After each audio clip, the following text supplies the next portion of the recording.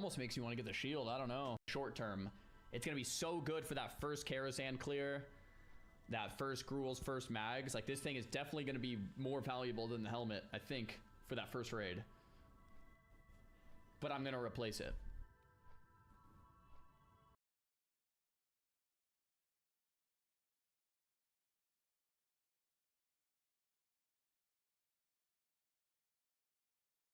The Shitarki. Looks like we have our Ellie and our Shadow Priest that want to come. We need a healer and another DPS for bot farming, if anyone wants to come.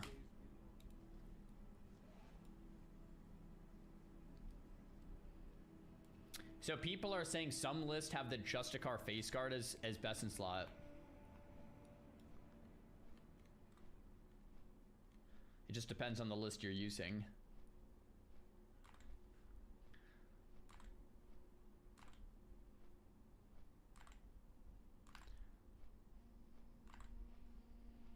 I mean, Justicar seems pretty good. It's more armor. It's more stamina. It's more spell damage. It's the same dodge. You're losing... You're trading like... The defense is about the same.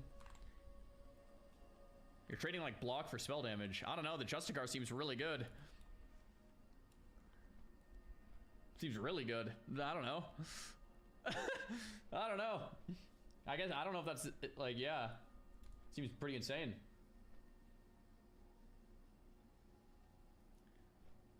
Justicar is way better, especially as post nerf. Yeah, maybe I just get the shield then. If the helm has a side grade like this.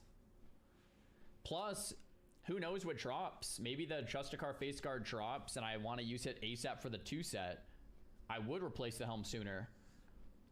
Another thing to think about is this. The shield is 33 badges. The helm is 50.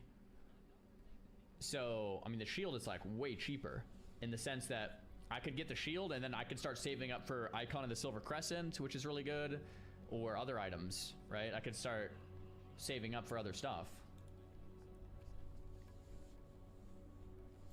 You could wait ages for the Gruul shield as well. Yeah, it's hard to tell what it'll drop. Could wait ages for the helmet too. You never know. I don't know. Kind of leaning towards the shield because it looks cool. Either way, we need some new bracers, man.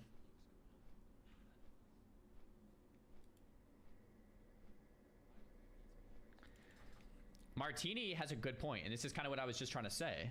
You should compare 50 marks versus 50 marks. Because you can get the shield plus 2/3 of another item for that same value. That was kind of my point. I could get the shield for 33 marks and be halfway to an Icon of the Silver Crescent by the time I get the helm. Right? That's like true. It's very true.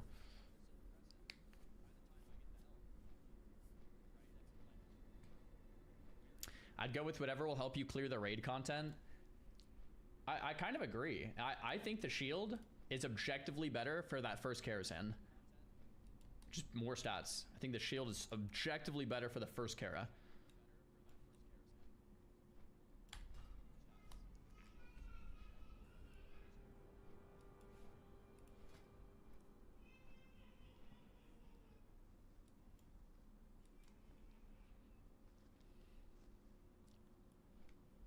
Yeah, avoidance cap is going to be kind of awkward. Let's see, how much avoidance does... Well, let me bring my notepad back up. From the shield, I'm going to gain 22 defense, but I'm going to lose 12 block. And then 40 shield block value. What does 40 shield block value even mean? Such a weird stat.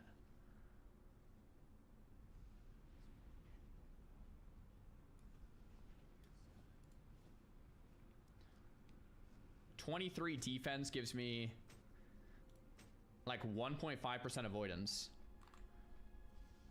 But I lose 12 block rating. What the heck does...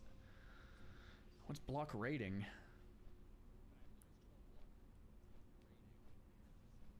I'm trying to see if like how much 12 block rating actually does.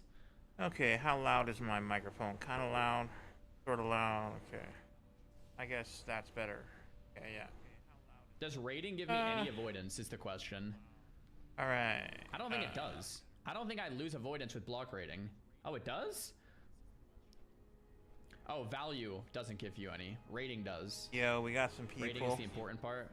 Yo, some people here. So I wonder how much avoidance I I even give gain. the gold I'm in gaining 40 15 shield block minutes. value, but that doesn't give me any avoidance. I'm losing block rating, so I'm losing avoidance from that. I gain yeah, like 15 minutes or something. 22 defense. So I'm only gonna gain like 1% avoidance from this. I'm kind of loud now that I think about it. Am I loud? Whereas from the helm, I'm gonna gain 24 dodge. All right, 'Cause what I need is avoidance. Turn myself down a bit. Everything else doesn't matter. What I need is avoidance. Alright,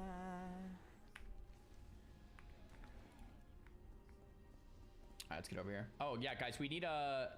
Let's see, we need a healer and another. Unless Old Man Magic wants to heal. Either way, yeah, we need a healer if he stays shadow, and then we need a DPS for bot farming for rep. If anyone wants to come, normal bot farming for rep, and then we'll get back to heroics after. Blizzard Mage, okay, you're in. And then if we have any healers.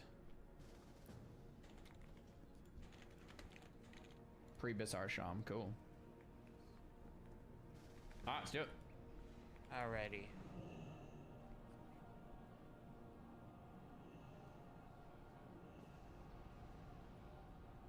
I think he's overthinking this because post-nerf Kara was a joke.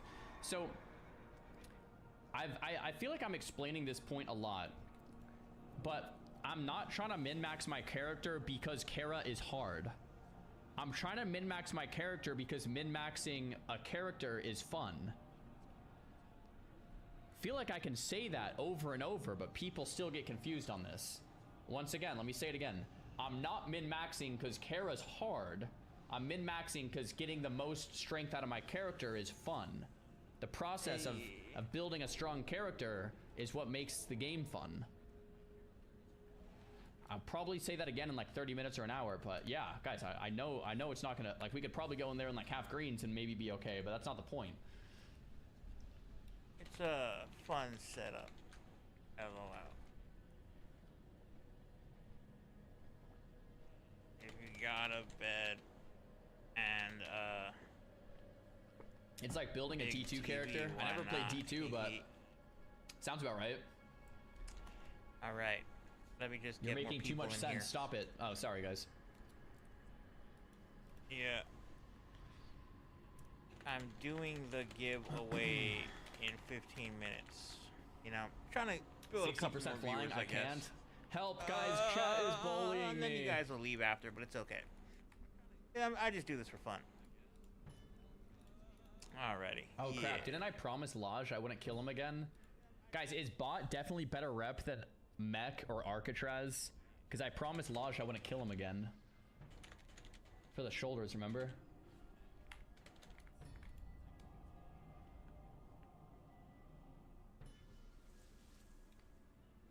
It's definitely bot for rep. Mech is better, I find. And then I guess I'll do some 5-mans We could do after. Mech. Yeah.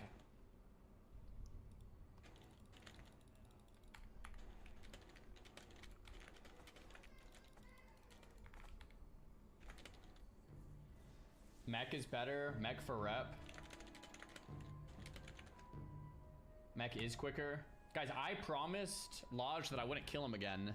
Is everyone here fine with Mech instead of bot for rep? I wonder if YouTube can do like... Or does anyone need bot for drops? Let me ask my group.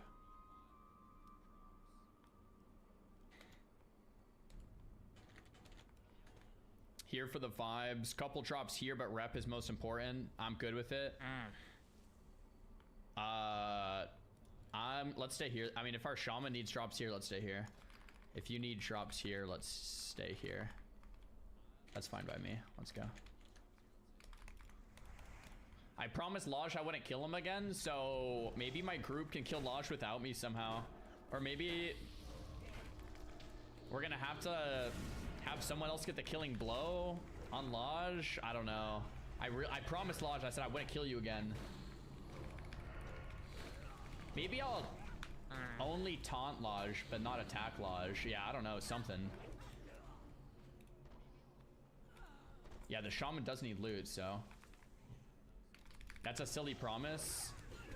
I'm doing I mean, we've all made silly promises in the past. You know what I'm saying? Minutes. I said, Losh, if you drop me the shoulders, I won't. All right. 100 gifted subs from Tochi Ko. 100 subs. Wow. Thank you, brother. Thank you very much. 100 welcome in, subs. guys. All right. Enjoy your stay, your emotes, and your lack of ads and everything. You're the top gifter of the month and of the day and of the week. And thank you very much. Wow. That's massive. Very, very massive.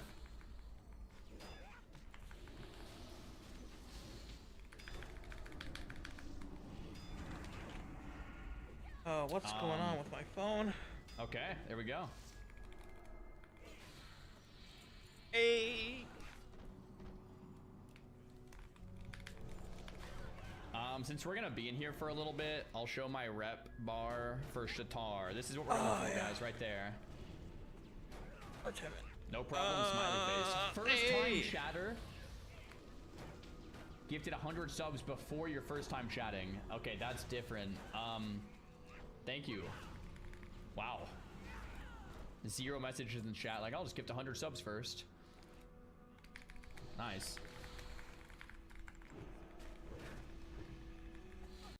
All right, I'm gonna think of I'm gonna think of. Oh, I'm so loud. Let me turn this down. So I think there's a way I can do lotteries in chat. Let me think of how I should do this. I guess I think I have to download Nightbot or something.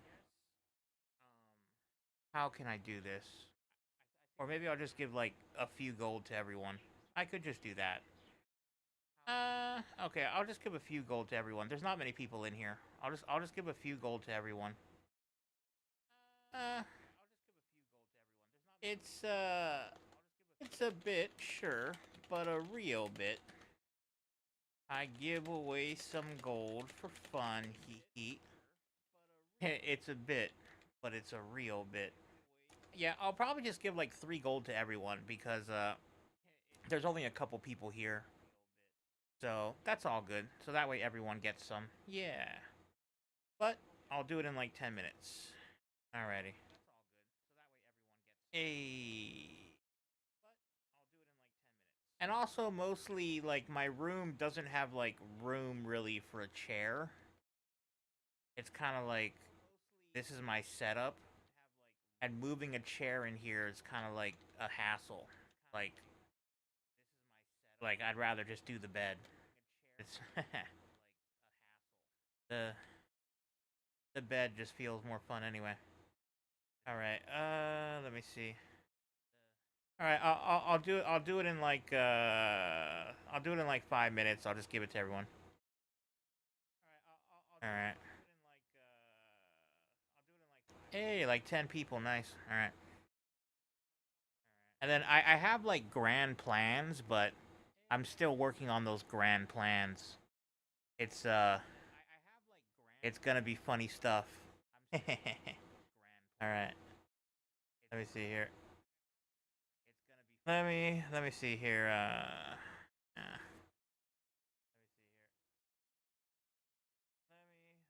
And then I normally just like watch other people while I play. Fuck it. You grinded? So it's like I got like double stuff going on and whatever.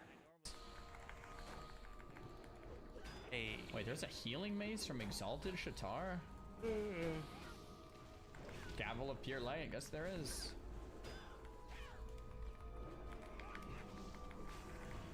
Does anyone know if Zara's gonna play Midnight? Yes, definitely. I wish they didn't play it. I wish they didn't release it with TBC though. It's really making me upset, but I'll try my best. Yeah, no Avenger Shield with my build. Okay, I'm just gonna give away the gold now. Okay, let me see here. So, I'll give away the gold now.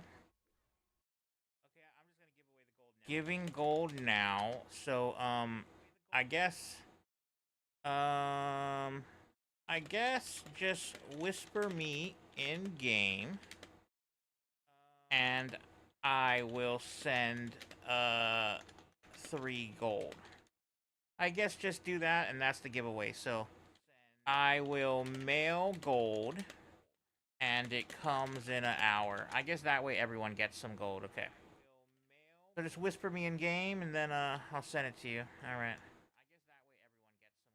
I'll just mail the gold because it's easier that way. Alrighty, let me start whispering. I'll start mailing it now.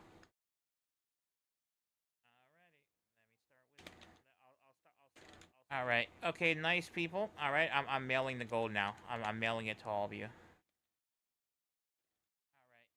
Remember it feeling like this close. Dragonflight came out 2 weeks before Ulduar. Oh, right, it was a patch. To me, it's different. A big patch, stacking a big patch sucks. But stacking a launch sucks way worse.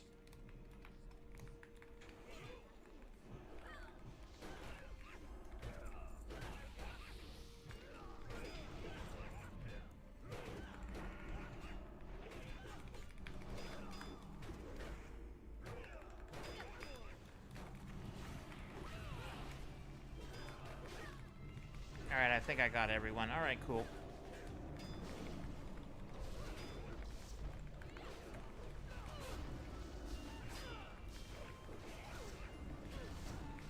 Dude, Creator Earth Ellie is so powerful.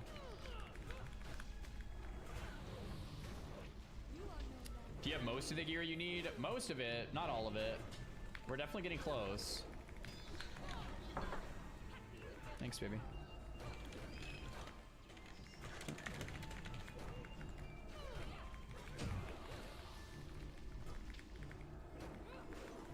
Hot take, but I love 5v5 back in the day. I was never like a massive fan of 5s. I think it's okay, but I think that my favorite thing about 5s, we're just chilling with friends and queuing them versus like the games themselves, if that makes any sense. Like, I feel like it was less about, oh, I love 5s. It was more just like a chill vibe. Kai is testing his voice out there.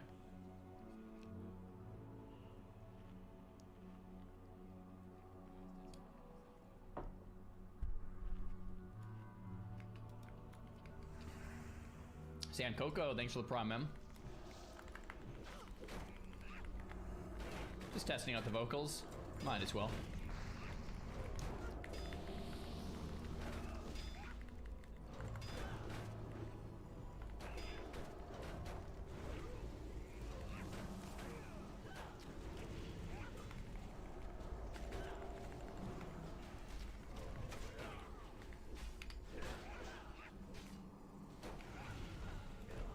Alright, I'm mailing everyone the gold. Yay. This season, you've got places to go, people to see, and things to do. You may have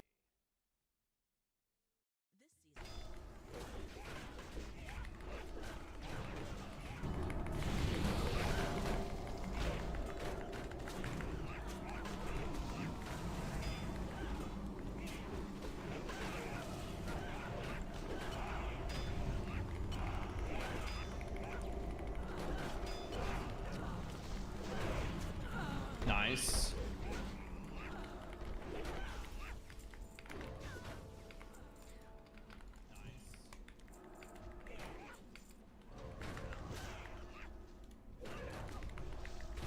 Was that everyone?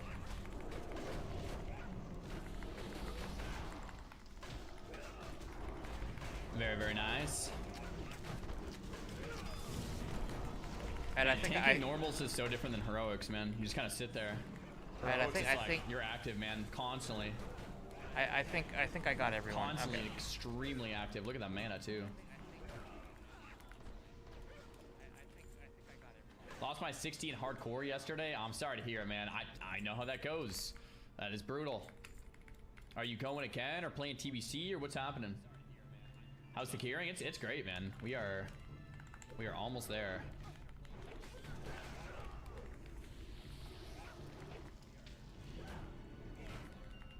Going again? Nice, dude. W. Do you have to pop consumes for heroics? I mean, yeah, you should. All right, I'm chilling. I'll just do a It's a five-man or little whatever. troll if you don't use any consume in heroic, I think.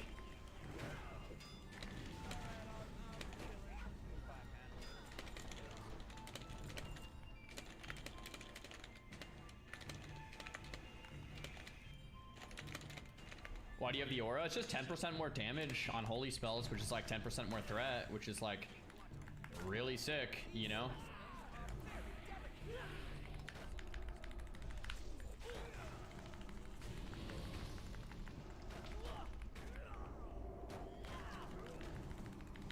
My macros I'm using are in Discord, and it's nothing much. All right, My favorite heroic, yeah, I'll probably just do five-mans now. Yep. I don't know. I haven't done all of them yet, so I have to do more of them to know.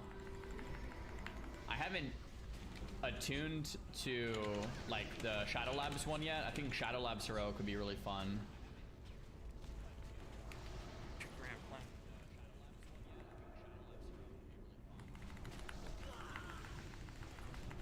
TBC add-ons are just classic add-ons. Maybe I should rename it to like classic and TBC, but it's just they're the same thing.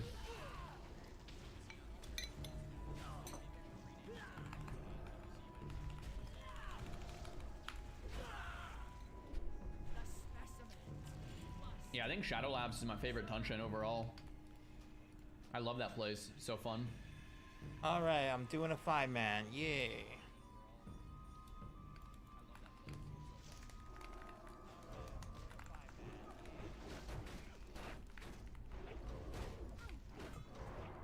How was the weekend? It was great, man. It was very rejuvenating. I was out in the sun a lot, hanging out, family, some friends, and Valentine's Day. We went out to dinner, and it was good. It was nice, very nice. Thanks for asking, man. No Nightslayer because our Doom Howl characters can only transfer to Dream. That's why.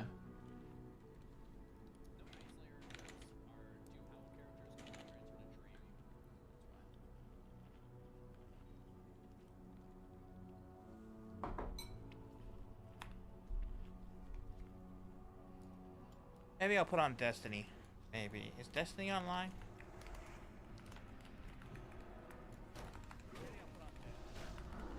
Okay, it's gonna be a big pull. We lock it. We dial.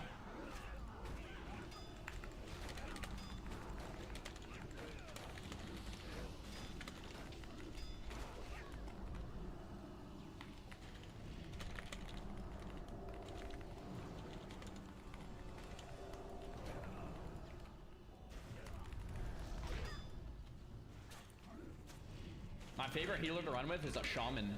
I like the tremors and the utility of a shaman like a lot.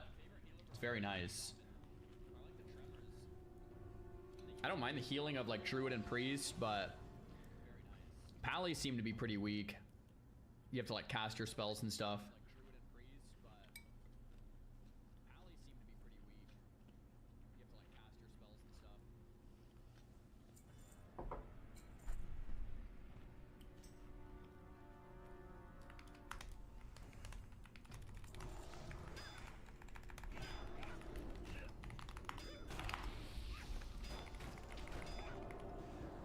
Yeah, like I don't play with shamans necessarily just because the heals. I like that they have. Yeah, I think Destiny's on. I'll probably just play him. Friending Destiny would prevent the heat death of the unit. Is he playing WoW Classic? I think Destiny's on. I'll probably just play him. WoW Classic. Is he playing The WoW UK is Classic? fallen. WoW Classic. This is fucking retarded. The January 6th video has got to be here somewhere. The January 6th video. Wait, somebody did? Were they actually? Was he actually checking my? Somebody said he went back and he looked at my gun shit a bunch. I didn't actually look at the VOD from last night.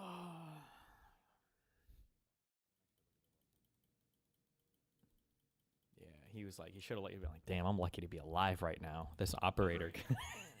I'm just kidding. Leftists aren't going to support that. By the way, just a heads up, I do consider squatting attempted murder. So if I find out who did it, I have absolutely beep beep beep. There you go.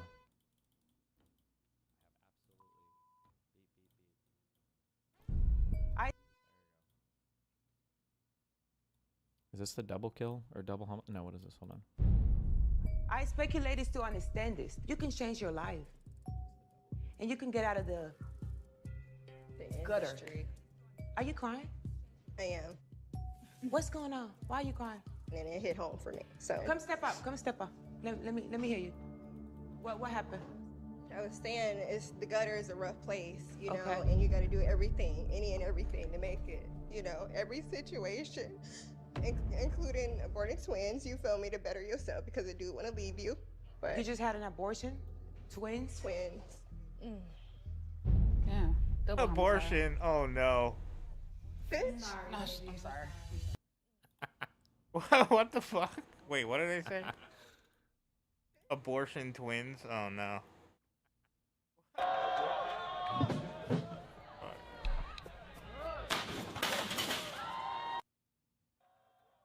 What? Why?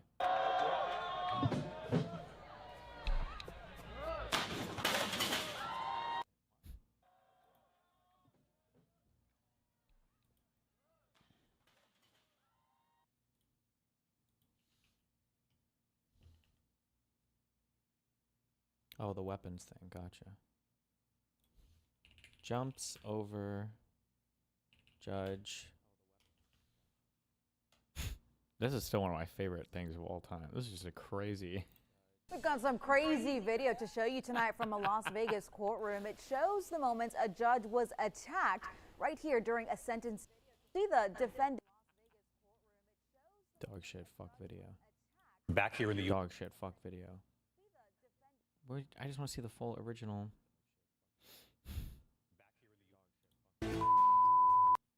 Formatted for phone dog shit video.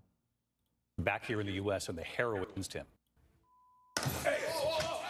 This is the moment a defendant. Oh no. More Brit Bongers infiltrating U.S. media. Wait, no, not the guy from, not the doctor who keeps getting his scrubs dirty. No, that's a good old Midwestern boy. No. There's a Nebraska farm boy, but in fact you grew up in Wales. What? Your folks, have no connection to show business. So how did you get into this? Oh wow! I started off very young. What? I mean, I guess it all began. My mother's best friend was a drama teacher at the high school. So when I was kind of around 8 or 10. Oh! Whoa! Look! 8 or 10. She would kind of cast me as parts in the plays at the high school. So if they needed annoying boy 2, I'd be like, give it a go. Give it to Garen. And Not even annoying boy 1, by the way. Yeah, 2. Yeah. Third tree on the left. So she kind of got me into it. Joined like a few after-school clubs and kids TV, and I don't know, really. Now I'm here. Yeah. Well, I just found out. I was telling you, I just found out you were Welsh a few days ago. Yes. Yeah. The accent, though, in the show. You nail our accent pretty well. Yeah, thank you very much. How? Do you watch a bunch of American shows? It's a great question. I invite you to consider the case study of StarCraft 2. In That's 2026, we know this game is a bad product. What? The player counts dwindle year over year, but the game's downfall was predictable and predicted as far back as 2012. But this is a quote. 2012? Who could have ever predicted the downfall of StarCraft way back then? What? You would have to been like fucking Nostradamus, no? Neo Destiny on Reddit. He's talking about how Blizzard basically is responsible for improving the game, not the content creators. How do we grow StarCraft 2? You can't. This sounds like a dick answer, but I'm going into full-on ass. Jesus. God, what I read like such a loser fuck edgelord. Oh!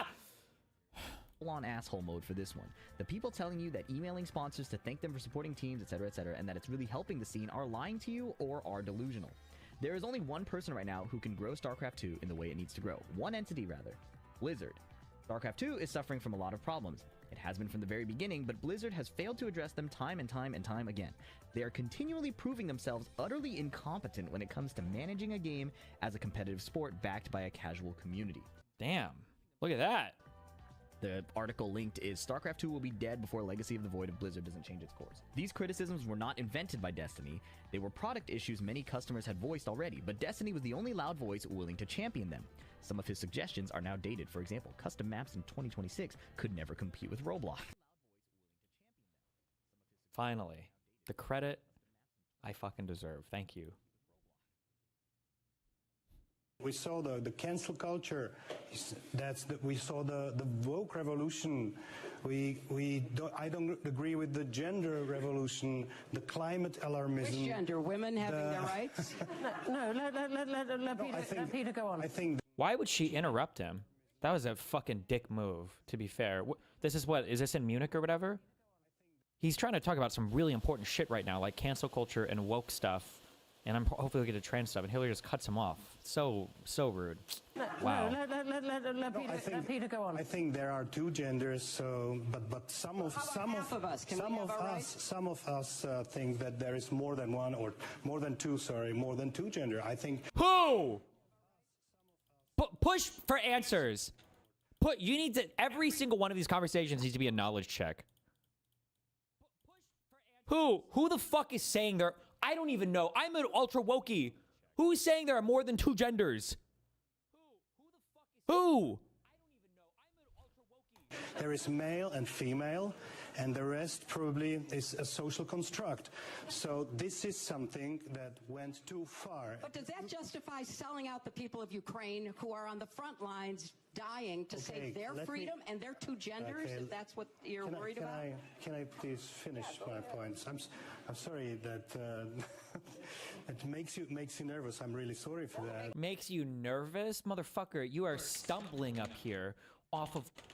This guy's getting high off of 2016 Twitter talking points. Who's he representing, or who is this fucking guy? Should I know? This is a... What is the fucking... Which dumb fucking flag is this? Slovakia? New Czech foreign minister? Czech...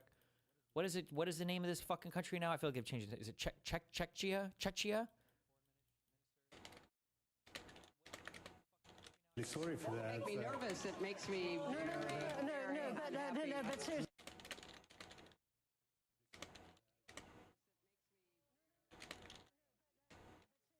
Like in a reasonable environment. Shut up!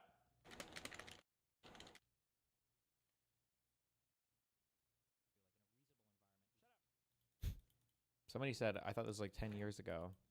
But then I was like, well, no, she's talking about Ukraine getting invaded. But that actually would line up from 12 years ago.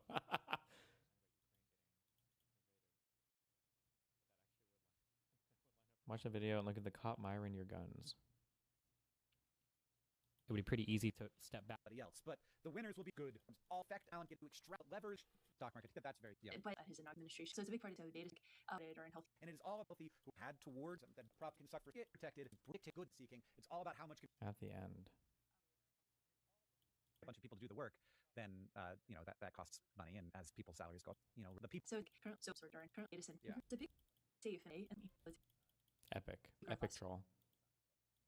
Wait, I died in this run. What did I have with me? Crazy explanations for like, well, how could this possibly? Who killed me? Press the dictator. Straight loyalty to Donald Trump. They killed me right after I got up too. Oh no, wait, I tapped out. What the economy is. Like, there's been a big push on the. This is a better video. Administration. There's a stabilizing force. Maybe the. Was he looking for somebody hiding in the closet? Making here that there's actually, or like the biggest companies in the economy. The economy is very clear, but the part where maybe the economy is benefiting, or like the biggest companies financing, they have made it clear the time because. Like they have made it clear that they will bend the knee and the Trump will reward them for that. I mean, I think some of them are struggling. So the Trump administration. It's a nice shotgun. My Benelli M4. It is a nice shotgun. I'm like anchored to it right now, and so every time like something comes along, I'm like, does this explain? Damn, I came back in 12 seconds. Easy.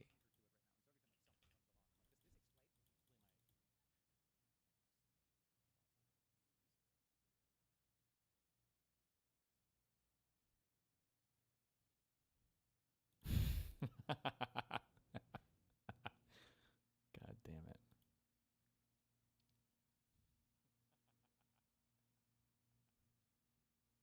But the question I keep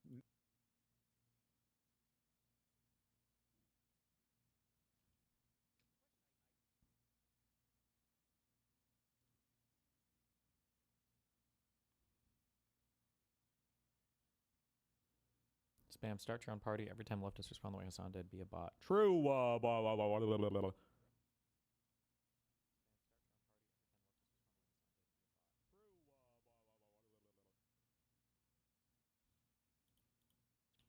Hold on. I just didn't want to get triggered this early, but somebody linked this and the comment makes it look like I'm going to get triggered. I think Trump is honest. Do you think Trump is honest? There was an article in the Wall Street. In some ways, no. There was an article in the Wall Street Journal. What kind of an answer is that? In some ways, yes, and in some ways, no. Honey, have you been lying to me? Well, honey, in some ways, yes, and in some ways, no. What the fuck kind of answer is that? Where would you accept that answer in any other part of your life? Journal just a couple of days ago, describing the fishy investments from Abu Dhabi into the Trump family. Our reporter, David Kirkpatrick, who's extremely conservative in his calculations about how he's assessing. All right, playing has this said that the WoW, Trump family doing has these enriched five itself mans. to the tune of $4 billion since taking office again in 2024. Does this concern you at all? Of course. I mean, I've been calling this out, I think, before pretty much anybody else. I mean, early on in the Trump administration, when World Liberty Financial was pretty clearly making a fair bit of money over in the Middle East, I raised red flags on my show consistently about how I thought this was wrong if the name were by. I can't do this! I don't even know. You don't even know why I'm mad. I don't even care about the hypocrisy. It's just because of Qatar. He doesn't like that he's making money from Qatar. Because he's fucking Jewish. That's why he's mad.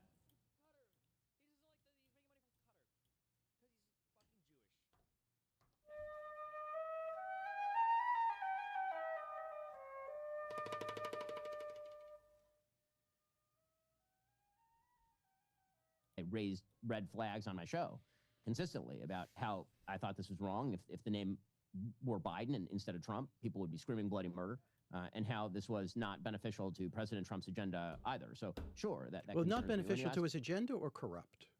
I mean, What's your experience in relation with nicotine? I've tried smoking a few cigarettes. I hated it. And I feel like mild stimulants don't affect me much. Or when I say that, I mean at all. It's like caffeine or whatever. I don't know if nicotine would or not. both, obviously. I mean, I do think that if you are taking, you know, what I perceive to be digital assets that are not particularly worthwhile, and then you have people who are politically interested investing. You have to keep trying. It's probably not a good idea. I think stimulants are awesome. So I feel like I could have gotten addicted to it if I would have enjoyed smoking. So.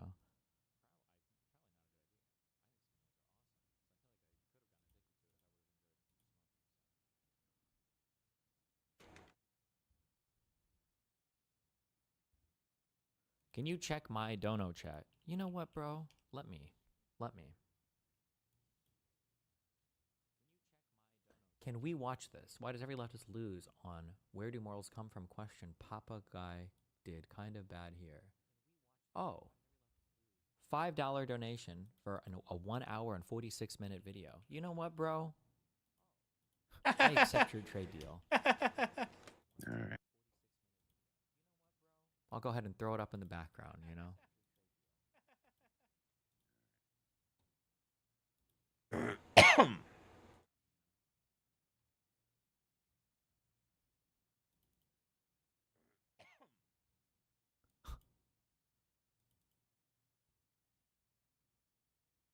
I'm a big cop supporter, but these cops are literally out of control. No? Get back! Come here. Get back! What's up, man? Good, how you doing? How you doing? Don't put me in cuffs this time, man. No, you're good, man. Please get her out of my yard, please. I'm gonna tell you what the problem is. All right, you can walk. Is this your house? No, my house is over there. Then go to your house. Go to my house. If caffeine doesn't affect you, why do you drink Red Bull? Strong flavor, cold drink, easy to sip on, long periods of time. I feel like I've said this 30 times. I feel like I could just have chat repeat the answer. Go to your house or I'll take you to jail. I got her, man. Stop. And she kept calling my kids. I'm gonna get out tomorrow. Come on, go over there, man. What's your name? Hey, come here. Write my name. Just gonna Come show here. you I work for the Come here. sheriff's office in Glades County. Come here. Good luck. Come here. You better come here right now. I'm not doing. Come here. Come here. Shut up. Okay, I'm bored. Michael Jordan, secret pedo. 3.1 thousand comments.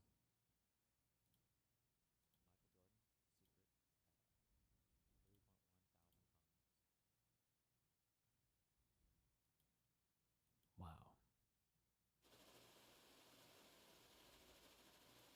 What the hell is he doing? Trying to loosen the ice that was dumped down his shirt and is stuck in his shorts. Oh, is that what was going on?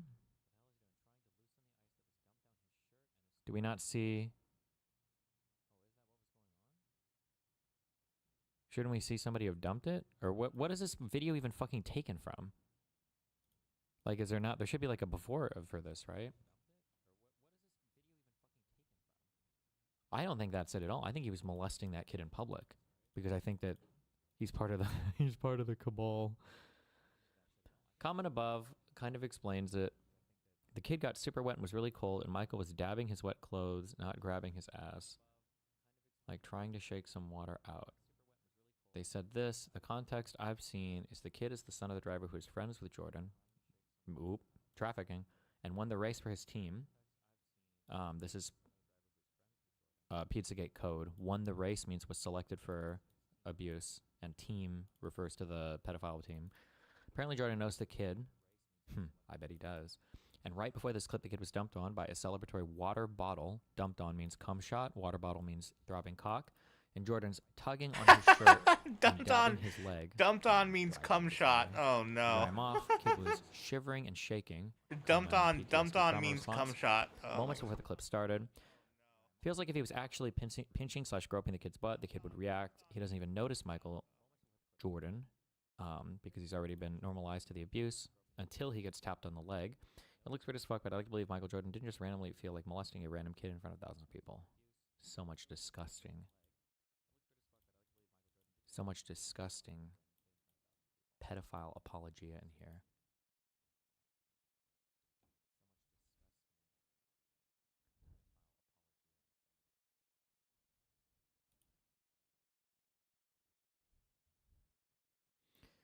XQC slop. Guess Michael Jordan's age? He's got to be like fucking 59. 62, okay. He was in Space Jam, guys, okay. Deadlock. Well, that's probably his fault then, right? He was up all night playing Deadlock. Well, that's probably his fault then, right? Because he knew he had a tournament the next day. Wait, doesn't this... I was going to say, doesn't this happen at XQC all the time, but I guess that's attending live events. Does he miss online events too, based? He's not going to do it again, he says, which is kind of sad. Why not? Oh, because of me? Because he said people weren't showing up, they had a week to prepare, they didn't show up on time. Can I be honest with you? Can I be honest with you? My phone fell into a void.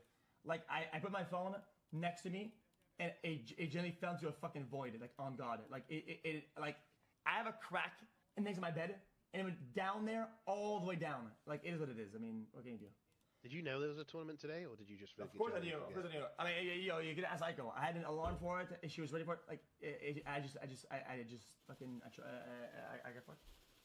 I apologize to him, You but... took a shower, though, before it. Wait, is Greek creeping his way back onto streams again? Yeah, we gotta get a schedule going, though, right? Yeah, is it true I had an alarm and everything? Yeah. Alright. At 2:38 p.m. Yeah, no. This gets hate, but he's really genuinely entertaining. I think the problem is that it doesn't matter how entertaining you are. I think when you don't value people's time, people's effort, you know, I think that's something that people just universally dislike. You know, because in these shows, right, it's not only just your opponent, the commentators. There's like 20 people working the event, and it doesn't matter how famous you are. You know.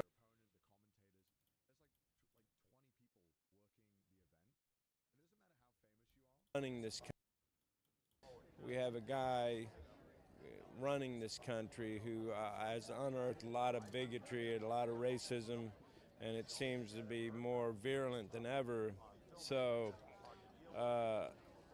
yeah, it's strange how it seems like we're going backward. And yeah, I wish that there were a way to, I wish there were a way to get rid of that son of a and get in a great president, but doesn't seem like that's going to happen, and I don't know how much he's going to continue to foment hatred. We have... Okay, King.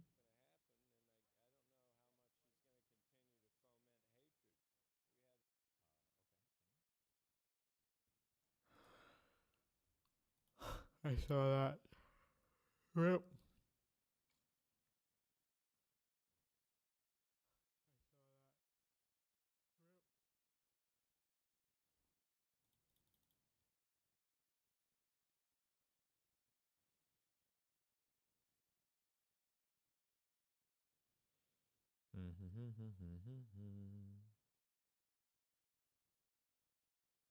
I'm good.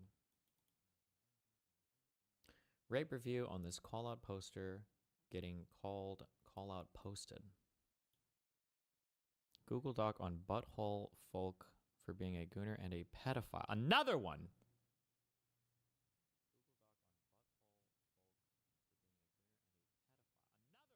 Further proof of age gap. Oh, so that just means that it wasn't a pedophile, or?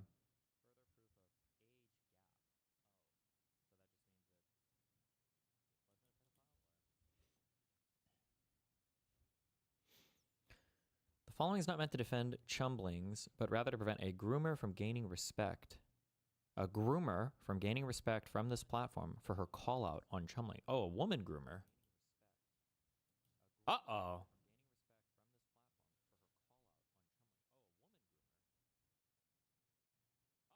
Butthole Folk 70, aka Maria, called out Chumbling's evil fucking skeleton for cheating on his girlfriend with 6 men. She was in a relationship with someone at the age of 16 while she was 19.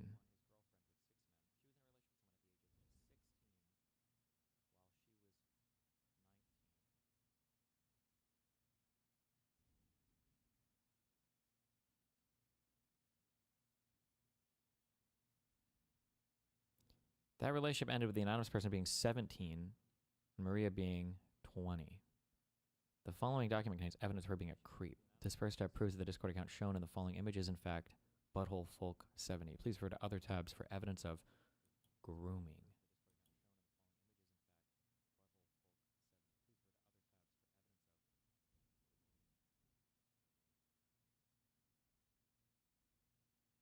Oh, they broke it up into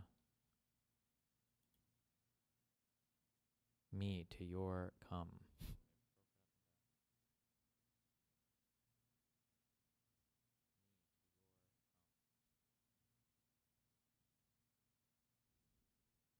Maria talking about how she wants to have sex with a 16-year-old child as a 19-year-old woman.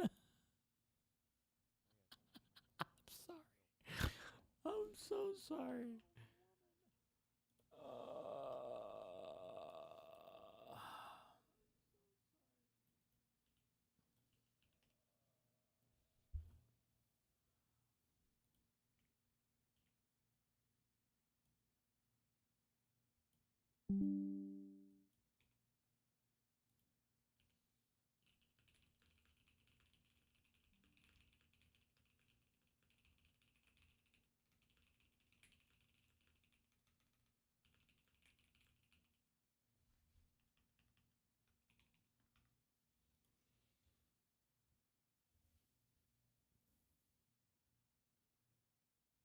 Look at the grooming. You can fold me, haha.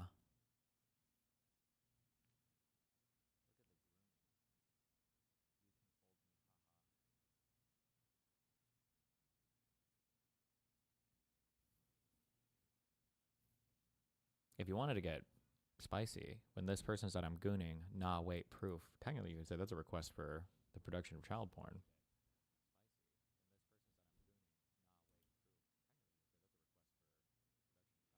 We discovered she was a moderator for a gay porn Discord server. What the fuck? What is happening here?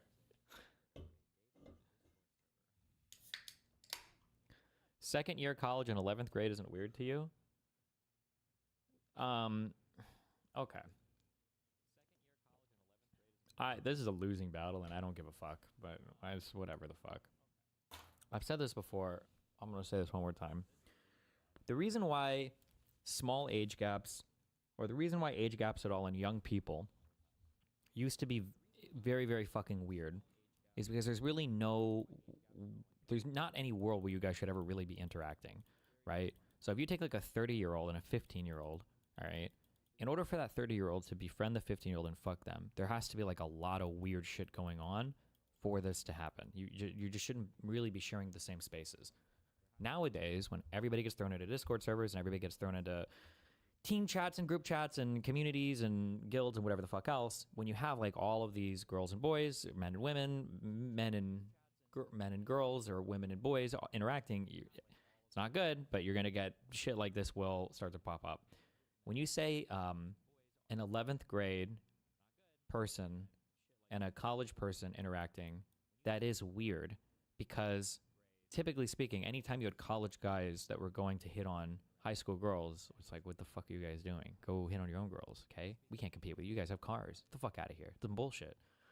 But online, you're a lot more equivalent to like a 15, 16, 17, 18, 19, 20, whatever. Like all of these people will blend together a lot more than in real life. It's like, oh, that's a junior in college, and oh, that's a junior in high school, right? The difference in real life in these settings or environments are stark, but in they're stark, but online they're a lot harder to see. Destiny, they can meet at a bar, no? In America, no.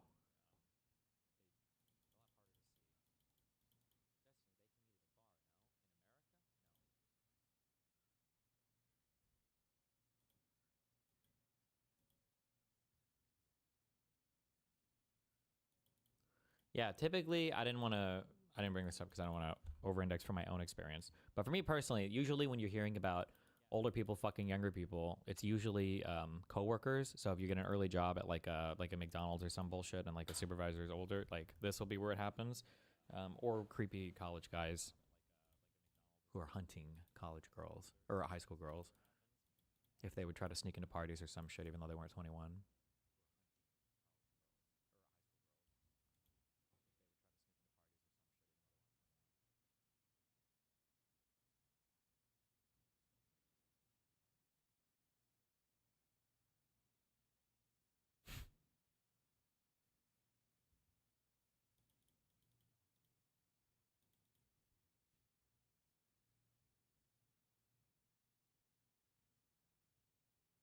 Cool seeing you at my alma mater. Alma mater? I don't know how to pronounce that fucking word. Am I going to check out any local place in Colombia? Nope! I went to sleep, I woke up, and I drove home.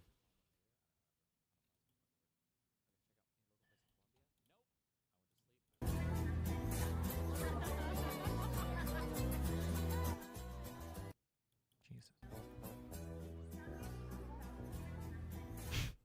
Nice.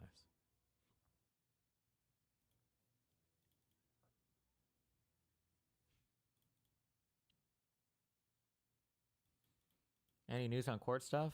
I don't know. Maybe we're all just gonna maybe we're just gonna go to trial. I guess. I have no. I don't know. I don't know. I have nothing. I don't know what secret news I could possibly have. We're just waiting for. Wait.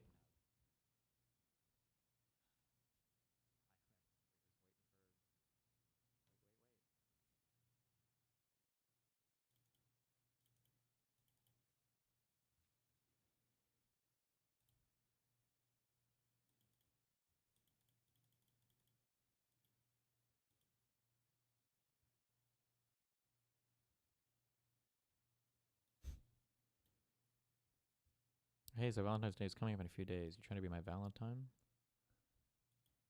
Absolutely.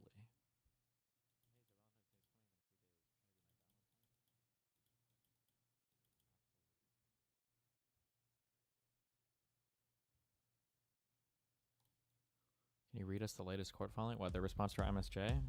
If you want. I just feel like it's all shit we've been over before, though. Hold on. 1 second.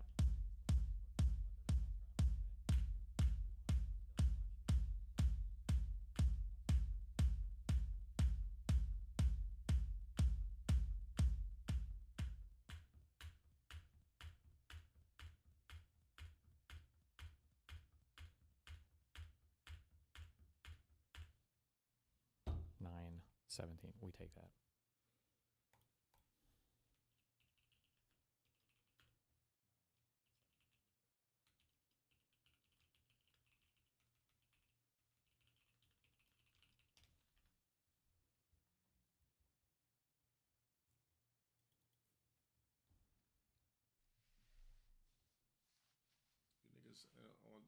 Niggas on top of this shit, anything I pulled up on my stream, as far as the notepad shit goes, I'm not embarrassed of nothing. It's called being stolen from and robbed. So it's called jotting down and documenting. So best believe that. So I don't give two fucks about that either. So if you come in here talking about it, you're banned immediately. Wow. It's just that simple. Windows 11 Notepad is on some real shit, guys. Some real shit. My fucking speed! You look lonely. What you look like you needed some help. It's Tiki. Tiki! Bro, how the fuck did you get on this island? Are you good? I swam. No, you didn't, bro. How did you find this island? From Panama. I'm in the middle of fucking nowhere, bro.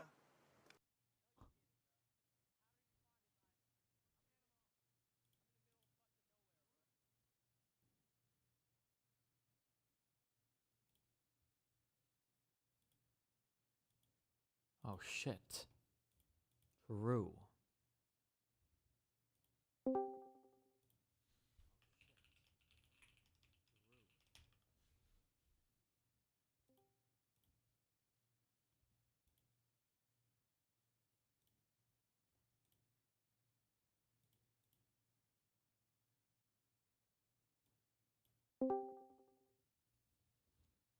Well, hi, what's up? Hi, how's it going? It's going one day at a time. Same as always. Same as always. Well, thanks for having me back. For those of you who don't know me, I'm Ryan Getty. I make YouTube videos. I talk about liberalism and history and culture and all that. But today I was curious to get your thoughts on the growth of democratic socialism in the Democratic base, like as an identifier. I saw a poll the other day, I think it was CNN, they were talking about percentage of Democrats that identified as Democratic Socialists, and they said it was somewhere around 30%. I was curious if you had any thoughts about that. I think it's incredibly negative, and I think we should excise that language as much as possible from our vocabulary and personally. Democratic socialism. All versions of the word socialism. Yeah. Yeah. So I have a theory about this, and I wanted to get your thoughts on it because I guess I should get your thoughts on this first. Do you think the majority of those people who identify as democratic socialists understand what that means? Yeah, no, I don't think so. No. And is your theory going to be that when people hear democratic socialist, that's like the stand-in now for kind of the word like progressive, like they just want the government to do more stuff? Basically, yeah. Right? They understand democratic socialism to be a particularly aggressive, redistributory form of liberalism, right? Which is a thing that used to exist within American liberalism. I don't know. You might think of someone, gosh, I don't know, like RFK Sr. or someone like that. You know, the current freak jobs father. Yeah. You know, was very interested in redistribution and that sort of stuff. So I think, do you think that there's anything that the current Democratic Party can, or that liberals, I should say, can learn from the fact that there seems to be an appetite for that sort of thing? Because even whenever the Democratic Socialists talk about the things that they support, a lot of the time there's really not that, I mean, there's nothing inherently incompatible with liberalism, with what the Democratic Socialists are saying 99% of the time. Okay, so here, this is like a big thing that I've been harping on, and I bring this up basically now all the time, because I'm a one-track record, or whatever the fuck you call it, that I think has to be underlining basically all of our conversations. I think that for the human body, right? You know how we have like a bunch of different organ systems that all work together, and like they all have to be working for anything to work. Like you can't say like, oh, like I don't have any kidneys, but it's okay because my liver is like really strong, or like I don't have any lungs, but that's okay because my heart beats like really hard. Like all of these systems always have to be working together to get like the human body to exist. One thing that I've been harping on for maybe more than a year now is on the Republican side of their messaging apparatus, when they've put their mind to getting like a message out or doing something, every single part of that apparatus comes together to do that thing. So like the president will say a thing, cabinet members will repeat the same thing, mainstream media, Fox News will say the thing, alternative media will say the thing, social media will say the thing, Russian bots will say the thing, right? It's like top-down enforced orthodox opinion, like on every major administrative talking point, generally speaking, right? Sure. On the liberal side, we don't have that at all, okay? You're getting fucked everywhere. If the president, Biden, says a thing, he might be getting criticized tomorrow by Jake Tapper, the next day by every alternative media leftist, and then by center-left libs who don't want to be seen as being cucked out to the party or whatever. So we have a really hard time at synchronizing messages like that, okay? So, okay. So I say all of that to say that I think the question you asked me is like, what should the party do kind of with relation to the blossoming of this term? I don't feel like the party can do anything because nobody in any part of our body, our apparatus, all of our different organ systems are always working against each other, doing different things. So it's very hard to coordinate any type of thing like that. Okay. So sorry. So getting all of that out of the way, here are my big issues. I think I have 3 big issues with this. My first issue is there's a very scary, I don't know if you call it a no true Scotsman fallacy that gets played with these words liberalism and socialism. So one is every single good thing that liberalism produces gets claimed by socialism. And so the only stuff that's left is bad stuff that all gets blamed on liberalism. That's number one. Well, go ahead. Yeah. Liberalism, I think, gets equated with just modernity in a way. Like everything that's bad about the status quo is liberalism. Right. So, anyway, sorry, I interrupted you. What's the second? No, I agree with you there.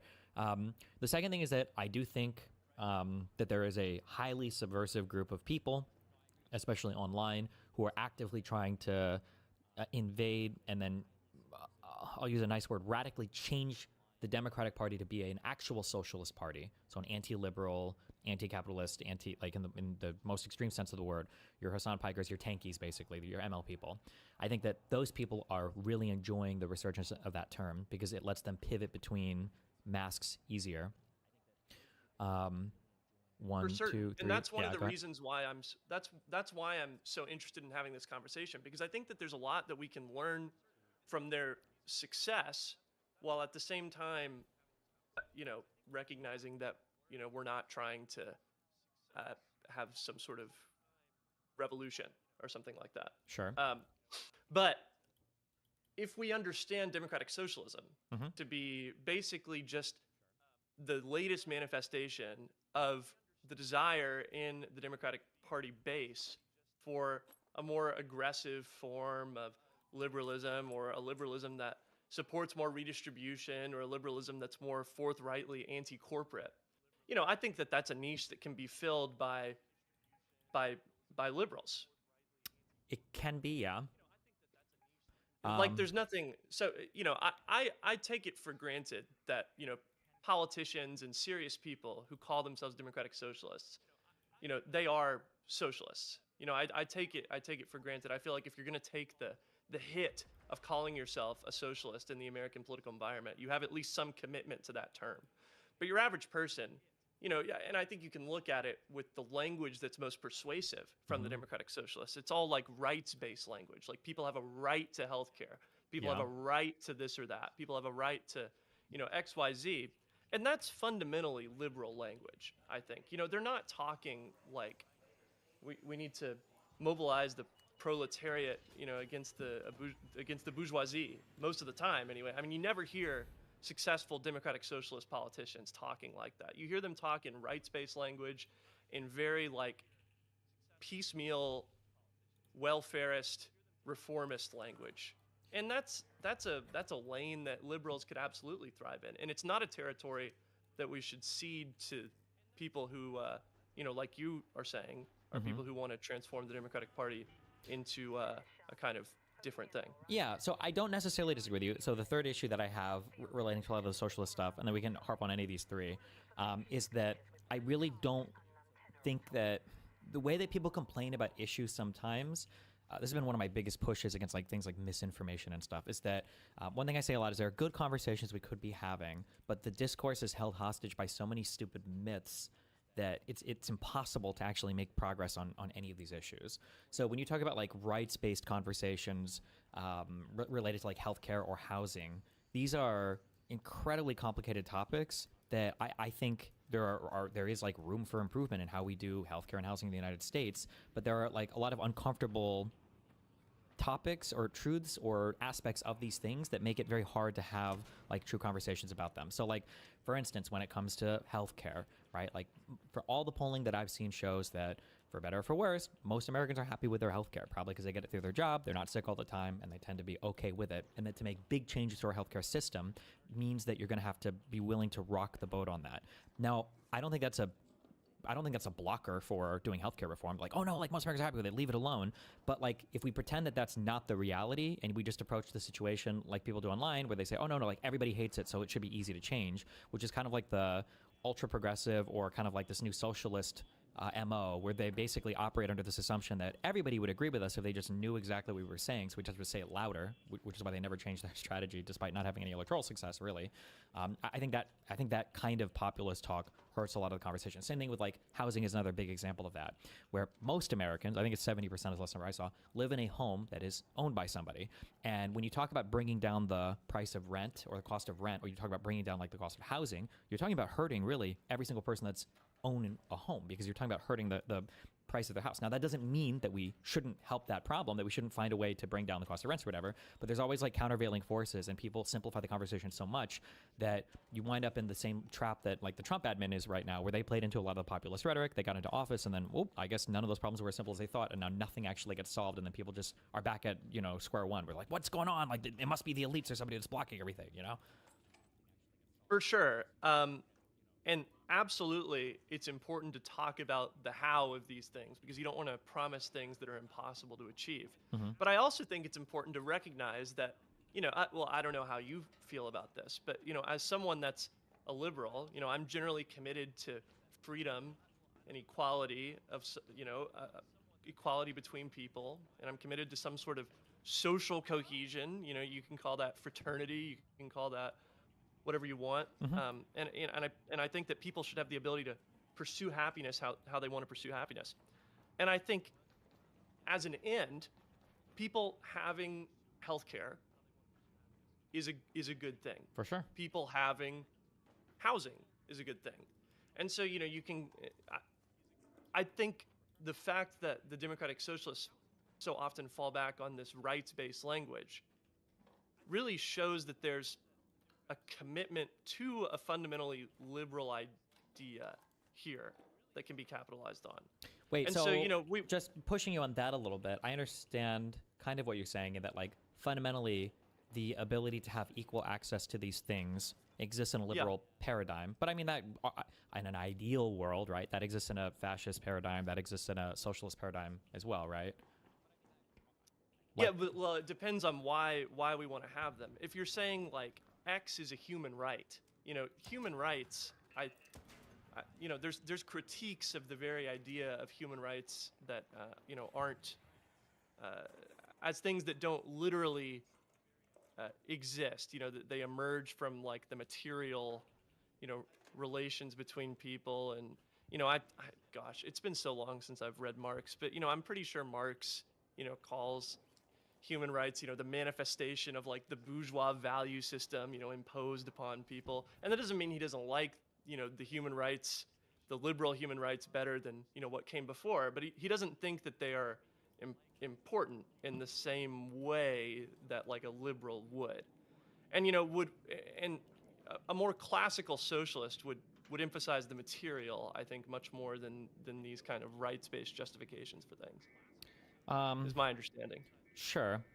Although, I feel like, and I don't know, because fuck philosophy, but like, at the end of the day, I'm sure that a lot of these will start to blend into each other as well, right? That Yeah. if we think of like the freest type of human being ever would be a human being stranded in the middle of a forest that has no rights or obligations to anybody whatsoever, right?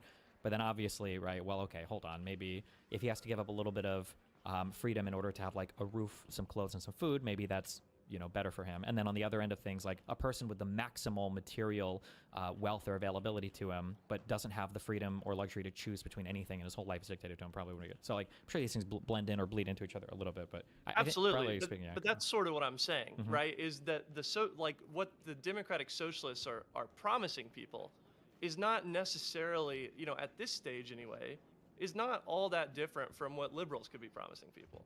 Yeah, I mean, don't it just disagree with isn't. that. Yeah. Well, Yeah. So I don't disagree with you there. Although my second point about like the subversive aspects of the people who are actually socialist, like socialist, is Yeah. if we give too much on the socialism talking point, such that people are warmer towards like the socialist people, those people would say that the natural inherent contradictions of capitalism and the struggle between the bourgeois and the proletariat or whatever, the capital owner and the laborer, would like necessarily make it manifests in society in multiple ways that make it impossible for any type of true material or rights-based equality to be achieved, which like they would say is literally impossible under liberalism, which is why they always view Democrats and Republicans as both being closer together than like Democrats and Demsocs or whatever for the socialist people. Does that make sense?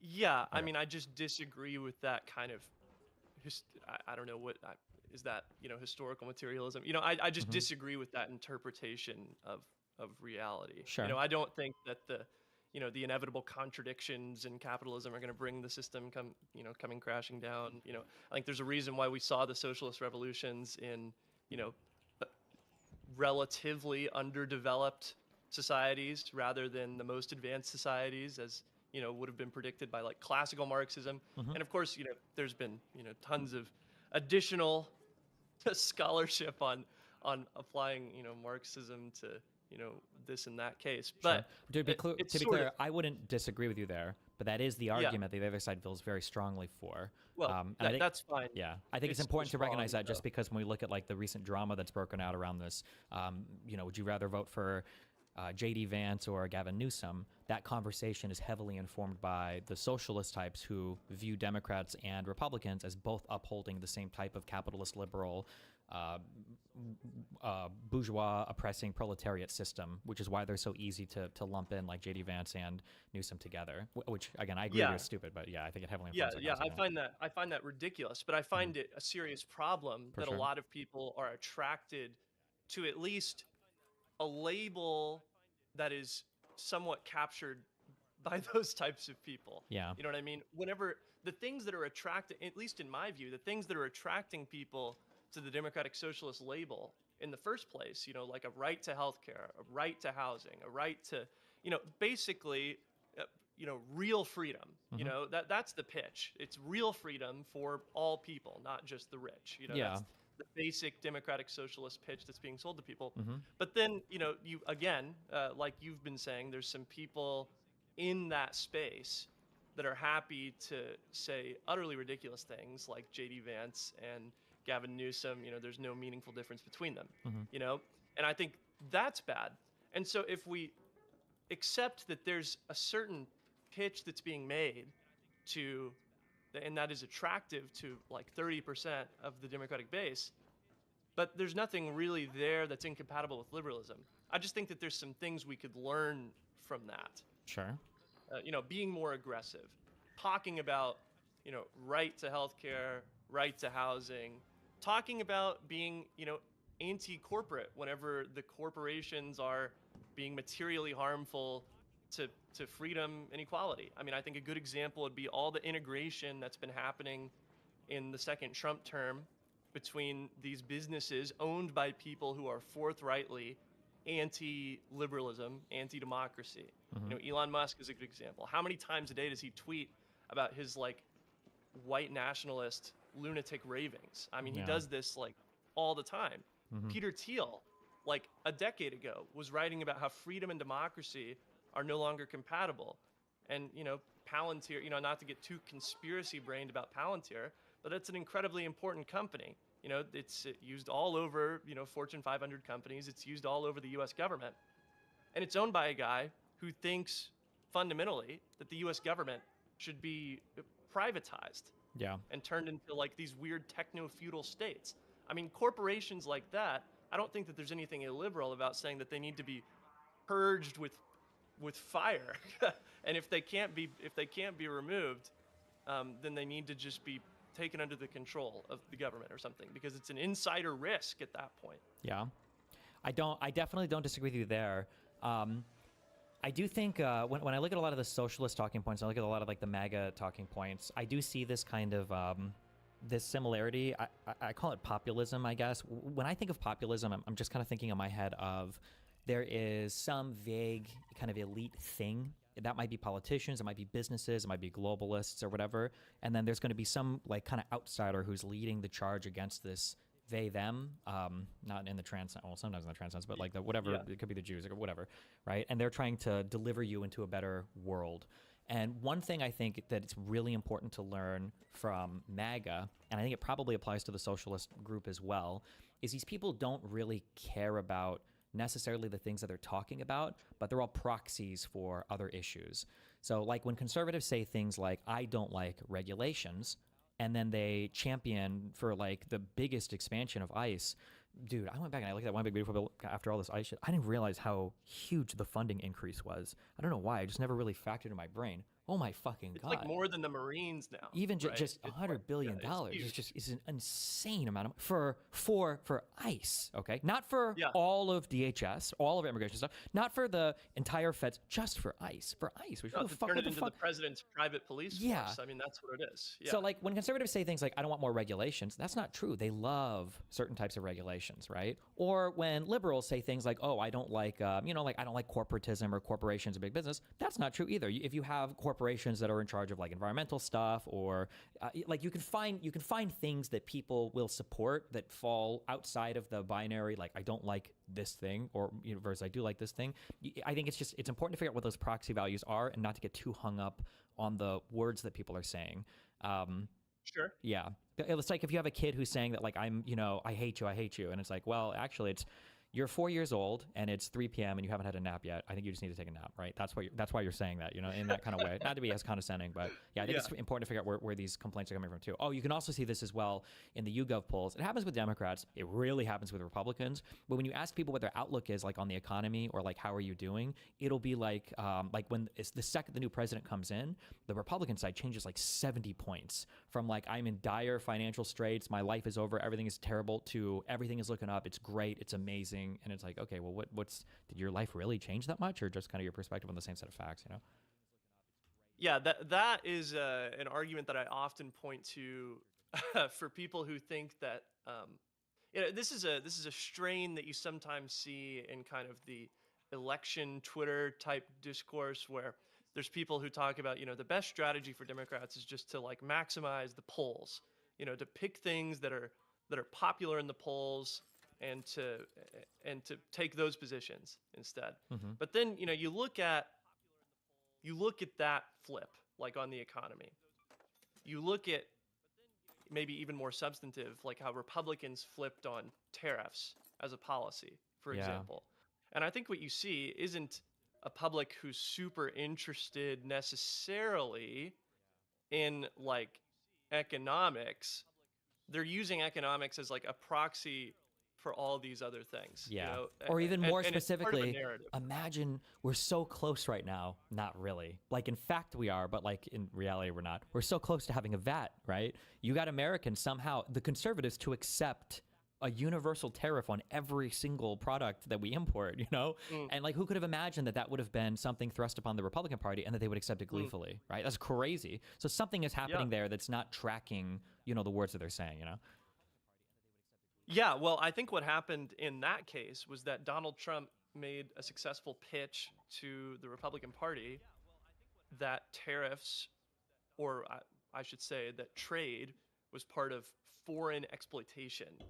And preventing exploitation by foreigners was basically a huge part of the Trump pitch generally.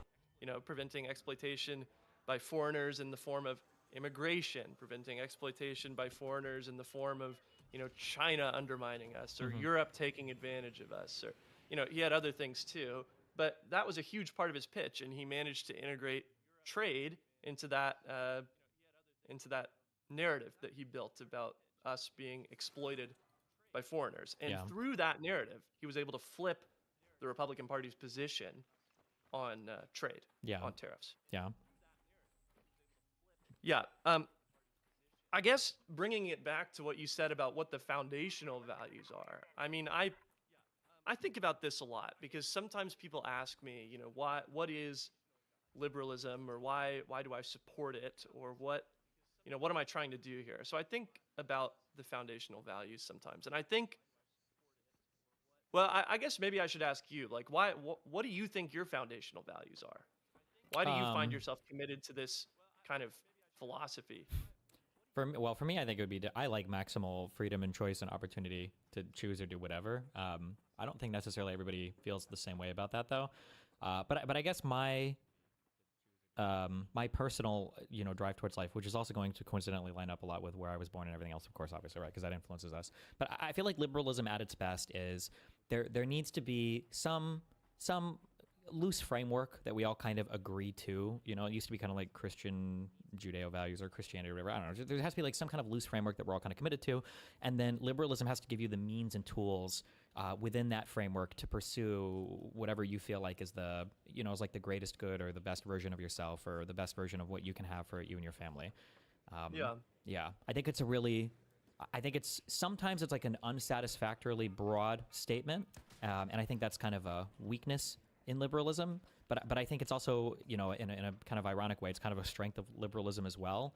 I think I don't know if it was Noah Smith or somebody, but I read an article once about how the big strength of liberalism that it can basically just absorb anything. It's like the world culture. If you think of an idea, it could be radical socialism like Hassan Piker, it could be fascism like Nick Fuentes.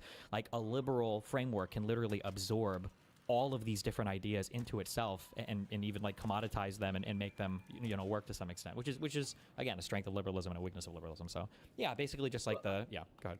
Allowing disputes to be able to be settled democratically is a very powerful tool. I mean, that's a big advantage of liberalism. I agree that it is nice in the ideal sense. We have this overlapping consensus. Is the term that John Rawls would use for what you described there. Having this, we broadly agree on this set of values. We broadly agree, how we're going to settle elections, how we're going to, what kind of society we are. Increasingly, I think the right wing does not believe in that overlapping consensus anymore. And, there's some of this on the left. I think it's not nearly as advanced. I mean, I think what we're seeing, in the United States generally right now is the right has become an illiberal faction in American politics. Illiberal in the sense of like not believing in liberal democracy. And the left is absorbing the people from the right that believed in those things, that actually believed in, what the Declaration of Independence says. Sure. I don't know about that so much yet, or what you mean by the left is absorbing them. Like I feel like the Never-Trumpers, like those types of people are still kind of floating out there. I don't know if the left does necessarily absorb them, but they're definitely more politically homeless than they were before. Yeah. I feel like they vote for the Democratic Party, basically, don't they? Well, what percentage of people? People? This would be like 1%, maybe. Oh, I don't know. I mean, it's not a huge group of people. Sure. But there's, I think it's. Well, yeah, it's sort of immaterial, I guess, because it's a small group of people. The educated centrist who comes to the conclusion that they're a centrist by, analyzing every policy in detail and just coming to the conclusion that a centrist position is best is a very narrow type of person, I think. Sure, yeah, I agree. But so yeah, maybe it's sort of immaterial. I think whenever I think of why I'm committed to liberalism, I think about how I want a society that's free. I want a society where people are equal, and I want a society where there's some commonality between people, where we have some sort of social cohesion. Yeah. Where people, these are things that I want in a society, and I just look at what's happening on the Democratic Socialist side of the Democratic Party right now. I look at the kinds of things that they're pitching, and I don't see a ton of problems with it, I guess. You know, like the idea from a liberal perspective anyway.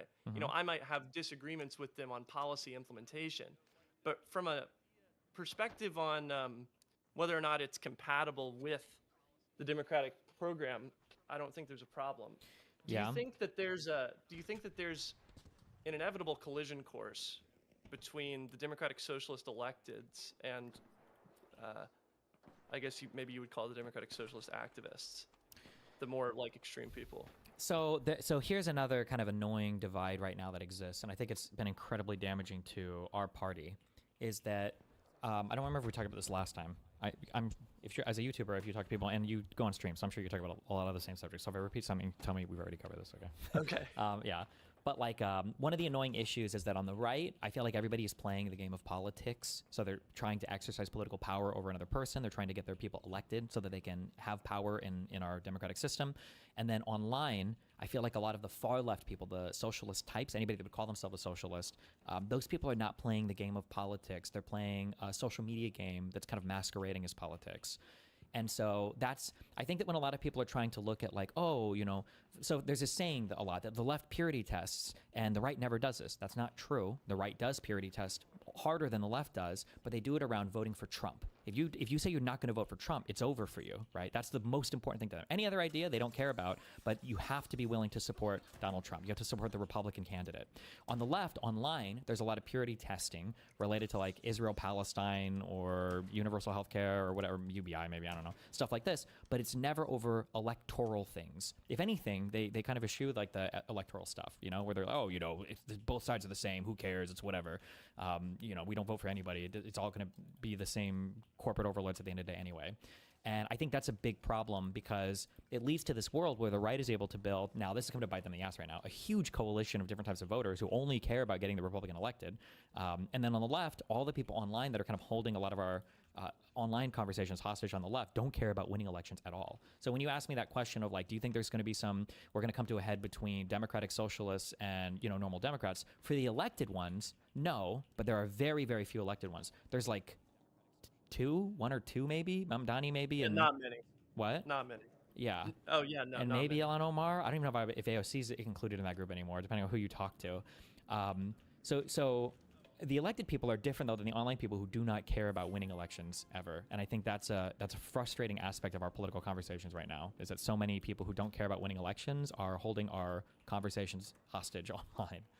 Yeah. Where do you think the audience for those types of people comes from? Is there just like a pent up nihilism in the American left that's being expressed through those people, or, you know, what is it that attracts so many people to, you know, the Hassan Pikers of the world? This isn't an insult because a lot of this describes my audience too, but I think a lot of it comes down to just demographics. So a lot of the people are going to be younger, they're going to be whiter, they're going to be more affluent, they're just going to be better off in general. So we can kind of have these, I call these kind of, or I don't call it, I've read this before, they're called like luxury positions or luxury values. So for me to say something like, the ACA, I don't care if they bring down my premiums by 20%. If we don't have if we don't have universal health care, I don't want anything, right? That's a luxury position because at the end of the day, it won't affect me one way or another because I can always afford my health care. I don't actually care whether or not it gets passed. You know, I'm going to be fine no matter what. But for people where the incremental change does manifest in a real way, I don't think those people are as attracted towards those political systems, but the online world already kind of chooses for a younger, wealthier, whiter audience just because of the demographics of the online world. That's why whenever you go to like a socialist meetup or whatever, it's like overwhelmingly younger, whiter college kids. Not pure white, not pure young, not pure college kids, but like I feel like overwhelmingly it's represented by those demographics.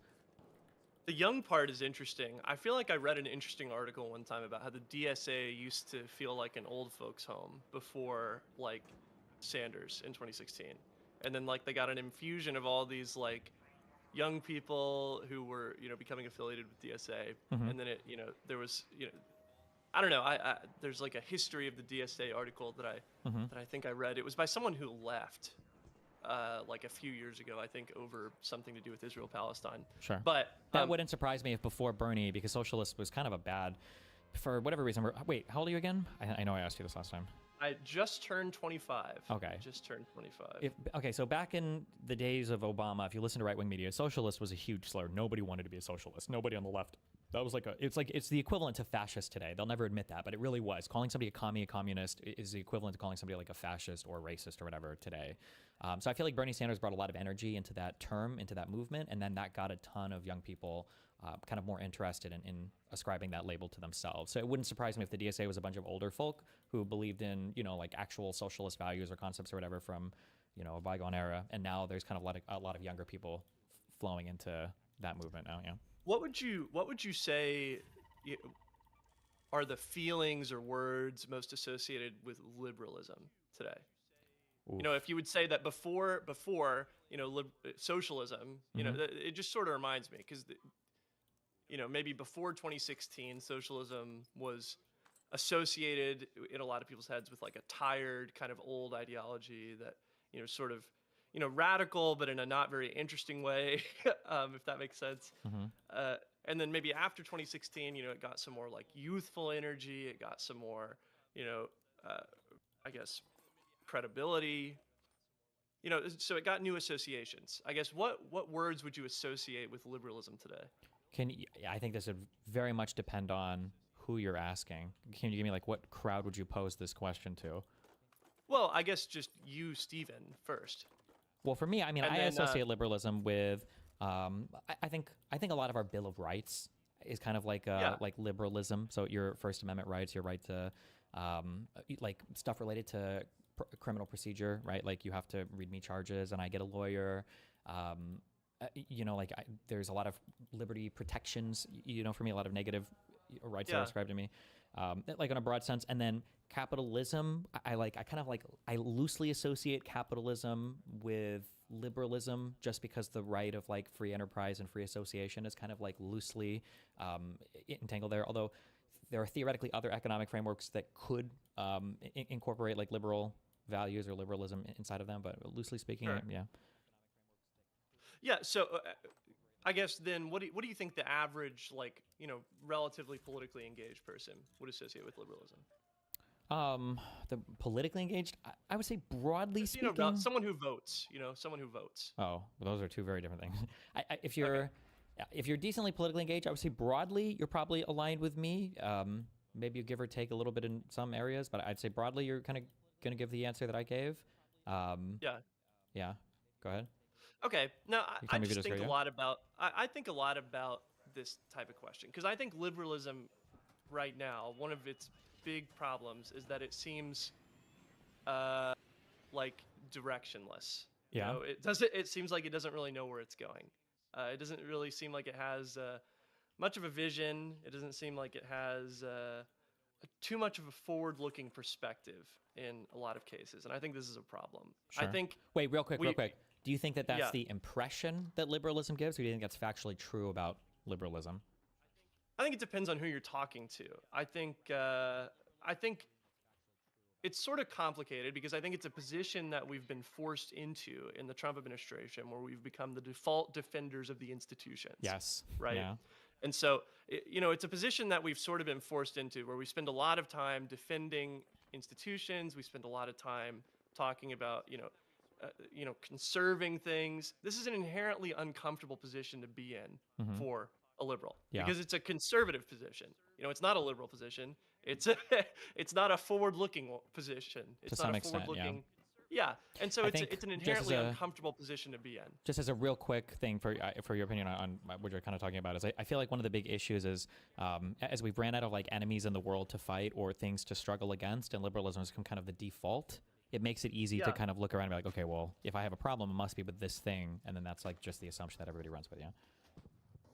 Yeah, I think that's a good story about what happened. I think another related story is that after that it wasn't just that we ran out of things to fight, and so. Well, I guess maybe this is the same. I'm doing a lot of prefacing here. This is the same story framed from a different way, but we sort of lost liberalism in the consensus.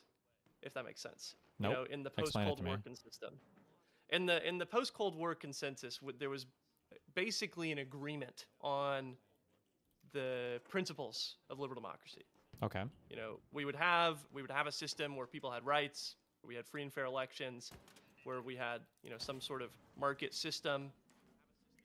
Over time, I think the underlying principle of those things got lost, and we lost why they were important, because there was nothing to compare it against.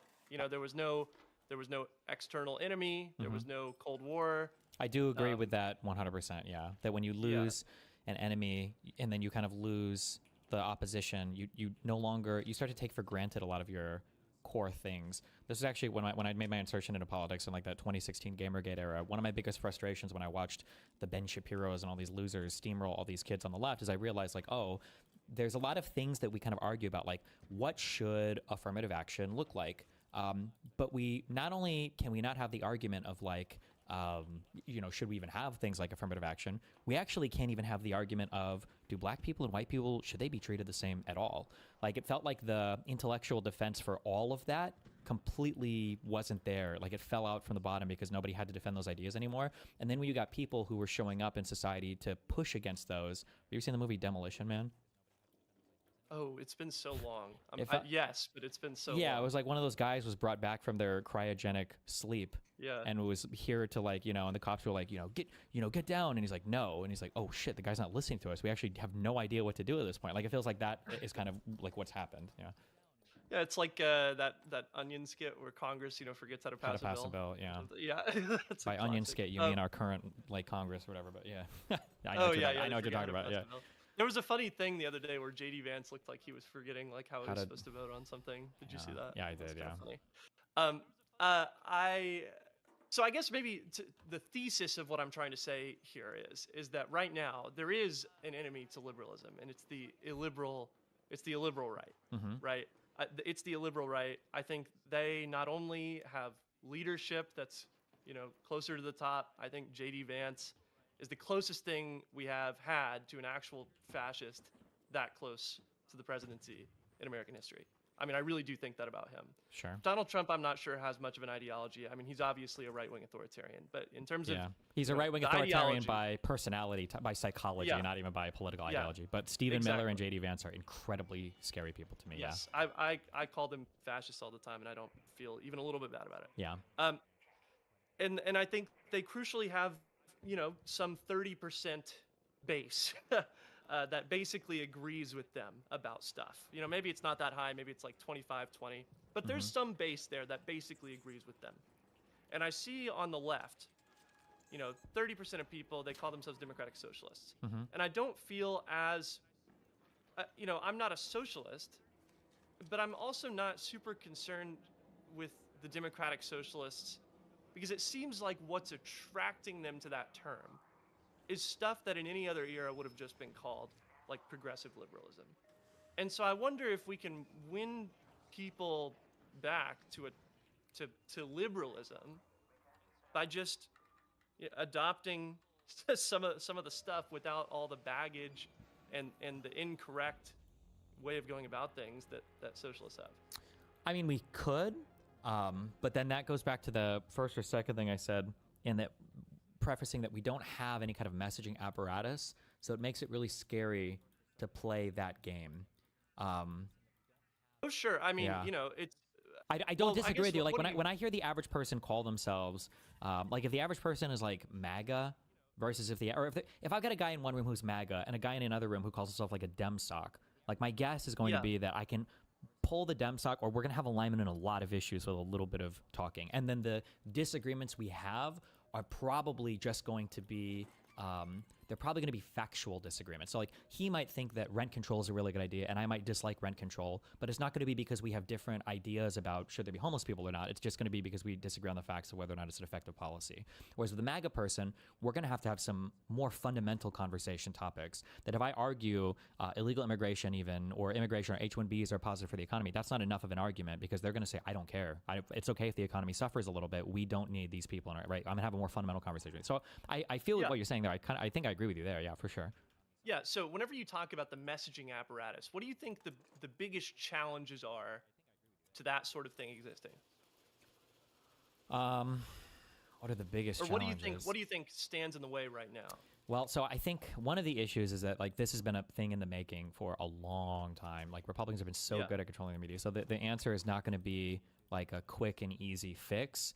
But, I mean, like, man. The problem is you have to figure out how to do that messaging apparatus well and that it's politically effective without being so fucking sycophantic like the conservative apparatus is, because you don't want to lose yourself in it.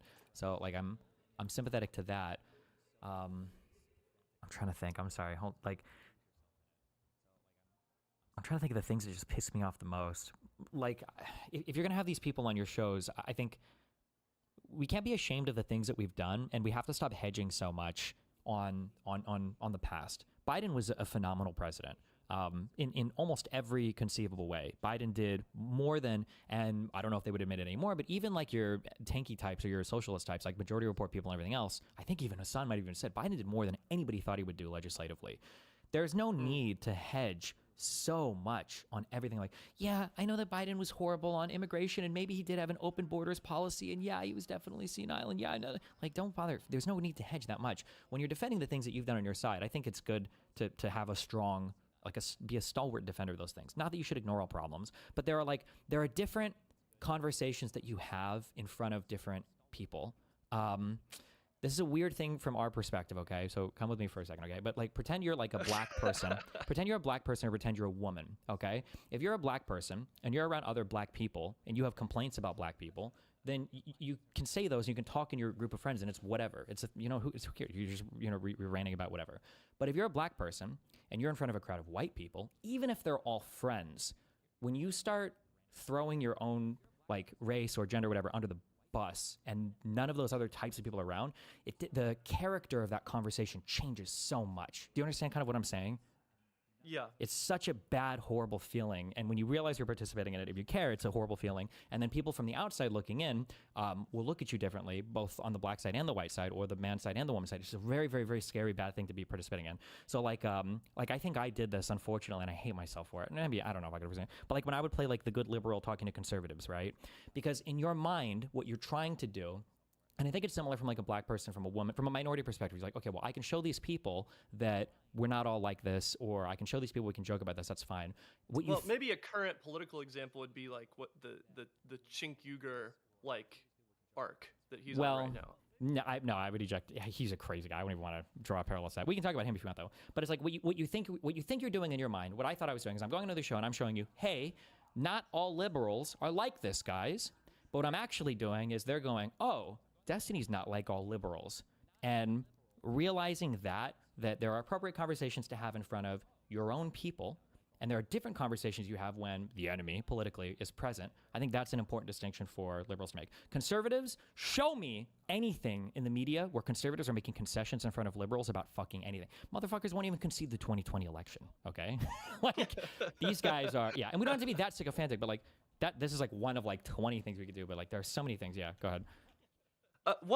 Maybe just to shift things a little bit. One video that I'm working on right now is I'm working on a video that's talking about the traumatic moments for different generations of Democrats that I think we need to get over. And so I think for a lot of older Democrats, it's the Reagan era and the fact that liberalism as an ideology got a real shellacking in the Reagan era, and it looked like it was kind of a dead ideology. You can listen to the convention speeches of Mario Cuomo. I don't know if you've ever listened to Mario Cuomo's convention speech. He has a really famous one called The Tale of Two Cities. Okay. And there's another one by Ted Kennedy whenever he was running for president. And they're both just sort of decrying how liberalism as an ideology is sort of fading in the Reagan era. And I think a lot of Democrats, older Democrats, got traumatized by this to an exceptional degree. To a degree that I don't think is necessary anymore. And I think we can afford to be more forthright in our defense of liberalism, and I think we ought to be, than maybe was possible in the Reagan era or in the Clinton era. Expand a little bit on that. When you say we got traumatized, you mean like the loss was so overwhelming for Reagan that older liberals were like, oh God, we can't defend this ideology anymore. We have to be more apologetic. Exactly. Okay, gotcha. Exactly. Like, they lost for 12 years. I think it was 12 years between Reagan and Bush. I mean, not between Reagan and Bush, between Reagan and Clinton. Mm-hmm. And so, I mean, I think that traumatized a whole generation of liberals who came of age during that time and are still in politics today. Gotcha. I think another example of something that traumatized people was the 2016 primary. Yeah. I think that traumatized a whole generation of... Oh, when you on the Democratic side, you mean like between Bernie and Hillary? Yeah, Okay. between Bernie and Hillary. Gotcha. Yeah, I think the 2016 primary between Bernie and Hillary traumatized a whole generation of Democrats, particularly left-wingers, Okay. who felt like the Democratic Party was forever and always going to be screwing them. For sure. And this created and to some degree as well, it created bad blood between like more like centrist type Democrats and lefty Democrats. But I think the centrist Democratic main trauma is the Reagan era right now. Sure. And so I'm sort of working on this video that talks about, validating the fact that there's a lot of people who came of political consciousness in these eras and are, and rightly or wrongly, are impacted by them. But at some point, 2016 was 10 years ago at this point, and the Reagan era was even longer. Mm-hmm. At a certain point, we've got to move on together, and we've got to find a new tent pole to organize ourselves around. Yeah, that's really annoying, the concept that you're talking about, because I feel like, just a quick thing, I feel like the conservatives are trapped in 2016 sometimes. I just watched a clip of Hillary Clinton, and I haven't watched all this yet, I guess, and there was a conservative guy from Chechnya or whatever next to her, and he's talking about, like, you guys thought there were more than two genders and everything else. And it's like, if you talk to younger conservatives today, even offline, I think they'll never admit this online, even they admit that a lot of that is like, oh God, this is so cringe. Like, liberals haven't talked about this shit. And this like culminated in the whole fucking, the Bad Bunny, or not the Bad Bunny, but the Kid Rock fucking halftime show where they're like, oh God, what are you guys doing? This is so fucking cringe. Because they were traumatized by like the woke policing and everything from 10 years ago. Yeah. I mean, I think to the extent that liberalism can be an ideology that lives in the moment rather than in the past, I think that's to our advantage. And the fact that, the MAGA movement is smoking the fumes of 2016 over and over and over again. I mean, I think that's to their detriment. Sure. So, I mean, I don't know. I spend a lot of time thinking about how we can build a tent pole for the party that brings together, these people that are more conservative and these people that are more socialist, And I don't think that most people who identify as Democratic, I don't think that most people who identify as Democratic Socialists are of like the Hassan type. Sure. You know what I mean? Agree 100%, yeah. Yeah. I think that these people are basically on side, like 99% of the time, I think they're on side. Yeah. I think it's the same for, the more centrist types. I think they're 99% on side. But it's sometimes hard to think about what unites them. Sure. And I think what ought to unite them is a commitment to liberalism in a strong sense. Not just, the liberalism of the status quo, but a liberalism that, is really committed to freedom and equality. Mm-hmm. And is, interested in winning elections, but at the same time is committed to like a right to healthcare, a right to housing, a right to, not be dominated by these corporate interests that have embedded themselves into the government. Sure. I think that's, I don't know. Do you have any thoughts there on what's something that can unite these kinds of actions within the Democratic Party? I don't know, man. The first idea that comes to mind, the thing I'm having trouble with, so you have to find a way to show a genuine commitment to these principles, but then the difficult part is I don't know what that looks like, because people's complaints don't always align with what they're actually upset with, and because sometimes making progress in an area, I don't know how you get anybody to recognize it Like, I had doctor friends and researchers like would email me so much stuff that I started to speak about a little bit more, just because I didn't even, I didn't have the awareness of it. But there have been so many amazing medical advancements that we've made in the United States and around the world related to different diseases, related to cancer survival rates, related to, I know a lot about like different diabetic stuff. There's like so many crazy advances we made, but like nobody would know about it. And if you were to ask anybody about it or talk to, I didn't know we do single day hip replacements in the United States. I didn't fucking know. That's crazy. Like outpatient hip replacement surgery is like insane to me. But for some reason, like the right won't take credit for anything now because they hate everything, and then the left can't take credit for anything that, unfortunately, a lot of these big advancements are just going to come from large corporations, because nowadays, like, you know, it used to be in the past, you're like, oh my God, like 1 + 1 is 2. I'm a fucking polymath now, right? But now it's like if you have a research paper, you need like 50 different co-authors because it's so many different people working on complicated. things. It's so Science complicated. advances. Yeah. So I look at things like the mRNA vaccines, which they will never get the, well, maybe someday in the future, they'll never get the credit right now that they deserve for how crazy of an advancement that was, how quick those vaccines were rolled out, and how successful they were. Everybody in the world wanted the fucking American mRNA vaccine. We destroyed the Russian one, the Chinese one. But I don't know how we bring that back to where you're giving credit to your institutions and even sometimes your corporations for doing work without just sounding like an institutional shill or sellout. Well, I think the way that I try and straddle this line is by saying that I support the ones that really make people more free and equal and improve society, and I, you know, viciously oppose the ones that don't. You know, like, you know, I can say, you know, I'm very happy we have an advanced medical research, you know, corporate structure in the United States. I think that makes us a better country. I think that makes us more free. I think you know, it makes us more equal, because we, you know, all people have better access to healthcare than they did a long time ago. You know, even if, you know, the insurance system that we have in the United States right now means that access to healthcare is not always equally distributed. But in general, it makes us better as a society. It makes us better as a society to have better healthcare. Oh, you know, one of the things but I can still say, like, X, you know, like turning X into a neo-Nazi website. Yeah, you know, that makes society worse. Absolutely. And I have no problem saying, you know, we need to crack down on people that are making society worse, and we're fine with people that are making society better. Yeah. Although obviously, Sorry, what were you saying? At some point you're gonna have to figure out what the better and worse is, because sometimes people might disagree with that. Well, yeah, absolutely. You know, there's gonna be disagreements on that. Yeah, absolutely.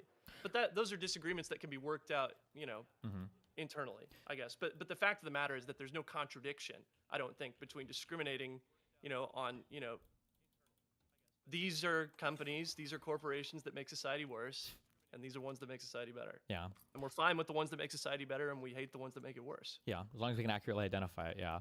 I was gonna say, but in principle, I heard something, I don't know if this was Bannon or somebody else. Fuck, I don't think it was Bannon, it was somebody else. Somebody said something that I thought was interesting, the idea that, like, if you want to do great things as a government, some of these things need to be visible. Like actually, not like on a website, but like a big bridge or a big statue, that like these are things that when people see them, they're like, oh, I see that thing. The government did the thing, and there's the thing, I see it, you know? I agree with that. And I am going to say this is digital, but I actually think one of the best, and this is just by narcissistic mistake, but I think one of the best like recent policy things, despite any potential problems with them, are those the Trump accounts or whatever, right? Because now you have parents who are like, oh, the government did a thing. I have an actual account for my child. It has money in it that I can see, and the government even matches some of this money, and I see it growing. That's like a thing that is like a super visible, immediately apparent. It has fucking Trump's name on it, but like I think Trump RX. Yeah, or well, I don't know if Trump RX is actually working out or not. I don't know what the fuck the status of that. But like I'm talking about the Trump savings accounts for the kids, right? Yeah. I think stuff like those types of ideas, and obviously they can't all be like that, but we have to throw people a bone every now and then on stuff like that, so that there's something that we can see. Because I think one thing that sucks is that when life is running well, you don't really notice it. Like, nobody knows how many times their heart fucking beats in a day or whatever, but if it stops beating, you sure as fuck notice that. So it's easy for liberalism to keep society running along, you know, so well, and nobody really realizes it. But then it's very easy to see the problems. I think that's a difficulty that we have to figure out a better way to overcome. Yeah, I mean, I think the quintessential example of this is Trump, you know, putting his name on all the checks. The Trump checks, yeah, Jesus. Yeah, so I mean that's the quintessential example of this. But yeah, I mean, I agree that that's an important thing. Liberals need to advertise successes at least as much, you know, well, not even as least as much, more than we're advertising our failures, or talking about, you know, how much we you know, are going to self-flagellate. Yeah. I think we absolutely need to be advertising our wins. I mean, hopefully that's a lesson that has been learned from the Trump era. And I don't know what form exactly that's going to take, but I mean, I agree with you in principle. Yeah. Although I will say another unfortunate thing is there are different games that we're all playing that makes this a very difficult to win match 2, in that like Democrats have to govern the fucking country, and it's getting really tiring that Republicans are just not concerned with governance. And then when Democrats come in, we have to play this dual game of like, not only do we have to figure out how to message in all the same stupid fucking meme ways that you guys do, we also have to try to fucking save this shit because you guys are setting the ship on fire every time, you know, you guys get behind the wheel.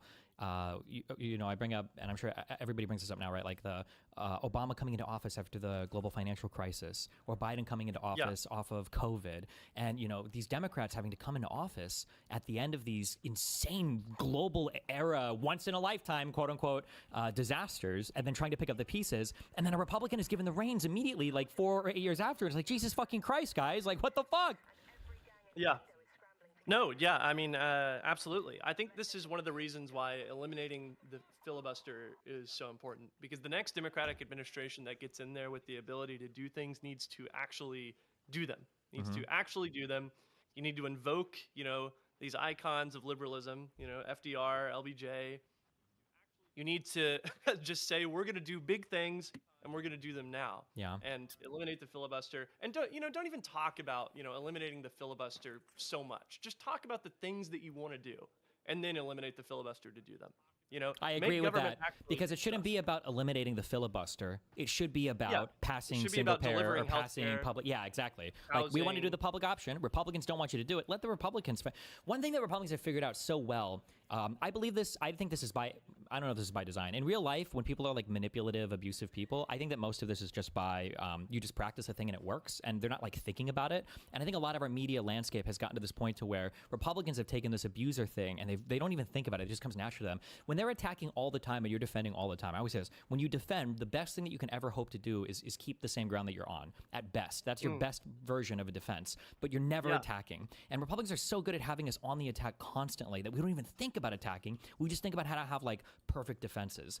You know, I don't think we should have actually done this, but one of the things I said was like, I think it would have been interesting to shut down the government over Trump coin, only because I don't know if it would be a good idea to actually shut down the government over Trump coin.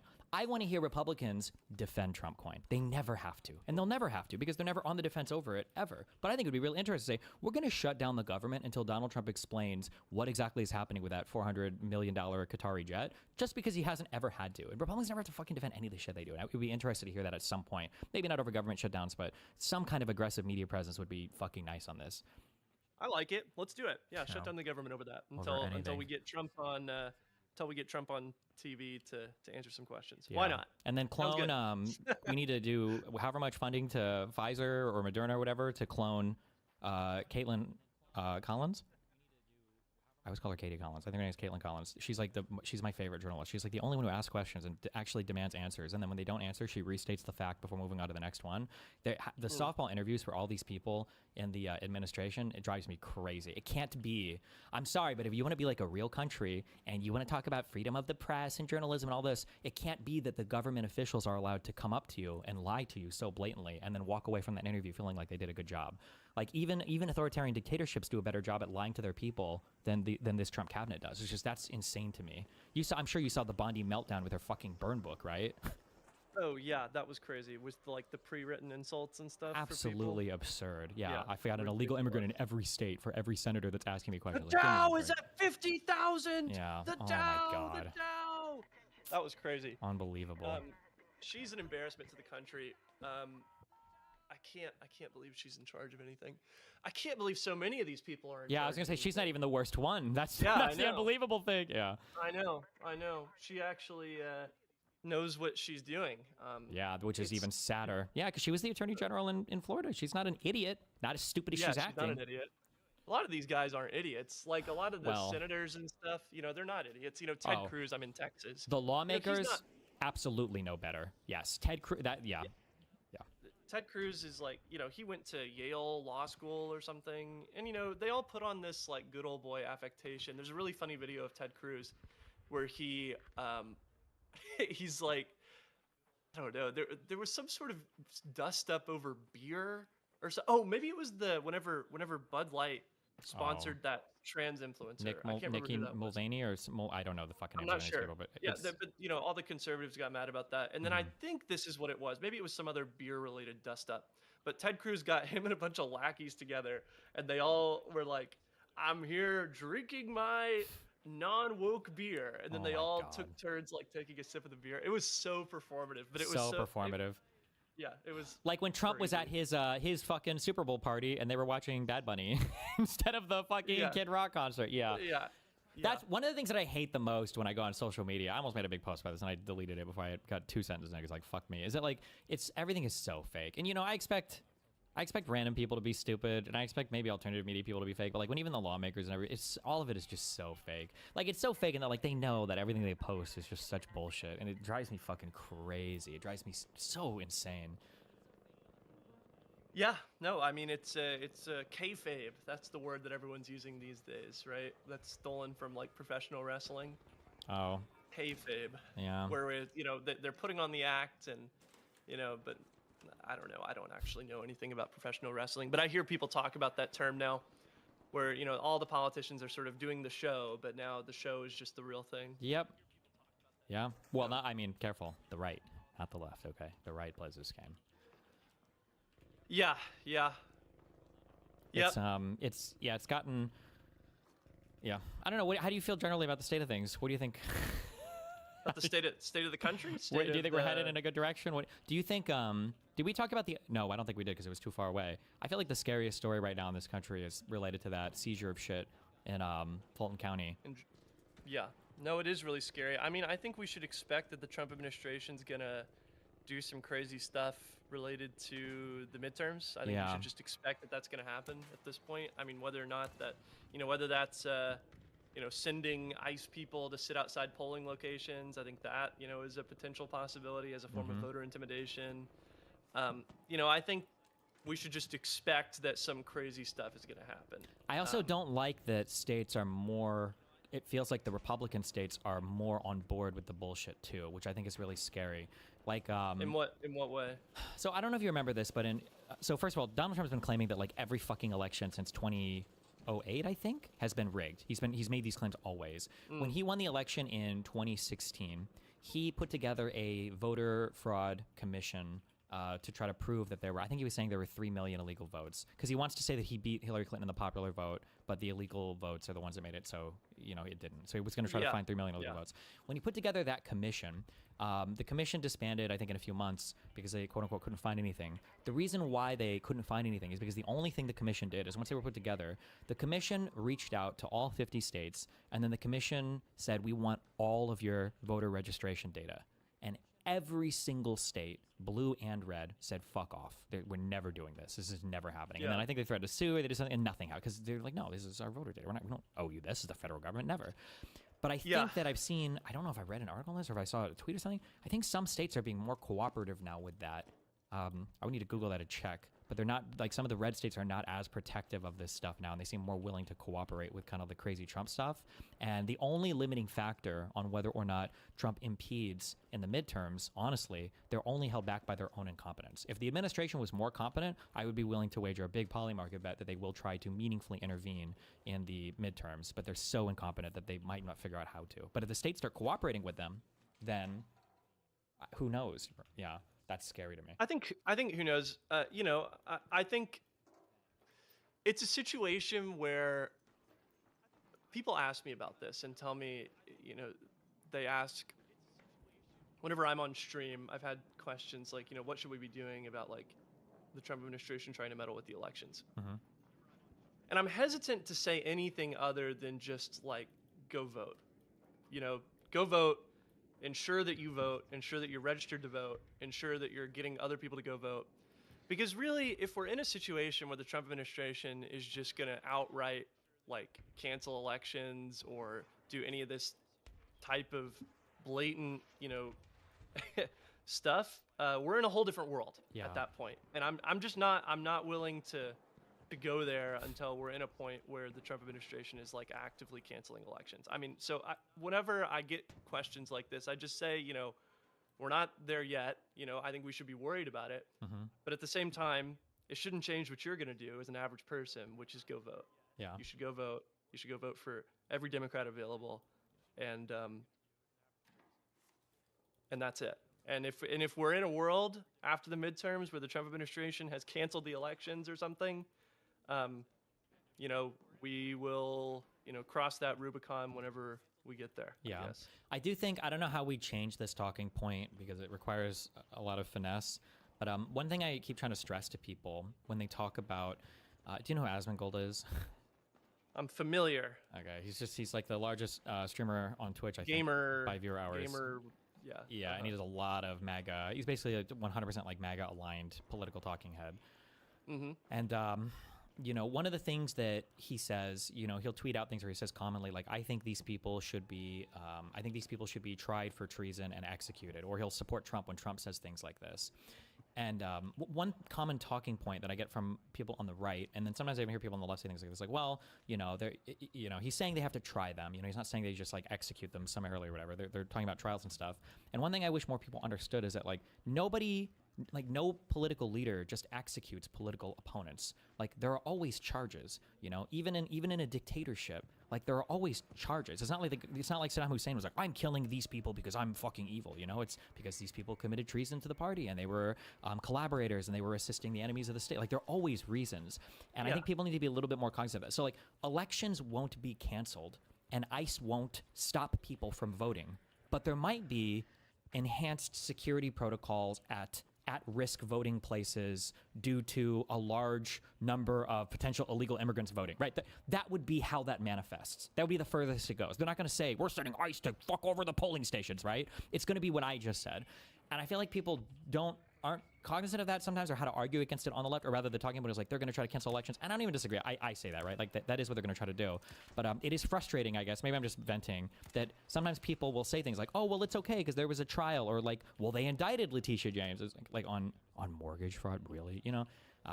Yeah, I think we need to be comfortable with the fact that like 30% of the country is just going to buy that when it happens. You know, they're just going to buy it. You know, I think we've whatever percentage of the population defends January 6th is going to be the percentage of the population that defends the trumped up charges. Yeah. You know, I mean, I think if anyone that's still living in the world where they don't think that there's a percentage of the American population that's just amenable to, you know, authoritarian takeover, I think is delusional at this point. I think it's clearly there. I don't think it's the majority. And I believe that the American people will ultimately redeem this country if we go down that path. But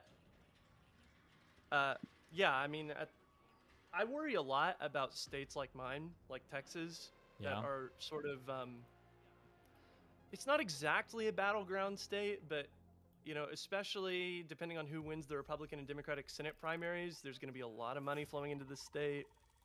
I think I'm very worried about like voter suppression happening in South Texas, where there's a large Hispanic population, and a population that, at least according to the polls I've seen recently and reports that I've seen recently, is swinging against Trump. I've heard also that because of the way you guys did your redistricting, that the assumption was going to be that those 2024 Trump numbers would like hold steady for like Hispanic population and everything. Hispanic voters. Yeah, and there's a chance that swings. Yeah, I don't know how true that is, but I've heard this too. I have not verified that for myself, but I've heard a lot of people say that a lot of the redistricting was sort of based on the assumption that Trump would hold most of the gains with Hispanic voters. And so I do worry that if it looks like those elections are heading in the wrong places because Texas is a Republican-controlled state, because Greg Abbott is who he is, that there might be like voter suppression in Texas. Yeah.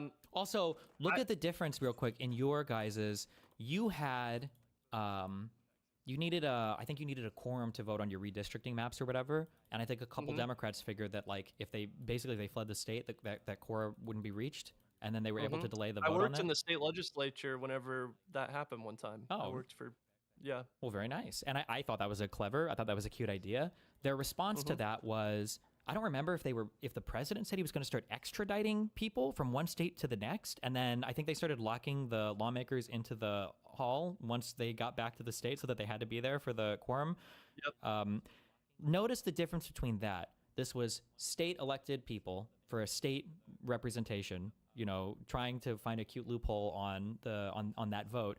And then compare that to the murders of Renee Good and Alex Preddy, where the federal government swooped these people off into other states to protect them and didn't even release their fucking identities, right? Like, the difference in how far they're willing to go to attack their enemies and protect their own is just unbelievable. Yeah, I don't even know what happened to those ICE people. Yeah, were they are ever they going to be charged? No. Probably not. Will they be? Maybe. Who knows? I mean, I don't know what they're waiting for in the investigation. I don't know what else they can find. I don't know. I'm pretty sure the government said they're not sharing any data or anything. The FBI is not cooperating at all with any of the local officials. So who the fuck knows? That's insane, though, right?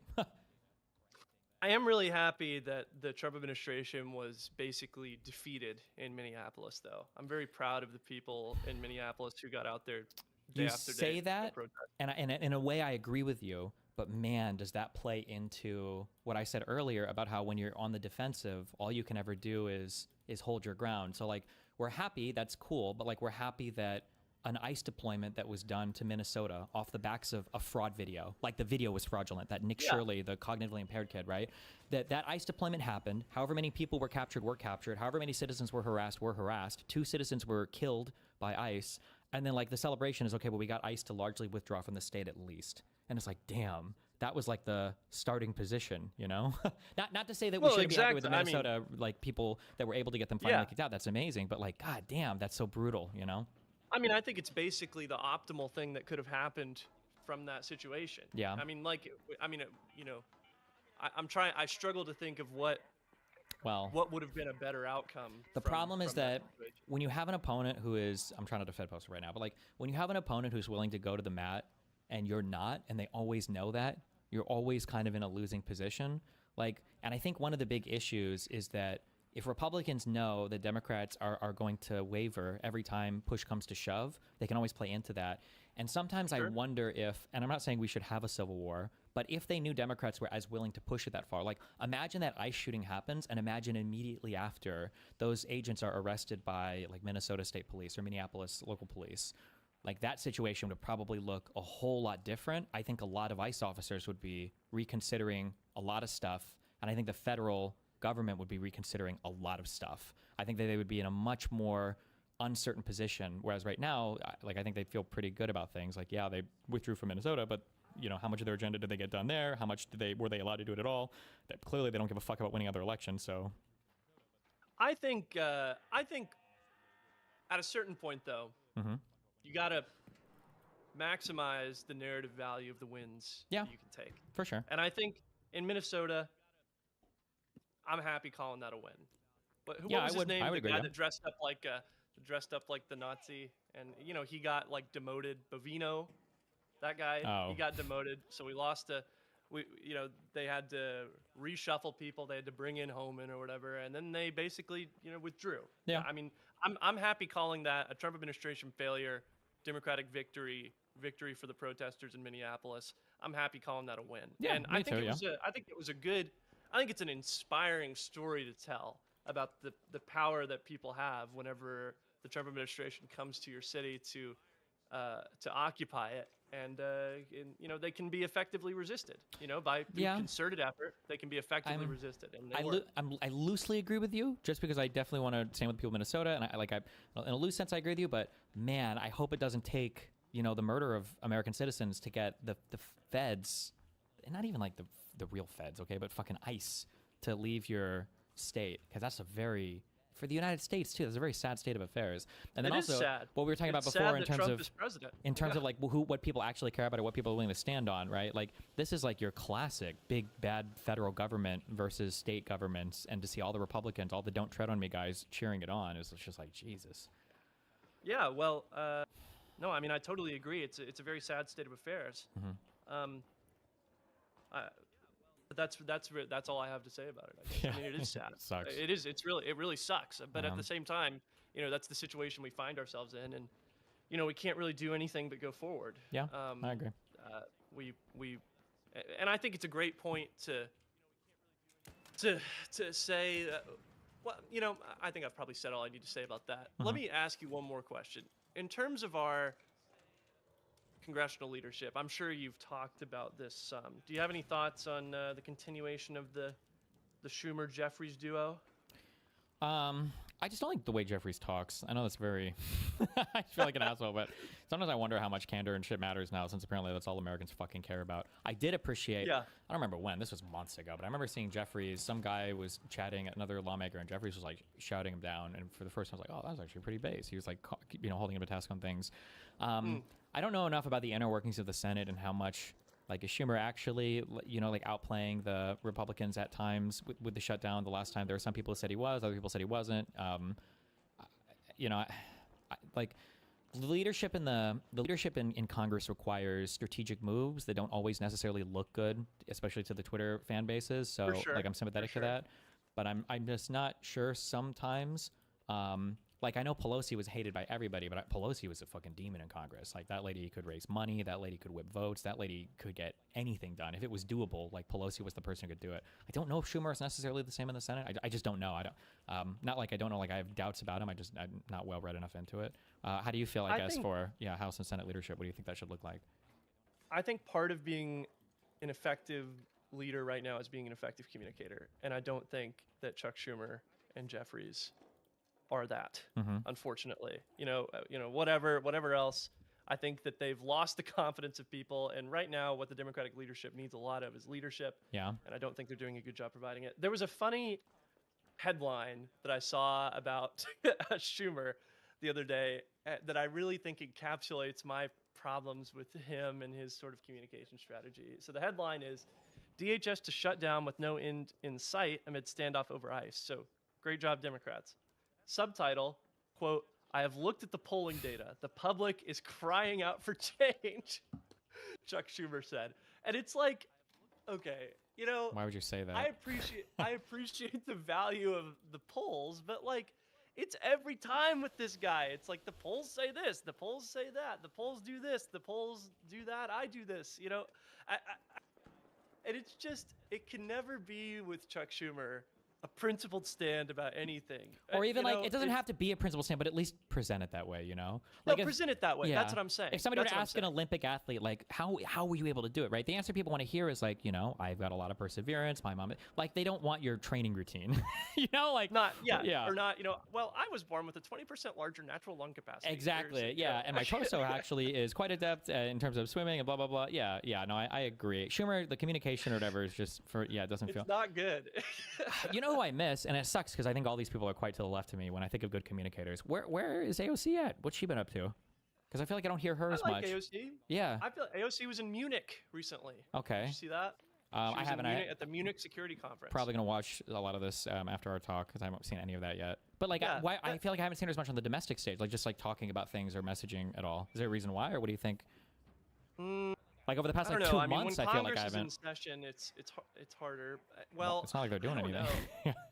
Yeah, I mean, I'm trying to think of the last recent thing. I mean, obviously she was involved with the Zoran campaign to some extent. Sure. I mean, she did a rally with him, and she obviously was doing the fight oligarchy rallies for a while. That was a while back, though. At this point, sure. I don't know. It's great for me whenever I see her out there. Yeah, I agree. I like to see her out there. I like to see all these people out there. And I think you're pointing to something that is a real market opportunity, and it's right now being filled basically only by Gavin Newsom. Yeah. And like, for I really people that like... are not Democratic socialists that are willing to get out there and do stuff like that. Yeah, I really like, he's significant with me, but I really like Mamdani. I like the way that he communicates on everything. I like Mamdani too. Amazing stage presence. He's really good at answering questions where he'll like identify a problem, give a solution, and then give a specific policy, like a thing that he actually specifically wants to do. I really appreciate the way that he navigates everything. But like, you know, New York City mayor, like where I need my national, even Newsom is California governor. I know governor's a bigger position, but like, where am I?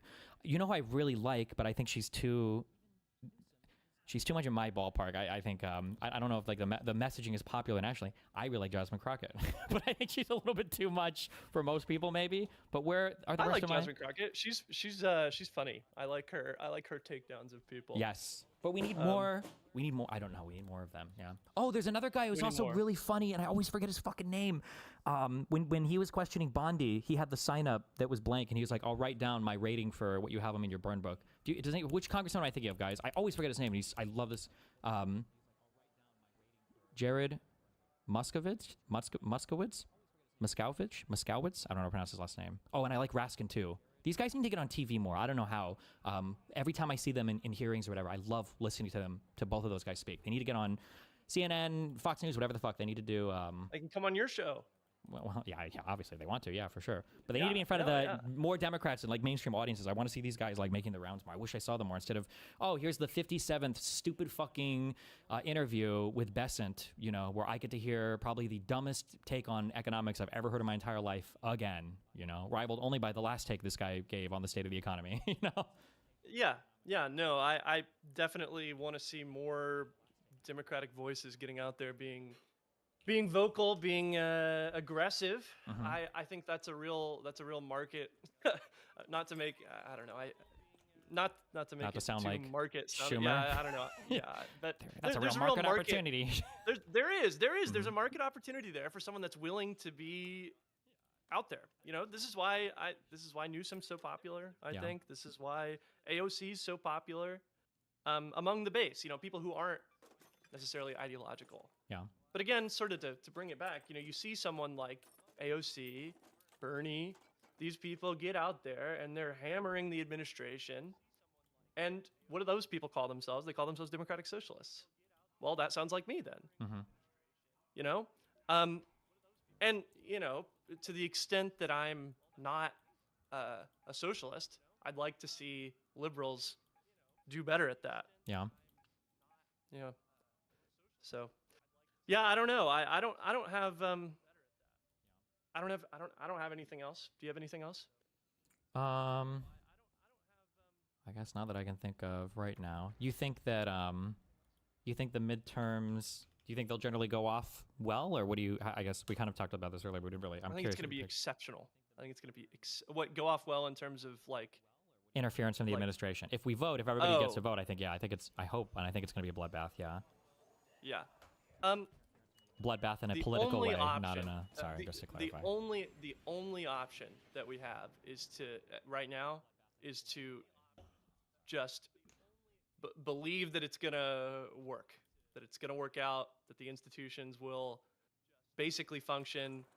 Because what I would really hate to do is demotivate anyone from voting because they think it doesn't matter. For sure. It absolutely does matter, and I want everyone to go out there and vote. Tell everyone else to go out there and vote. So I don't know. To me, it really doesn't matter. I mean, it obviously does matter whether things go off without a hitch or not, but it doesn't change what the average person should do, which is go vote. So, yeah, I definitely agree with that.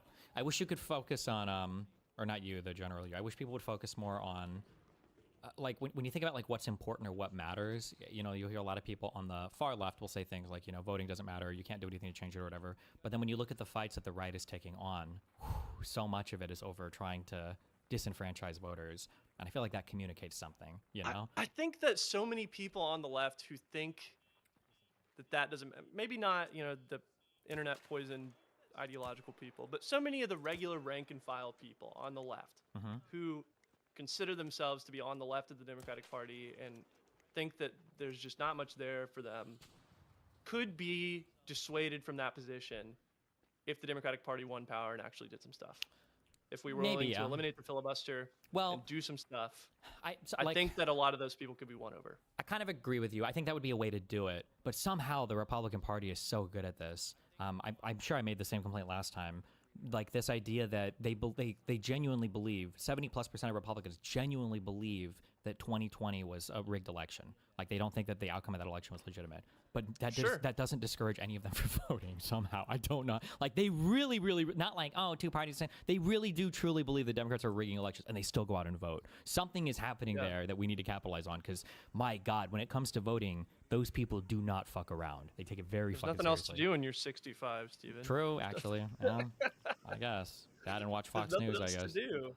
Yeah, you sit around, watch Fox News, and you know when election day is. Yeah. If you're watching Fox News all day. I saw a funny thing once that was like the average time of, you know, someone watching cable news on like CNN or MSNBC or MS Now. Sorry, now it's MS Now.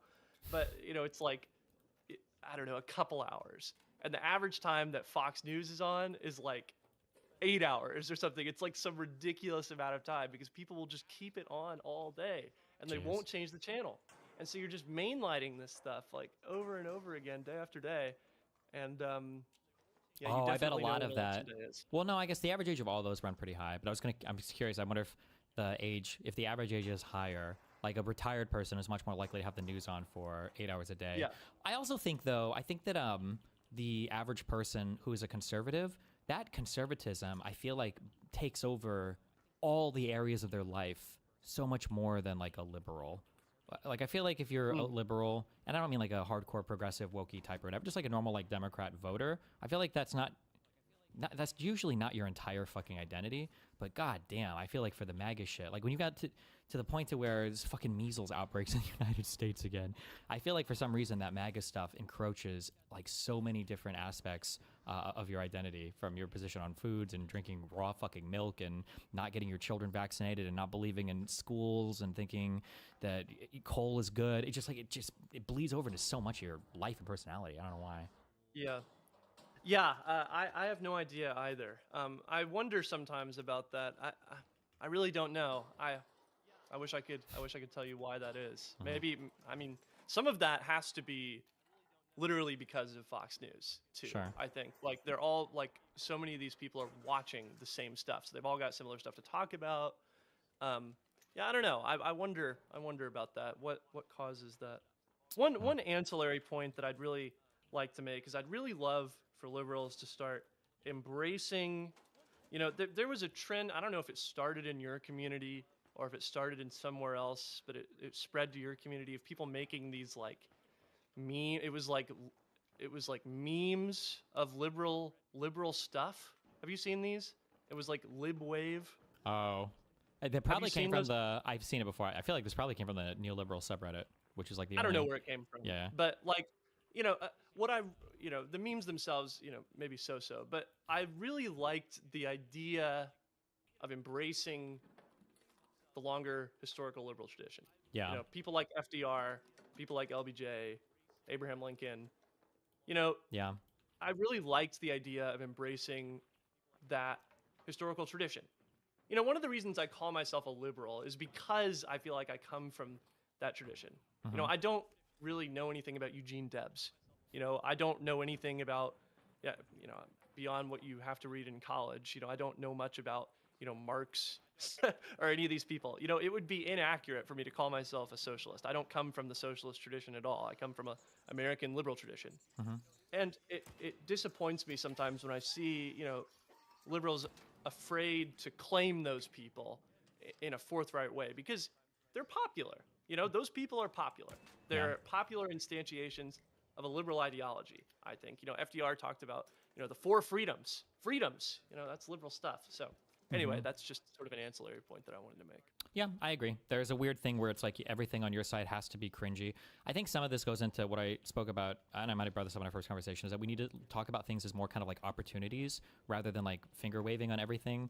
That, you know, like diversity, I feel like when a diversity argument or a conversation is being had, it kind of feels like this like great obligation that's thrust upon the white man to take on. Oh yeah, that's a horrible, that's a horrible way to think about it. As opposed to viewing it as like the really cool access that we have to so many different things, you know, even for people that are anti-fucking diversity, all the benefits that people are getting from having so much different like culture, so many different things that like just come through the United States. Same thing even with like when it comes to things like as weird as it is, like taxes or whatever, you know, like I think that there are things in the United States that we should fund And I think we should all want some of these things funded.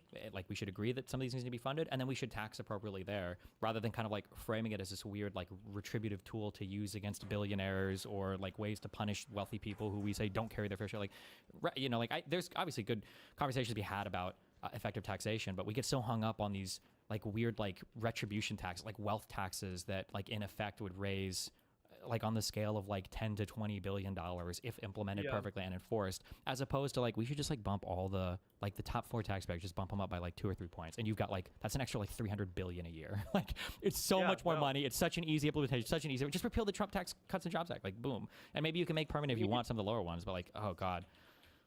Yeah, we need ammunition in the war on poverty, Stephen. I don't know what to tell you there. That's true. I mean, yeah, I think talking about I think it's really bad whenever people get caught up in the wonky discussions of like tax policy instead of what the taxes are going to fund. Yeah. Like, I understand that incentives are important and all that stuff, you know, but whenever you're talking about politics, you should talk about the positive things that you want to do more than you want to talk about, like, I don't know, just whether or not we're going to shift the tax policy around, you know, by X and Y% or whatever. You know, the effect, a good example of this, talked about it a little bit earlier, was the Trump tariffs. You know, the effect of the tariffs is going to be raising a little bit of money, but that's not how they were pitched. For sure. Primarily. Yeah. They were pitched, you know, as part of this whole other Trump plan. But anyway. Yeah. That argument probably makes sense already. Yeah. Anyway, it was great talking. I don't want to take up too much of your time. I know we've already gone over. No, you're good. Have you talked to have you talked to anybody else in like the kind of like the lib politics circle? Like, have you talked to like Pisco or IRI or Josiah or any of these guys? I went on Lib and Learn, that podcast, and I've talked to Hutch twice on his stream. Okay. You should talk to IRI at some point. That guy is like super big-brained electoral politics. I'd love to. I love talking to anybody. I have, you know, I'd love talking to everybody about liberalism. That's my big hobby horse right now. I think liberalism needs to be better, and I'm trying to make it better. That's sort of what my community is all about. Trying to make liberalism better. I think so. I'd love to talk to any of those people. Yeah, if anyone has a connect to you said IRI. Yeah, I've talked to him a little bit, I believe, on Live and Learn. So I'd love to. Okay, cool. Yeah. Yeah. I've seen his side gig. His side, what, the debating TikToker people? No, isn't he the one that he was in the Offspring music video, right? Oh my god, embarrassing thing. He was we were supposed to talk a while ago, and he was in Europe, and he this isn't that embarrassing. I just hyped this drive way too much. But yeah, that is his side thing. I remember he sent me a message earlier. He's like, oh, like, I'm busy. I'm doing my Offspring thing later. And I thought he was like spending time with his family. I didn't even know he had kids. and then I realized afterwards the next day, I was like, oh, I'm so fucking stupid. Yeah. But yeah, he's that guy. Yeah. Coolest side gig in the world. Yeah. Coolest side gig in the world. Oh man. Okay. Well, for those of you who don't know me, I'm Ryan Getty. I'm on YouTube. I make politics videos. Cool. Thank you so much for having me on, Stephen. Yeah. Have a good one, man. Yep. Bye. Bye. I'm linking his channel in chat. Here you go. Oh, fuck. I thought it was just Texas. FYI, 11 states have handed over or agreed to hand over unredacted voter registration lists with an agreement to remove people from the voter rolls that the DOJ identifies as illegitimate. The DOJ is suing 24 other states and DC for their lists. That's scary. The reason why that's scary, this is part of what we do with like GOTV, Get Out the Vote campaigns or voter registration drives. I think the reason why this is scary is because I'm making this up. If somebody can find the answer really quick, I don't know the exact number, but like I think it's either all states or most states, you can't register and vote on the same day. So what can happen sometimes is you show up to vote, even in a state with like no voter ID at the time of voting or anything else, but you show up and you're like, oh hey, I'm in this district. My name is Stephen Monell, and they look you up and they're like, wait a second, how do you spell your last name? It's like Bonnell, Bonnell. I don't have you here. You're not registered to vote. And it's like, oh, I'm disenfranchised. I have no vote. I can't. It's too late. I missed the registration date, and you're done. You don't get to vote in that election. And part of this whole obsession with purging voter lists and all this shit is I think that is the goal. Is that type of stuff. Let me hold on. Somebody says this, so I don't get this completely wrong. What states allow same-day voter registration and when? Okay, maybe it's like half. that don't. Some do, some don't. Let's see. Same day registration. 1, 2, 3. DC, no one cares. 4, 5, 6, 7, 8, 9, 10, 11, 12, 13, 14-ish, 15. 16? I don't know the old one. 17, 18, 19, 20. Okay. So about half do, half don't.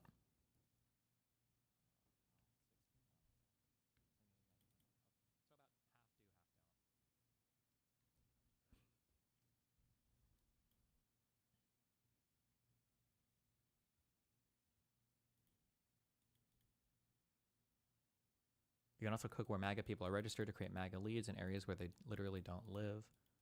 Oh, maybe. I don't know if they would do that.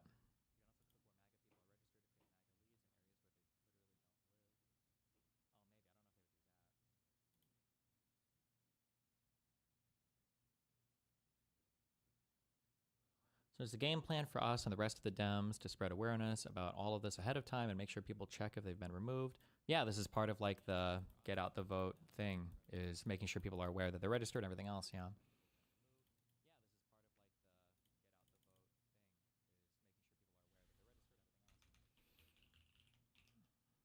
What is this guy talking about?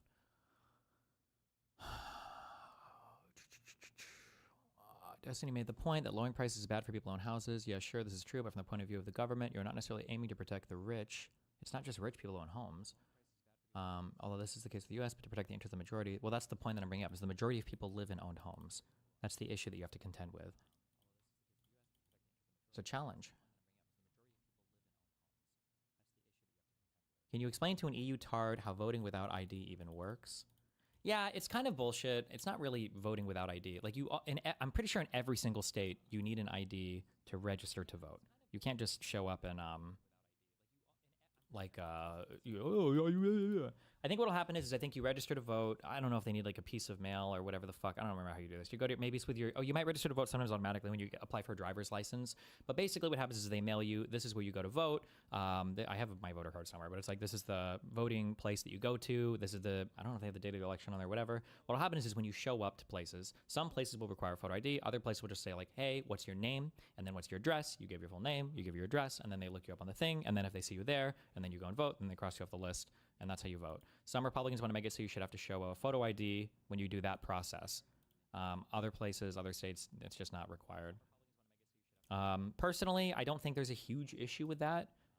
If you want to make it so that you are required to have an ID to vote on the day of, I don't think that's a huge deal. The only issue is Republicans only bring this up because they're trying to depress certain voter turnout. Like, it's never coming from a place of good faith. Destiny, in Australia, you register to vote with your ID, and when you show up, they just cross your name off in a book. You don't even need an ID. Yeah, that's basically how it works, I think, in a lot of states in the U.S. I don't know how many states that is. Somebody can look that up. Right?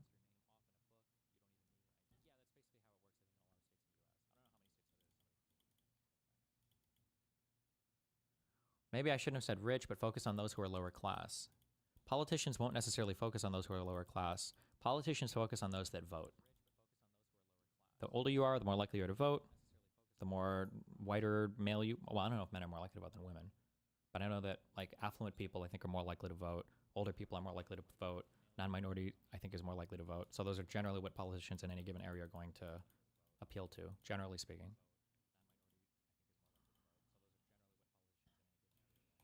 Why did Destiny get the police in his apartment? They keep trying to show up when when all of my, I have a way that I store all of my child section. I'm just kidding, stop.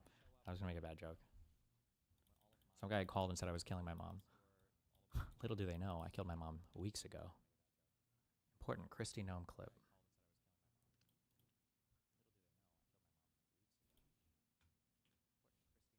Yeah, the cops came in and they quickly ran in and they looked at me and was like, fuck, he already closed Notepad.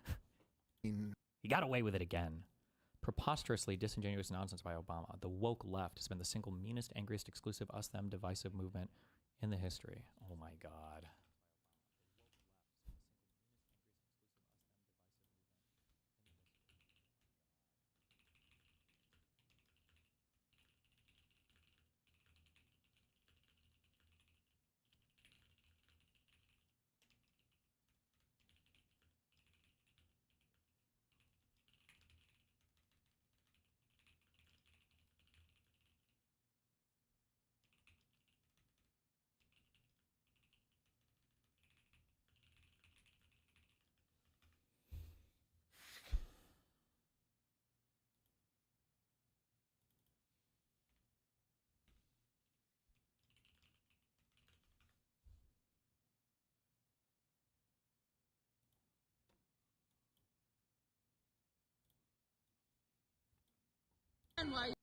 Father protests after ICE raid elementary bus stop. I've never been protested before in my entire life. He says emotional.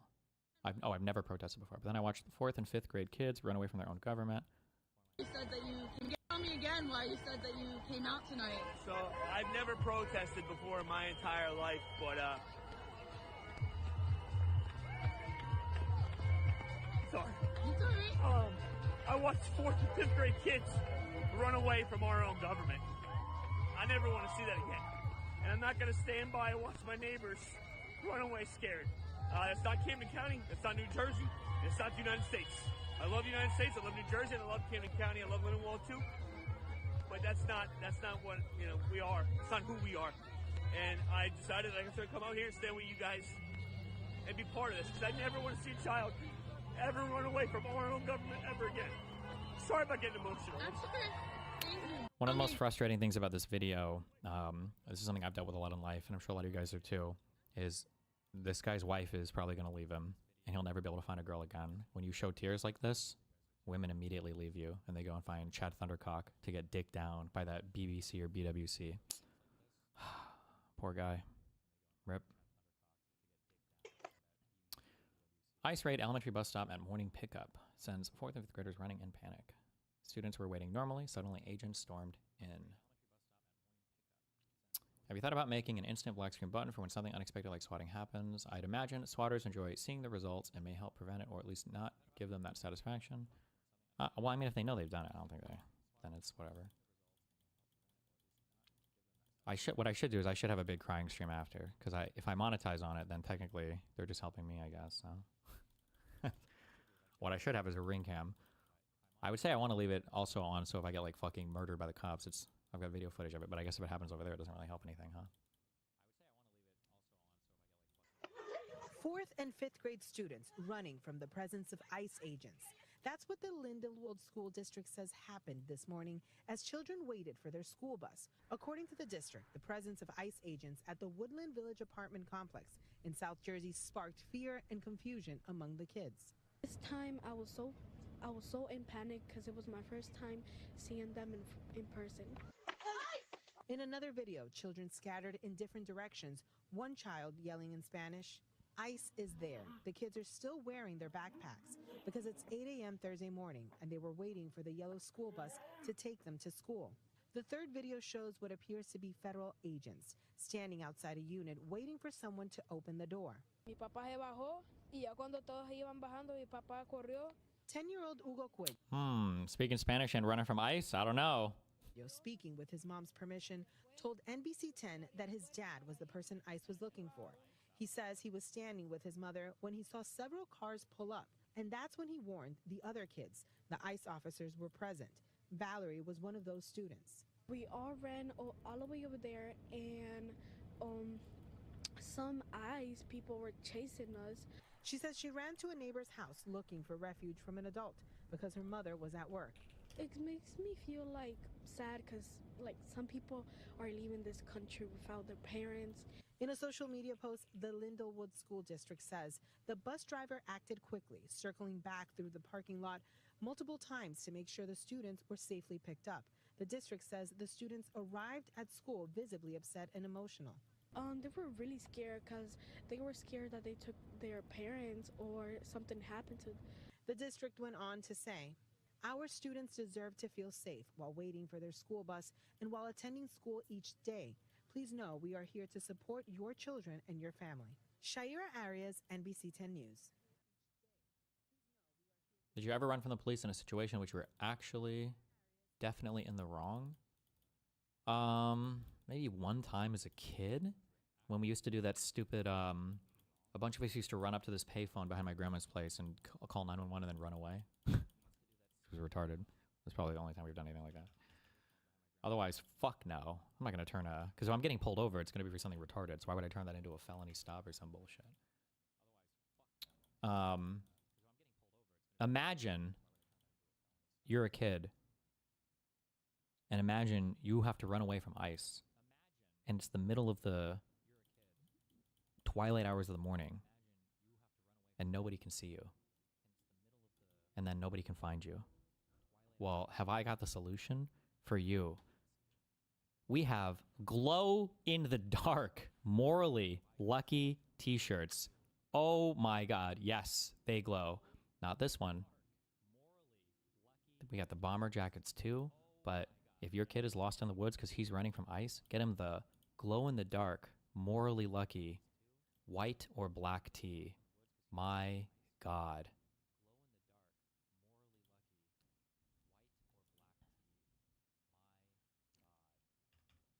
Ice can see it glow too. They already have night vision thermal. Here you go. Buy one for you, buy one for every legal immigrant. I mean person in your neighborhood that ICE could chase, okay?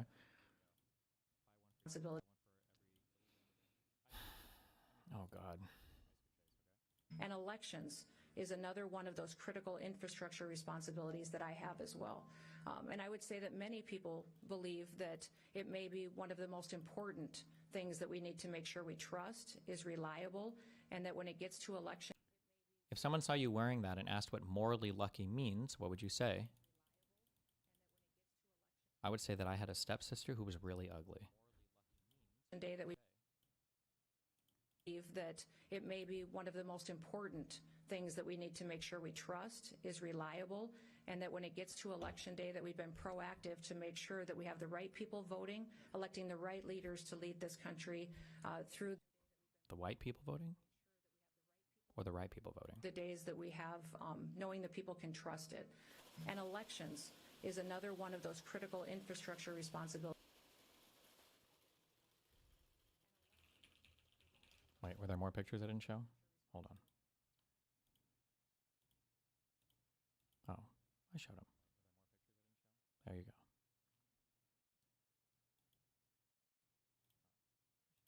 Why is he dead with stuff growing out of him? But he looks like he's fallen over.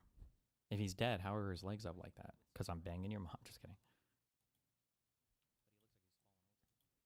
We're going to list the DGG pins.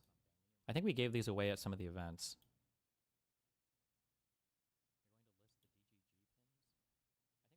I don't know if we ever sold those or not.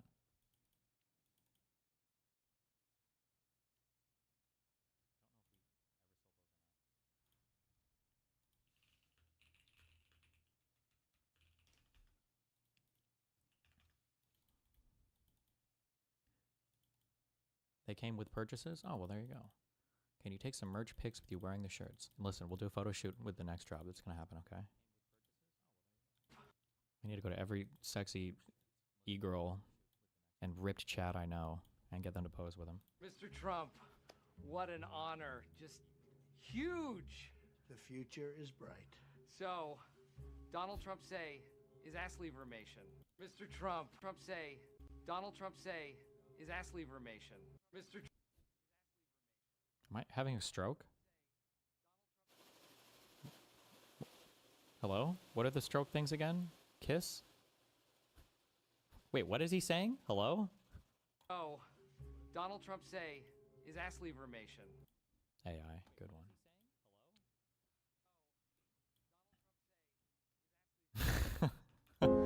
I just want to apologize to the people I called old at 40 when I was 23.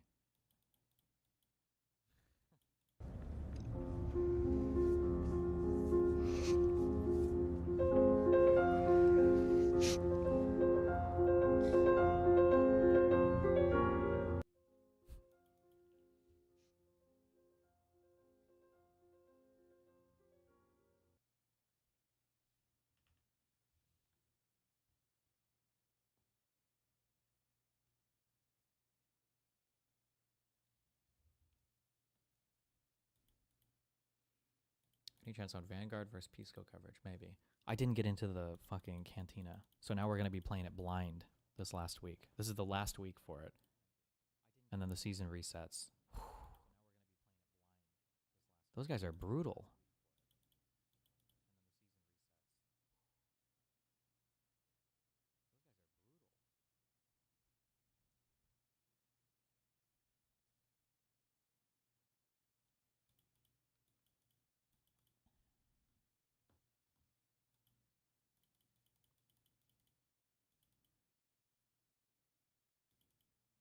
If you watch Sam Cedar / MR Majority report defending Hassan's vote, third-party stuff. You also have to watch this from 2016.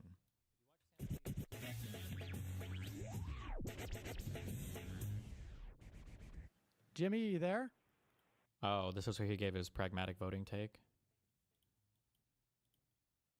I think if you hang around, you know what? Sam should be an example to all of you, okay? If you hang around a really bad crowd of people, no matter how smart you are, at some point their thoughts and ideas will permeate your own.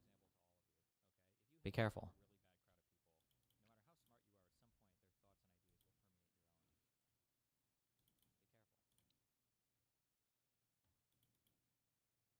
Apparently, the U.S. government is purchasing a warehouse from a Russia-based firm for over 4 times what it's last sold for in 2023. Okay. Oh, is the assumption that this is some kind of money transfer? There's a whole bunch of reasons why property could be more or less in value, right? I don't know. I don't care. Buy me more info and I will care.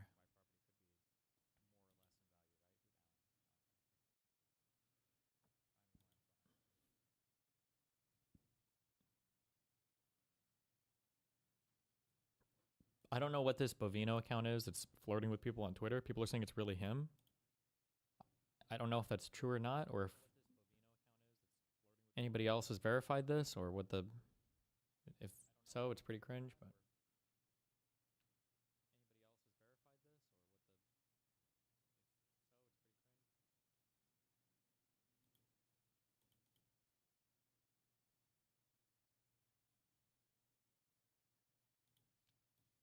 What happens when one of the most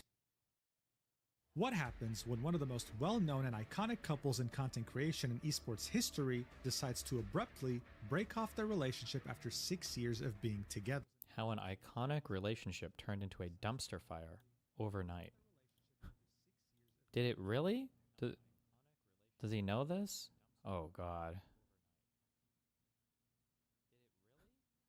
I feel like this looks like the type of video that would trigger the fuck out of me. Alright, so first things first, who are the two people involved in this disastrous incident? Let's start off with Tens. Tens would start playing the game Counter-Strike at the age of 3, and by the time he would reach his teenage years, he'd be playing at the pro level, starting his journey in 2017, and by 2019, he would have made it big by signing with one of the biggest esports teams in North America, Cloud9. But even with that in mind, as a player, he wasn't really able to stand out in the pro scene. That would all, of course, change in the year 2020. This is when Valorant's incredible hype in 2020, Friday would also experience her own form of success by collaborating with him. These clips V1 rematch, 11 million views. There will be an insane amount of Clipper channels taking clips from their streams of their interactions, getting millions of views as well. They were everywhere. Saying that these two were one of the biggest content creator couples on the planet was not an understatement at this point. So while Tens was at the top esports team for Valorant, Kaide would get her own opportunities as well, joining 100 Thieves, one of the most well-known content creator orgs on the planet. And while, yeah, some people would argue that she could have... Am I a bad person for not knowing who these people were 2 weeks ago? Probably not. I think we are, I think we're like a generation or two. I don't know how you would rate, like, internet generations older than a lot of the content that exists today, just because I've been streaming for a while and we do politics, so that people skew a bit older. So for a lot of these younger, especially esports related stuff, it's going to be outside of our general knowledge purview. But apparently these people were really popular online, so. So literally nothing happened. 2 people broke up and the unemployment Olympics went hard. Cool, cool. Okay. Apparently Hassan is going to be debating the Mogler. Who are you debating next? It's not a debate necessarily, but I will be Oh having my God, and he's hedging already. What a pussy. a conversation with Adam Mockler. I like to call him Adam Mocklib. Got him.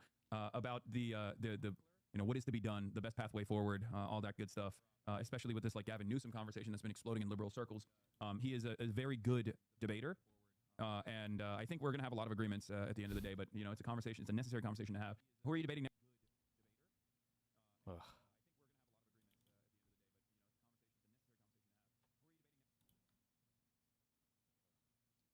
Up and I press start. All right, 3. Hi, what's up? Real quick, I got a lot of shit I got to cover today. And your mic's not working. I feel like with this flotilla thing, they've been trying to... Okay. 2. Watch this. 1. What is this? Happened. Hold on, let's see. Ciao, ciao. Understand. Hello. I'm so sorry. Hi. Okay, real quick, what's up? Oh, I understand. I got a lot of shit. I'm not gonna be long. Okay, so I'm gonna send you a tweet, and it'd be cool if you could like retweet it, because it's so me and some people in conjunction with Ukrainian Anna are running a fundraiser to Okay. help supplies for Ukrainians who are freezing in the winter. Okay.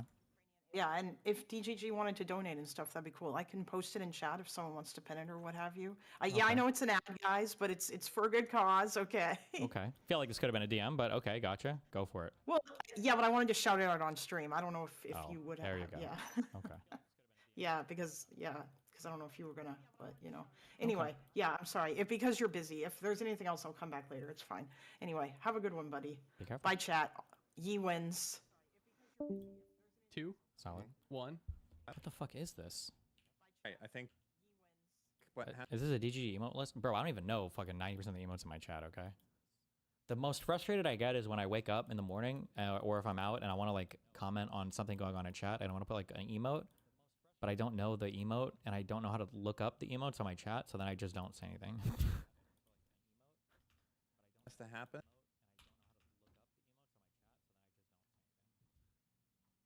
Isn't there a proposed emote wipe? Good, I hope so. It should be 20 tops. It should be 20 emotes. Oh my god. Oh my god, I just thought of the best. Oh my god, I just thought of the best fucking thing in the world. Follow me on this. Jader. Jader! Jader, listen up. You get 10 base emotes. We'll determine these to be the ones that are most commonly used. We'll take the top 10 most used emotes. That 10 base emotes, and then for every new sub-tier, you get to select 5 more emotes for your account. And you can recycle these, like change your choices once a month. Boom! Genius idea. We're gonna milk these motherfuckers. We're gonna milk these motherfuckers for all they're worth. Hell yeah.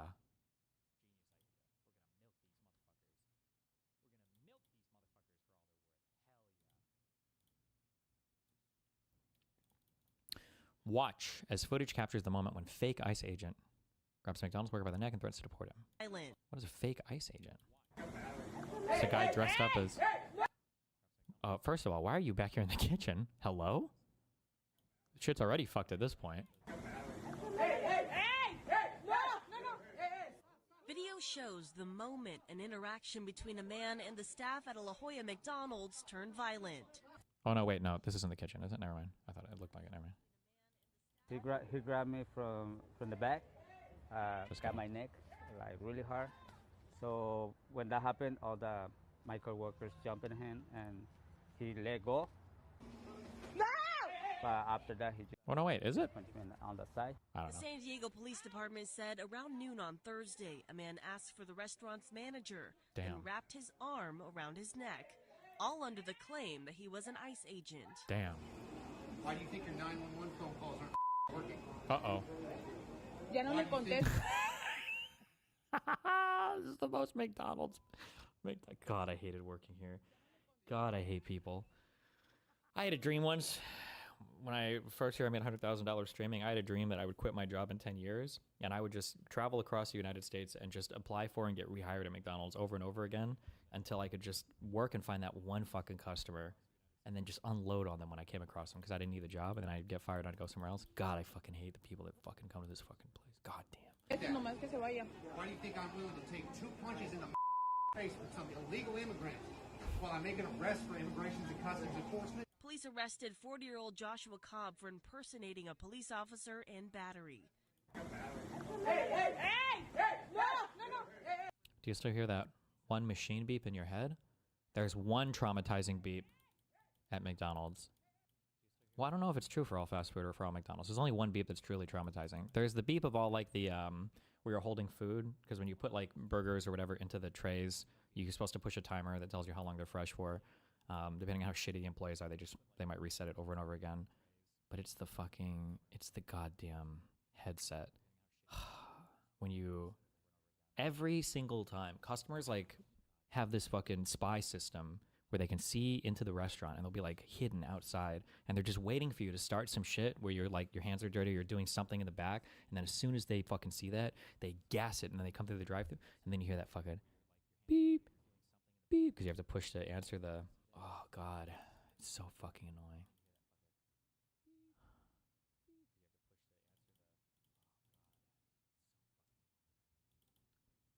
Do you ever go back to a McDonald's and think these guys are doing this shit so badly? I do get annoyed when people are mean to me because I'm a nice person, okay? And I've been there before. But then sometimes I'll talk to some employees like, why the fuck? I don't need this shit. Why are you taking your day out on me, motherfucker? I'm the nicest guy you're ever going to meet. I'm not going to complain about my food, even if you fuck it up. Just give me my shit. Don't take your shit out on me. Oh! Mean employees. Don't make me feel bad for asking, you know, where some shit is that you left out of my fucking bag. Fuck!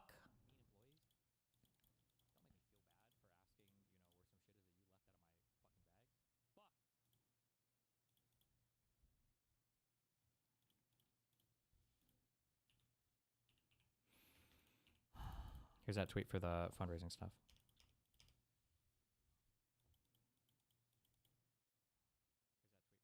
The absolute worst is when they come to the store like 10 minutes before closing and then make us all stay for another hour while they pick out their fucking product. Well, I worked at McDonald's, so it was 24/7, so there was never, I didn't have to deal with that. Sometimes that would happen at the casino, but I don't know. I never had a bad, I never cared much about that. If we're open, we're open. Like, I don't, if you want to come in. The only time that would be annoying, the only time that would be really annoying, and you gotta hope you don't get a dick customer, is on some nights when you need to do deep cleaning for the kitchen, you might have it set so that you're closing at 2 or 3, right?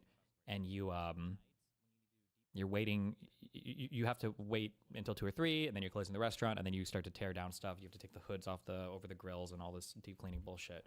And sometimes, if it's a really slow night, you're like, okay, it's 1:30. I know we're not supposed to close for another hour and a half, but fucking let's just do it. And then, so you might have the kitchen start to tear down, and then when a customer comes by, you have to make up some crazy excuse about how whatever they want isn't available, because if you tell them the kitchen was closed, every single customer, for whatever fucking reason, it's like if you're in the Matrix and like Agent Smith is like a guy who can take over anybody, the Karen Smith program will take over any customer. You'll be like, oh, I'm sorry, 1:30, we're closed tonight for kitchen cleaning. And then all of a sudden, 1:30 tonight? It's actually January 27th on Fridays. You guys aren't supposed to close your kitchen until 3 a.m. So I'm going to be contacting your manager because I know that. And it's like, how the fuck do you even know when the fuck the kitchen is? Probably because it's on a sign out front, but like, God, fuck. Fuck you.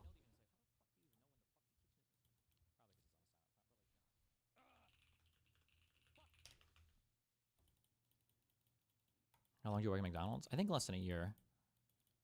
It was a transition between high school. It was when I was in high school and then transitioning to college, I think.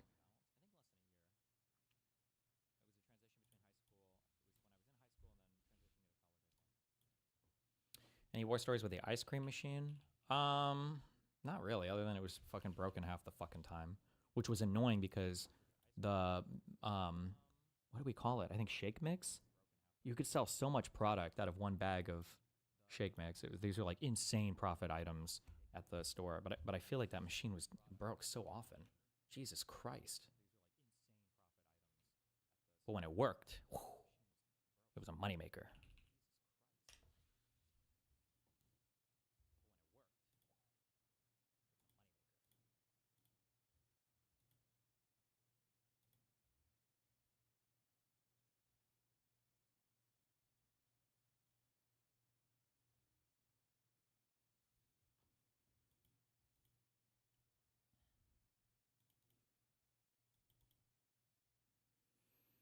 I don't know why people bitch about the ice cream machines. Cleaning the hood vents was the real fuckery.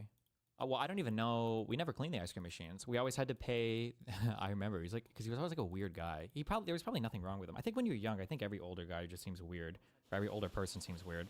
But it was always some large guy that came in, and he always had like a tool belt that he never took anything out of. And it was always that contractor that had come and clean the ice cream machines. It was never, ever, ever us. We never did any deep cleaning on that. Like you could clean out like the tray on the bottom where the like gunk would collect. But there was always some other person that came in once a week to do all the deep cleaning stuff.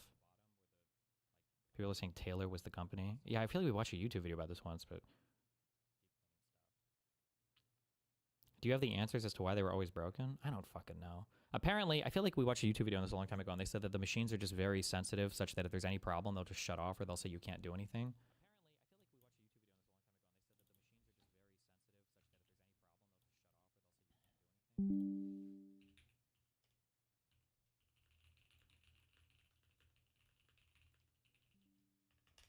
Yes, we only clean the coffee machines and the frappy/smoothie stuff. I don't even know if we ever deep cleaned the kitchen. That might have been another crew that came in for that as well. I don't know.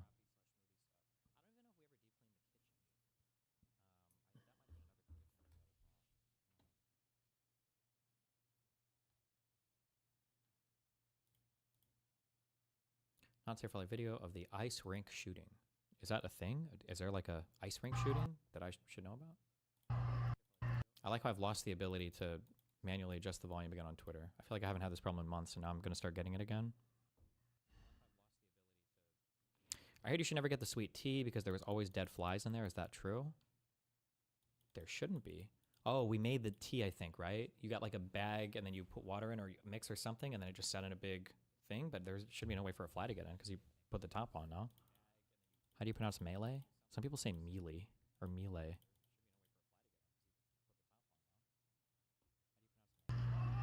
New video captures shooting at ice skating rink in Pawtucket, Rhode Island.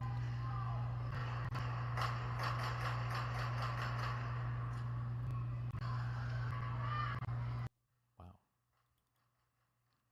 No, they don't clean the inside well enough, Destiny. That's what I've heard.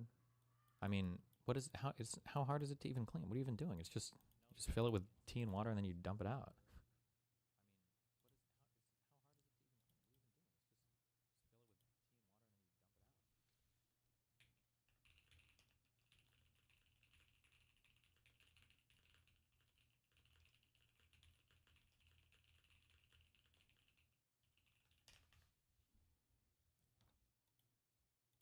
Play up the supposed risk of taking a boat to Cuba or traveling to Cuba in order to like make it seem like they're doing something risky so that influencers like Hassan Piker can pretend, like play act as if they're doing something at all as heroic as the Gaza flotilla was, which they're not. You know, there's a reason Hassan didn't go on the Gaza flotilla because when he couldn't make content out of it, two, it was actually somewhat risky. There's a reason why he is going on the Cuba flotilla. There's zero risk. Anyone can go to Cuba. Dozens of small boats arrive in Cuba every day. There's nothing impeding them. The only thing that impedes you is if you leave from the US. And even then, still many boats arrive in Cuba from the US. Most boats that go to Cuba, small private boats, most planes, commercial planes that go to Cuba, travel from Florida, okay? When I saw how the main organizer of this, David Adler, who I believe was on the Gaza flotilla, was talking about this in the media, I found it ludicrous the way they framed. I worked at Arby's in the 90s. We never cleaned the tub with Arby's meat. We only added to it. I met people that worked at other locations, same thing. Really? Or did you never did it, but like night shift did it? That might have been a thing you never did, but maybe night shift did?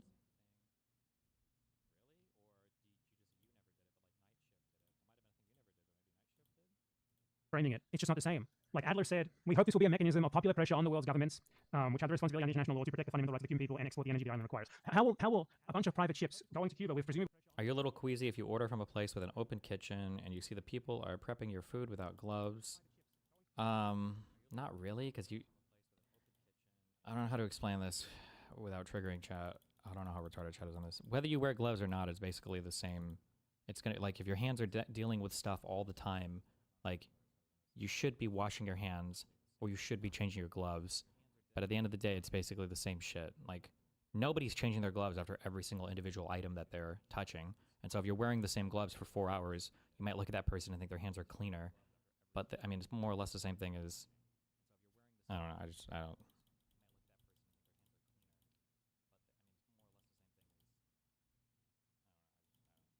Gloves do help with stuff like skin flaking. I guess, I mean, not to sound weird, but I mean, like, you're literally eating like dead animal tissue and carcasses. Like, I don't know.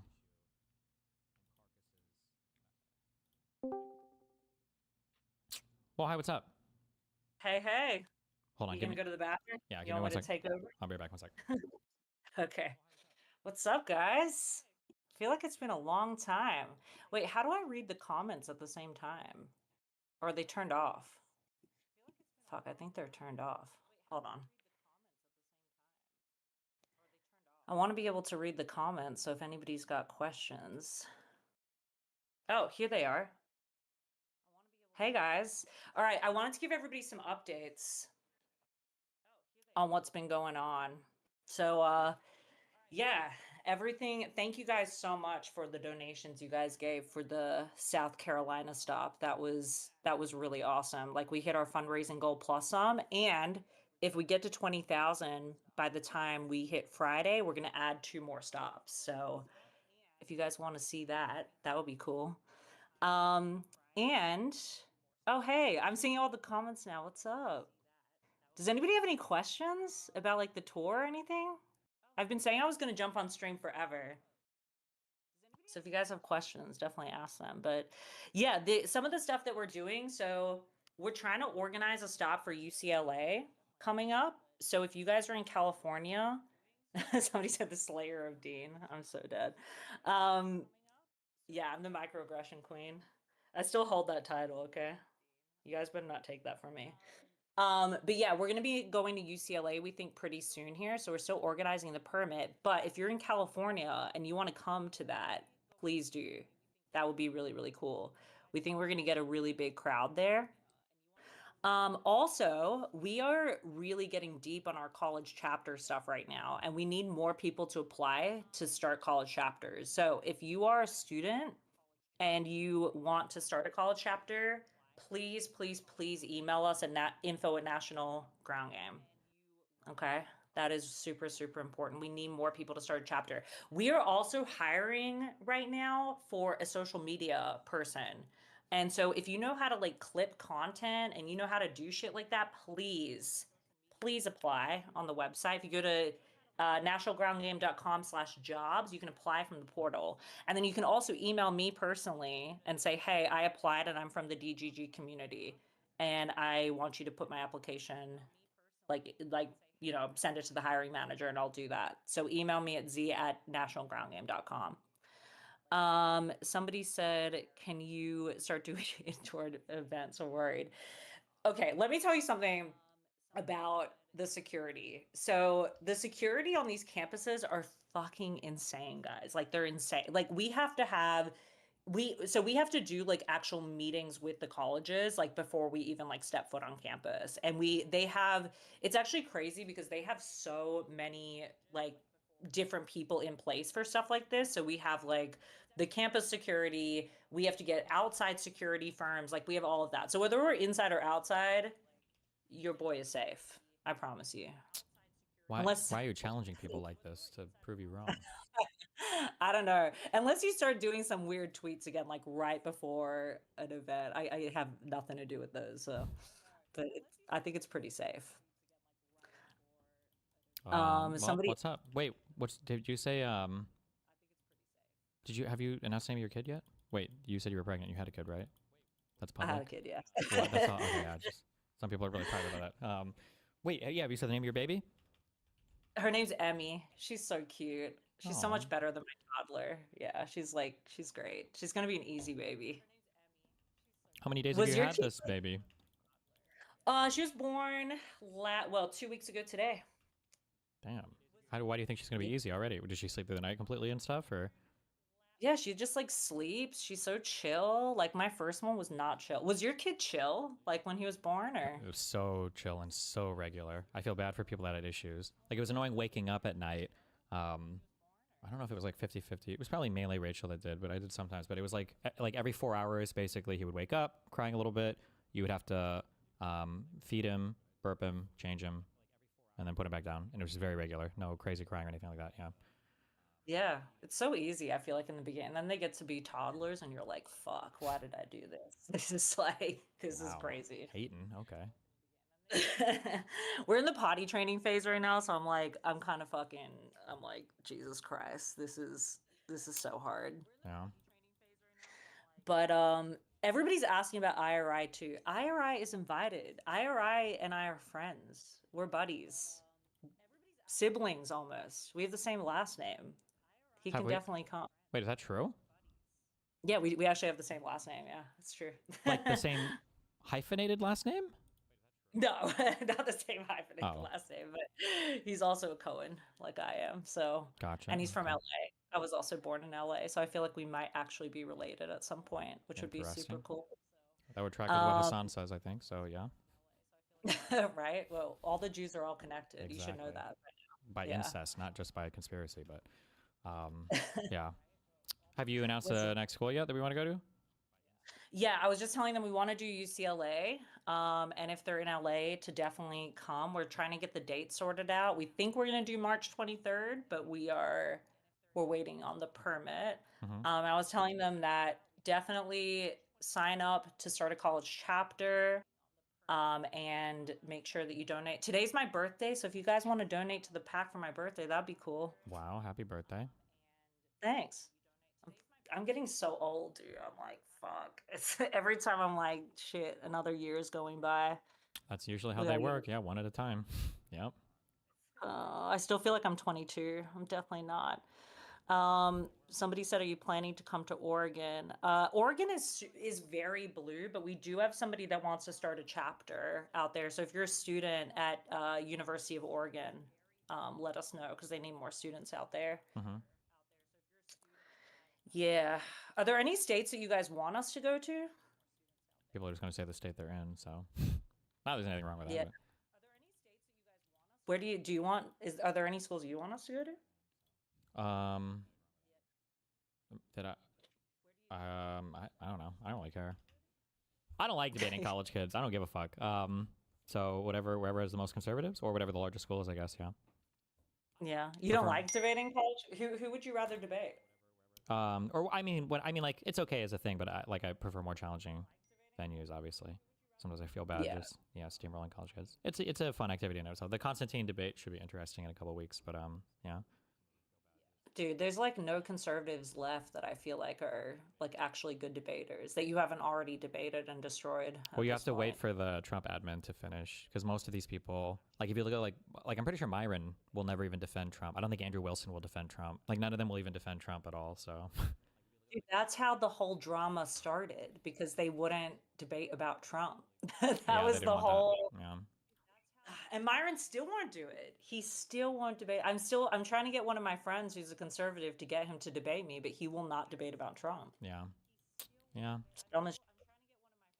But the thing is I feel like you have to stand your ground. Like if you're gonna go around and you're gonna promote the Republican Party and you're gonna do these college campus tours and you're gonna encourage people to vote for Republicans, and you have to defend Trump. Otherwise, you should just not be part of the party.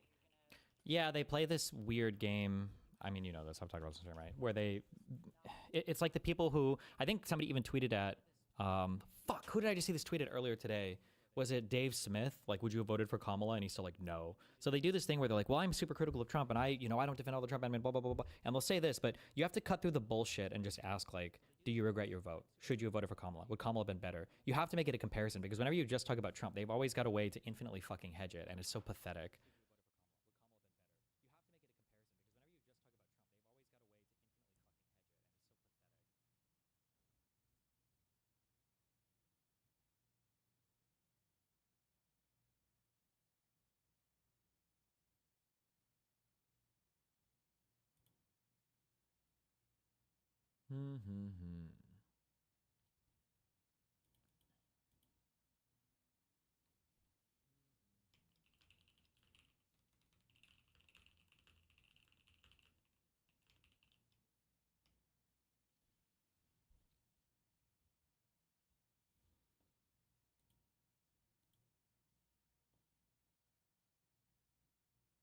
All right, give us a video to watch while I finish my shit.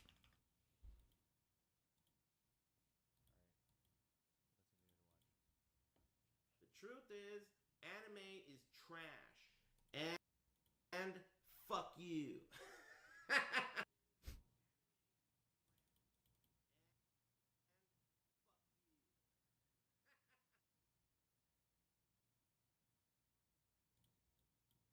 I'm going off the dome with this one. So. Oh, okay. There you go.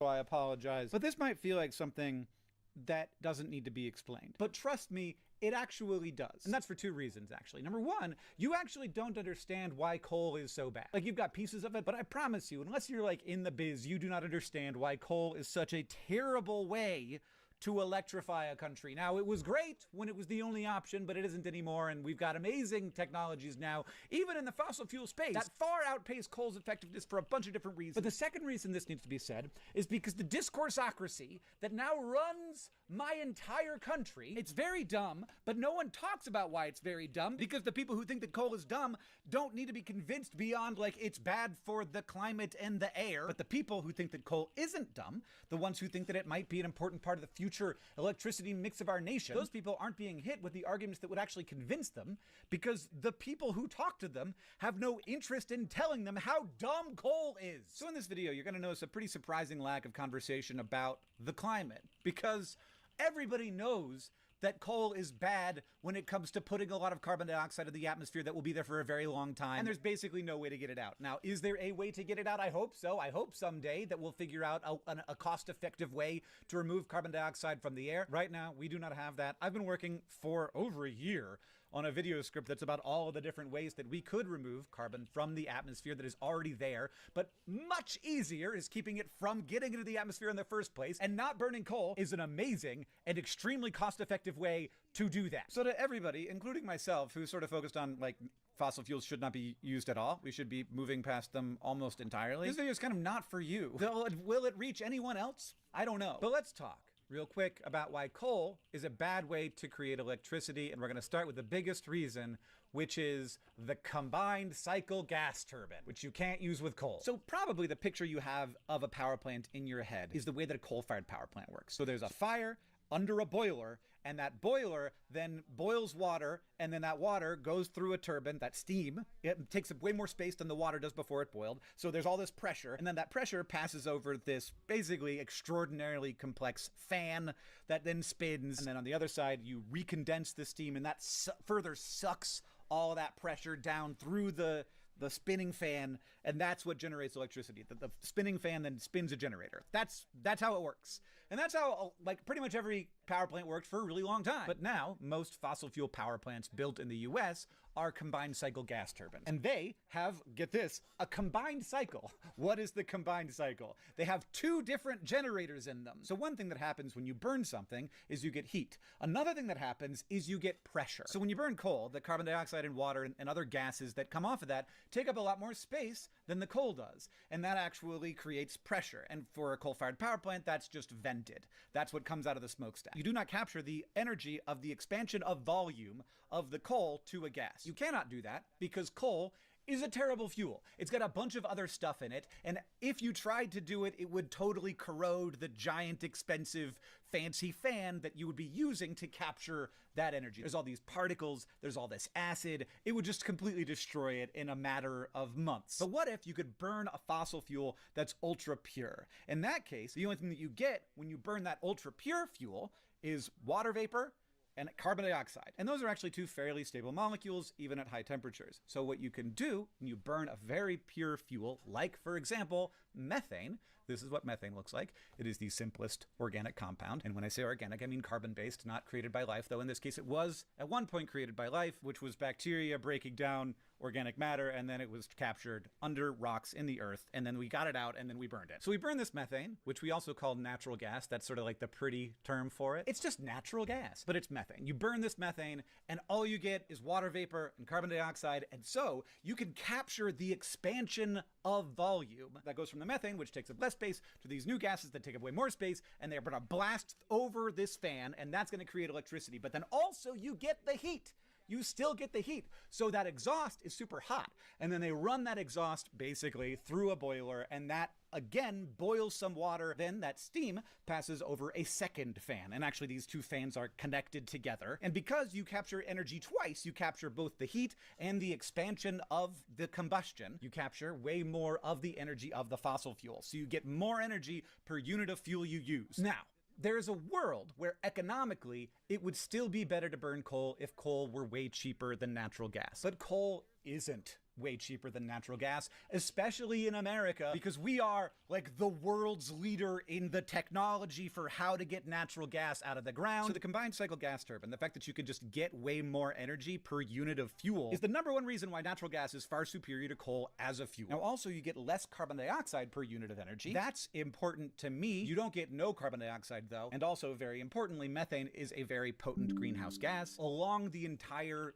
supply chain of getting methane from the ground to the power plant, there's lots of little leaks, and those little leaks release the methane, and they add substantially to the warming of the planet. So that's a way that natural gas is not good. Now we can and are working hard to get rid of methane leaks because they're bad. Like, they're a waste of methane if nothing else. But you do generally want very badly for methane to not escape into the atmosphere, which is why you see flares. So whenever you see a flare at a chemical plant or at a landfill or at a water treatment plant, that's because there's methane being produced, and they're flaring it to turn it into carbon dioxide, because methane itself is much more potent as a greenhouse gas than carbon dioxide. But this is not the only reason. For the exact same reason that coal cannot be used in a combined cycle plant because there's all these emissions, there's all these like things that are not pure gases that are going through the turbine. Those things also get released into the atmosphere, or if they don't, they get captured on the way out of the power plant by scrubbers, and then that produces a great deal of very toxic industrial waste that contains mercury, it contains lead, it contains radioactive waste, it contains all kinds of terrible stuff that if you put it on your skin, you'd get cancer. And some of that stuff isn't getting captured. It's getting into the air, it's getting into our lungs, it's getting into our fish. Yeah. Like, you hear that tuna has mercury in it. Do you think that tuna naturally has mercury in it? No. Yes. Tuna has mercury in it because we burned mercury-containing coal. It went into the atmosphere, got absorbed into the ocean, got absorbed by plankton, got eaten by fish, got eaten by other fish, and then got eaten by tuna. That's where the mercury in fish comes from. Coal is a bad fuel. Oh, also, by the way, I should say that this video is brought to you by EcoGeek eco-friendly cleaning products. This is a thing that I do over at good.store. In fact, let me pop open my screen recorder right now. You can see everything that we got going on, but I can also take you over to EcoGeek. We work with amazing brands like Meliora and like Sheets Laundry Club. We work with the Green Llama people. It's a bunch of good stuff that works very well, but it's also designed to not have a lot of packaging. And so instead of like going to the store and buying something that contains a bunch of water with stuff dissolved in it, we just send you the stuff that you could dissolve in water yourself. And that also means that it's super cheap and you can use your own reusable bottles, or we will sell you reusable bottles. I will say our reusable bottles, I'm looking right now, are currently sold out. So, sorry about that. Basically, what I'm telling you is it's good for like 1,000 different reasons, but among them also is everything that you buy at good.store, 100% of the profit gets donated to charity. And now you might be asking, then how can they afford to pay you, Hank, to do an advertisement for them? They don't. I started it because I was interested in whether or not you could run a company that donates all of its profit to charity. There I am on the website wearing some overalls. Who gave me overalls? No, it's an apron. That's an apron. Sorry. So yeah, check it out. We've got dishwashing, we've got laundry, we've also got Sunbasin soap, which is more your hand soaps, your body soap, your shampoo, and also a lovely Woodwick candle here. And look, while you're at good.store looking at EcoGeek, you might as well look at some other stuff. Because again, there's a ton of people working very hard to make sure that we have the highest quality possible products, that we're selling them at a good price. So check it out. And now back to the video. That's not even the end of why coal is bad. So if you are an engineer and you're dealing with moving stuff around, you vastly would prefer a liquid or a gas to a solid. Solids suck. They create dust. That dust can be dangerous. You have to have conveyor belts. You put them in train cars. You have to move them around. You can't put them in pipes. Solids don't move through pipes. So anyone working in the fossil fuel industry already would prefer working with gases and liquids, which is why everybody prefers gas. It's just better. Now, the technology is harder. Like a combined cycle gas turbine requires a lot more engineering ability. You have to be better at being an engineer to build one than to build a coal-fired power plant. But listen to me when I say this.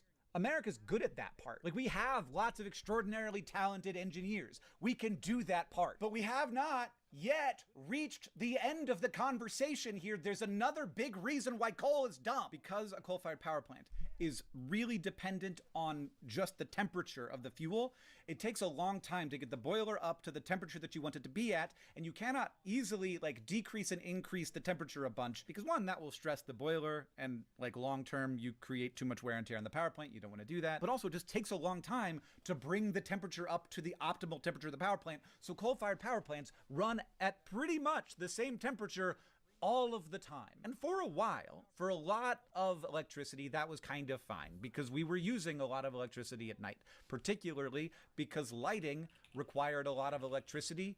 And now lighting doesn't require a lot of electricity. We have figured out how to make light much more efficiently. And so the power use drops really low at nighttime, and coal-fired power plants have to create power during that time, and we don't have as many like things around to absorb that power. And so a coal-fired power plant becomes even more inefficient because it is creating power at times when we don't need it. So you're burning fuel and releasing carbon dioxide and spending money and running this thing 24 hours a day, even though the product is not needed 24 hours a day. Like, the coal-fired power plant has to create the right amount for the daytime, and then it just has to keep producing that same amount all of the time. It's very dumb. And that means a bunch of waste all along. You're gonna go live on YouTube as well? Not until I'm done with my work shit. Fuck.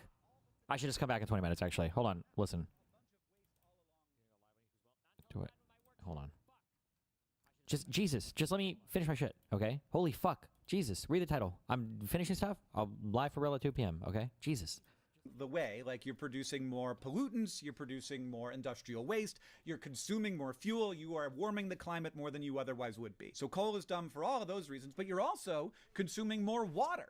Because, and this is crazy, coal-fired power plants consume way more water per megawatt produced than combined cycle gas turbines. Now, this is weird that I'm spending so much time, like, throwing my weight behind a technology that I think needs to be retired fairly soon, which is the combined cycle gas turbine. Like, that's also bad. And I do think that 20, 30 years from now, we're gonna start retiring all of these combined cycle gas turbine plants that we created because solar and batteries will be so cheap. This video really is about the ridiculousness of saying that coal might be a thing that will happen again, and it just won't be, because I'm going to now explain to you why coal-fired power, and this is going to be a weird one, why coal-fired power plants consume so much more water than combined cycle gas turbines. So with a coal-fired power plant, 100% of the electricity is made by heat. And so you have to absorb all of that heat. You don't just have to boil the water, you have to recondense it. Because when the steam turns back into water, it takes up way less space. And so on one side, you are making it take up way more space, and that's pushing it through the turbine. On the other side, you're making it take up way less space, and that's sucking it through the turbine. And some people say turbine,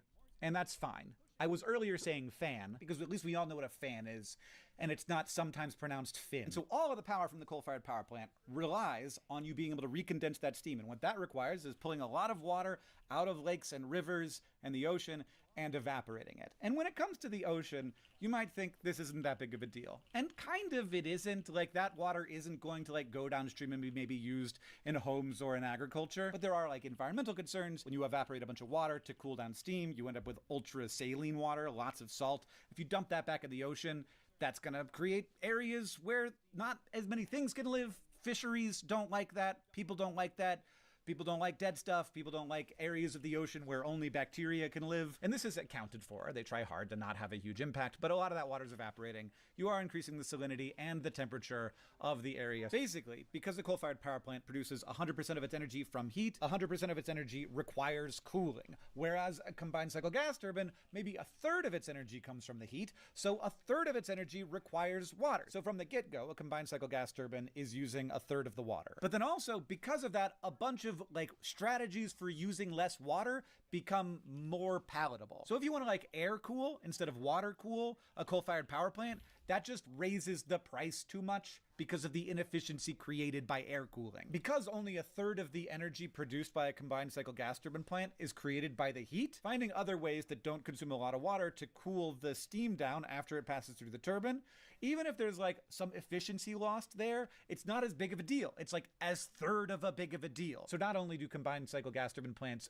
consume like a third less water, oftentimes they consume like a fifth or a tenth as much water because they can cool down the steam in ways that don't require water at all. So you can build them in places that aren't right on a river or right on a lake or right on the ocean. This is a weird thing to be talking about because everybody in the fossil fuel industry understands that combined cycle gas turbine is just a way better technology than coal-fired power plants. Everybody knows that. Nobody talks about this on the left because it sounds like now I'm in favor of burning methane, which I'm not. I think we should never build another gas turbine plant ever again. But I know that we will never build another coal-fired power plant again because the technology sucks.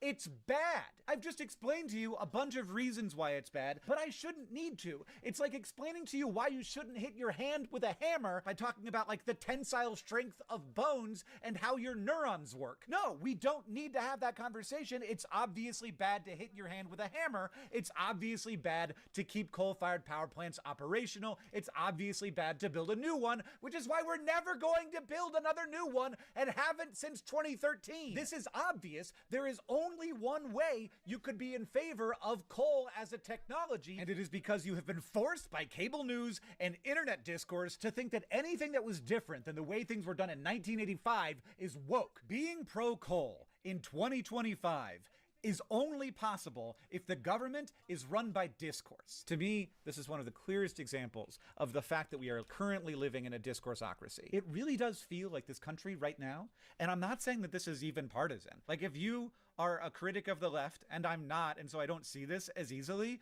but I'm sure you see lots of ways that this is also true of leaders on the left. We need very desperately to have policies that have some amount of allegiance to the truth rather than allegiance to the discourse. And I just think we have completely lost the plot. Truth exists. It exists. It's a real thing. Expertise exists. It's a real thing. There are people who run power plants. There are people who build grids. The power just keeps being on. And that's amazing. And there's so much bad leadership going on that does not recognize that at all. That can imagine nothing except through the lens of zero-sum conflict, where not just every choice, but every belief has to be about hurting your enemies. And if it requires you to believe something absolutely ludicrous and completely unsupportable in order to go after your enemies, that's obviously what you should do. And the fact is, this is the thing that I have to accept, it works. And so I have to understand that it works, and I have to appreciate the salience here. I have to appreciate there is something that is landing about this for people. And so it is worth saying, coal is a dumb technology. It's dumb in the way that incandescent light bulbs were dumb technology. You just pass a bunch of current through a wire and it gets so hot that it glows. That's dumb. Now, it was a lot better than burning whale oil, which was an even dumber technology, but now we have less dumb technology. And now I'm lit by lights where I can change the color temperature on a slider on my computer. That's not something that incandescent lights could do. Like, you didn't even know I was doing that. I got a light over here too. I got this boy, you can change colors with a touch of a finger. I can have it be white light, I can have it be red. Man, it's almost like that's a less dumb technology. And we should be using, I don't know, get this, better technologies! Let's play connections. Hero, butterfly, felt, fancy, glitter, fantasy, star, media, daydream, worker, principal, pom-pom, security. Oh, 2 weeks ago. I thought about getting a second dedicated fiber link, try doubling the file transfer routing through 2 ISP. Why the fuck would I need 2 gigabits per second?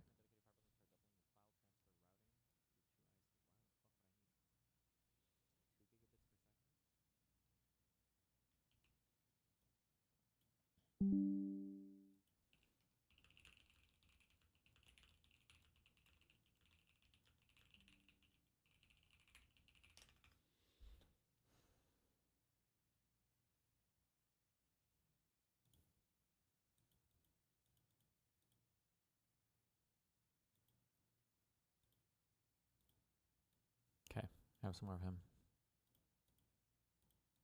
It's the same, amount of evidence that convinces us of some other claims, so why should we have to change? Do you think that the strength of a piece of evidence, in other words, actually varies with the weirdness of the claim? After all, the weirdness of the thing that we're trying to prove here is kind of a product of us and our credulity. It's not if it's just true that miracles occur in the universe, then that's just a fact, like any other fact, right? The only thing that makes it extraordinary is that we as people are a bit more incredulous to that kind of thing. But that doesn't change that it's just a fact in the universe that has evidence in favor of it. See what I'm saying? I do. Sometimes, though, you do need more or stronger or better evidence to believe these seemingly extraordinary claims compared to seemingly ordinary ones, right? So, my mom might testify to me that she got her nails done or something like that. She's just making one claim. This is one person claiming something. But that seems totally sufficient evidence for me to believe that, my mom got her nails done today or whatever. But if my mom also testified that, she was at Walmart and she saw the packer of the groceries just start levitating and flying all around Walmart. I don't think I should just immediately trust her. I'd be like, okay, did you have some kind of psychedelics before going to Walmart or something? Or did you misperceive? Were there invisible strings or ropes or something like that? I would be much more hesitant in that case. So I don't know. And notice that this is just the same kind of evidence. It's just testimony from one person. We can specify the cases in such a way that the person seems equally honest in both cases, is equally trustworthy, and so on. So I think most charitably, this is just an instance of Bayes' theorem, right? So Bayes' theorem for the audience, it's just a mathematical equation that tells you how confident you should be in a hypothesis in light of certain information or evidence. So I would understand most charitably extraordinary claims as claims with just a super low prior probability, as you were saying. So that just means prior to looking at the evidence, and maybe in light of our background knowledge, the claims seem really unlikely to be true. And then extraordinary evidence, I guess charitably interpreted, would just be evidence that's powerful enough, that's strong enough to overcome a very low prior probability to make the claims reasonable to believe. So if we understand things that way, then extraordinary claims do require extraordinary evidence, but it is a slightly attenuated sense of extraordinary. We're sort of just reducing this to probabilities. Yeah, I think it's just a good rhetorical tool, right? And I think it does make sense. You get what the person who's saying this is getting at. Christopher Hitchens said on a few occasions, that extraordinary claims require extraordinary evidence, but religion rather daringly fails to provide even ordinary evidence in favor of its extraordinary claims, which I think is a good segue into our second and perhaps more interesting claim, which is this. There is no evidence for God. I'm not taking these in order, by the way. I've got your Google Doc, but I'm moving them around as I see fit. There is no evidence for God. As Hitchens says, religion provides nothing. People say this all the time. Like when you ask people online, like, why are you an atheist?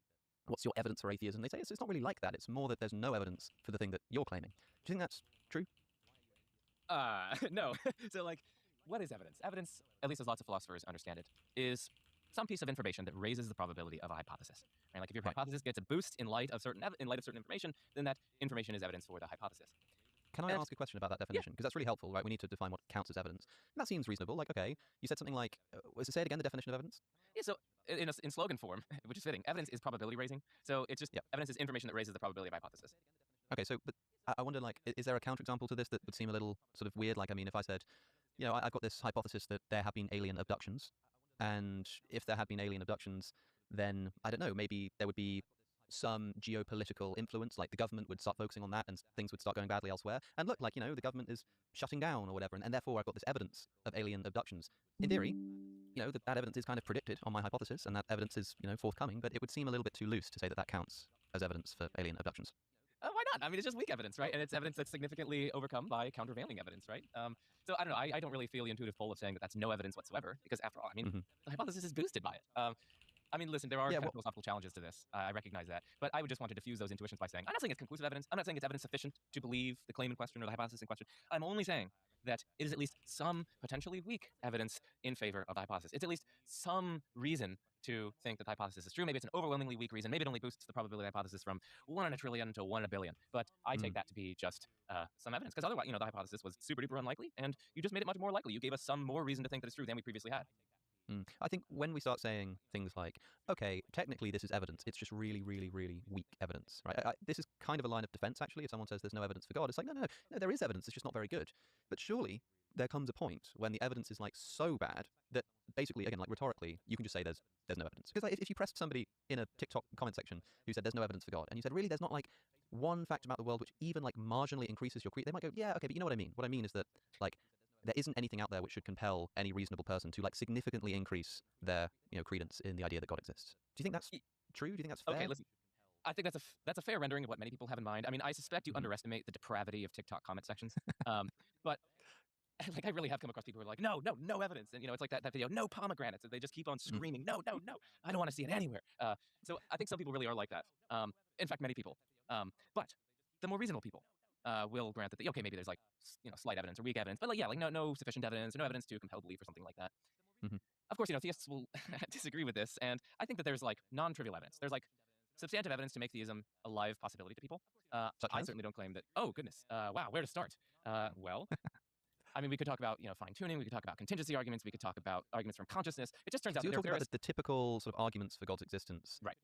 Count as evidence. And I think it's helpful to point out to people that in saying that, fine-tuning is evidence for God, the instant response from an atheist, I think reasonably, is to say, no, like, there are lots of other explanations for this. There could be a multiverse, there could be some necessary reason for the concept. And it's like, yeah, that's true, but to say that this is evidence for God is not to say that this establishes the definite existence of God. It's just to say that, it gives us reason to increase, like your definition of evidence is sort of gives us reason to increase our credence in a hypothesis. But having said that, with something like fine-tuning, when we've got like a bit of a stalemate, all of the constants of the universe, the strength of gravity and stuff, they're so finely balanced that it can't be down to chance. Well, one solution is that God did it. One solution is that there's a multiverse, and that means that because there are infinitely many universes, some of them are going to be finely tuned, and we're in one of those. And because you've got a stalemate here, unless you do have some conclusive evidence to show why one is better than the other, can we really count the fine-tuning as evidence of either of these hypotheses, if it can also be evidence for both of them?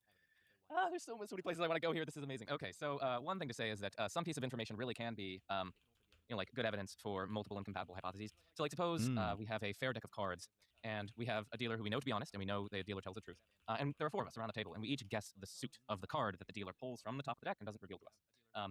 So I guess that it's a heart. You guess that it's a diamond. And then our 2 other guests, who are they? Joe Foley and Donald Trump or something. So Joe says that it's a spade, and Donald Trump says that it's a club. Okay, the dealer says, well, I'll tell you this. The suit is red. So it's like it's a red suit.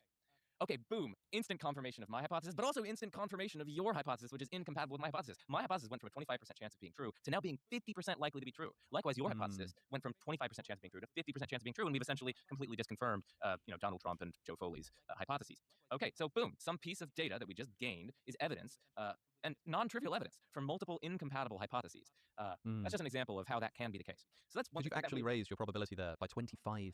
Yeah, you doubled your initial probability. Exactly, and yet that evidence does that for two mutually incompatible views. So something can be evidence for two views at the same time, even if both of those views are like competing explanations for the phenomena. That's Exactly. Yeah. And I mean, similar things happen with like suspects in a crime. Like if you have two suspects and they're like indicators for why one of them might be the actual suspect, the actual promulgator of the crime, and there's some indicators that the other one is guilty. That can actually be, I mean, that's going to significantly raise the likelihood that they're guilty compared to just random Joe Schmo on the internet. So that's one thing to say. A second thing to say is that theists will arguably say that, no, actually, we don't actually have a tie here, Like, there are various reasons to think that God is much more plausible than a multiverse. Like, even with explaining fine-tuning, it's not actually clear that the multiverse even raises the probability of our most specific evidence here. Our most specific evidence is that our universe, this very universe, is such that its constants fall within the exceedingly narrow life-permitting range. But positing a multiverse in which each universe kind of is like a toss of, it's basically like a toss of the die, whether the constants fall within the narrow life-permitting ranges, that doesn't make it any more likely that this universe specifically would be fine-tuned. It just makes it likely that some universe or other would be fine-tuned, but it doesn't predict our specific data here. Now, of course, there are various, this is called the this universe objection to the multiverse hypothesis. There are various philosophical responses to this. I don't want to pretend that this is decisive. My broader point is just that theists do try to wield reasons for thinking that the multiverse hypothesis actually doesn't adequately explain the evidence concerning fine-tuning. And then the third thing and final thing that I wanted to say was that we should also keep in mind that we want to take a holistic approach to the evidence. So even if for any particular piece of evidence you can find some alternative hypothesis which would explain it, maybe even would explain it slightly better than theism, it may still be the case that theism offers the best, most elegant, most unifying explanation of the broad diversity of data, like fine-tuning, consciousness, the existence of moral agents, psychophysical harmony, the fact that there's a contingent universe of all, various things like that. We'll get back to the show in just a moment, but first, do you like to keep up with what's going on in the world?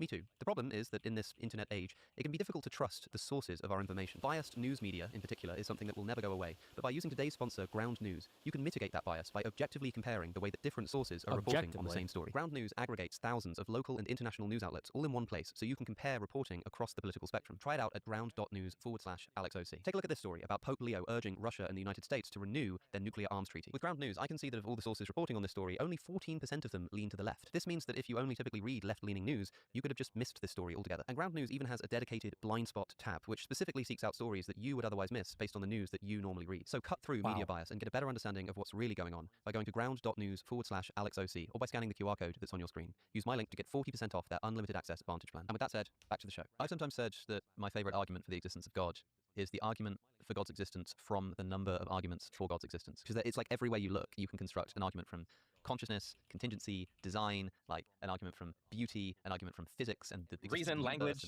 reason, all of that. So it is kind of crazy. And I think, it is rash to dismiss that evidence. But I think a lot of the time when people say there's no evidence, what they mean is there's no compelling evidence that has convinced them that God is a good explanation. But it is worth pointing out that, like you say, it should be holistic in the same sense that there is a I've talked about this before.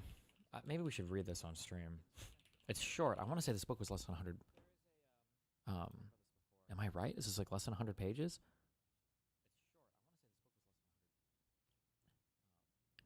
There is an obsession with using AI to summarize everything. And I'm not an AI hater or anything, but if you need this in so much of your writing, or if this has become such a requirement, people just need to learn to write more concisely. Don't pad your writing. Don't add irrelevant information. Just whatever you need for whatever you're trying to communicate at that particular point in time. And that's it. The obsession with throwing AI summaries on fucking everything is getting really irritating. It shouldn't be required. People should just improve their writing.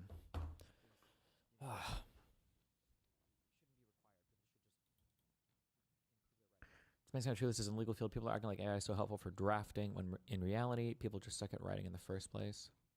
Oh, maybe I can't speak. I've never drafted any of that before, but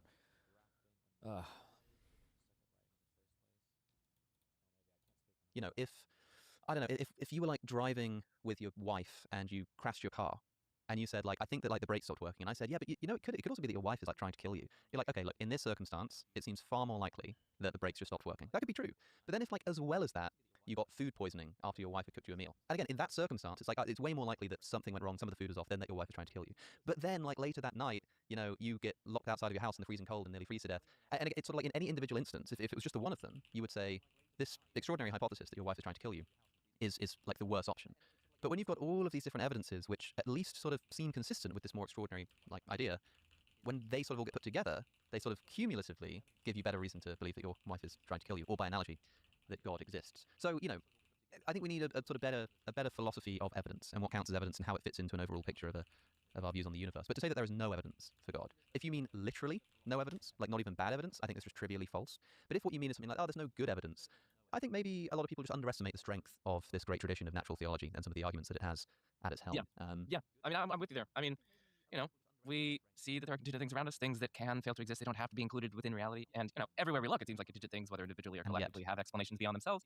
If you think that there can be contingent things that don't have explanations, it starts to become a mystery why, you know, contingent things don't just exist kind of all willy-nilly, kind of randomly all over the place. We start to get into potential skeptical scenarios and various other things.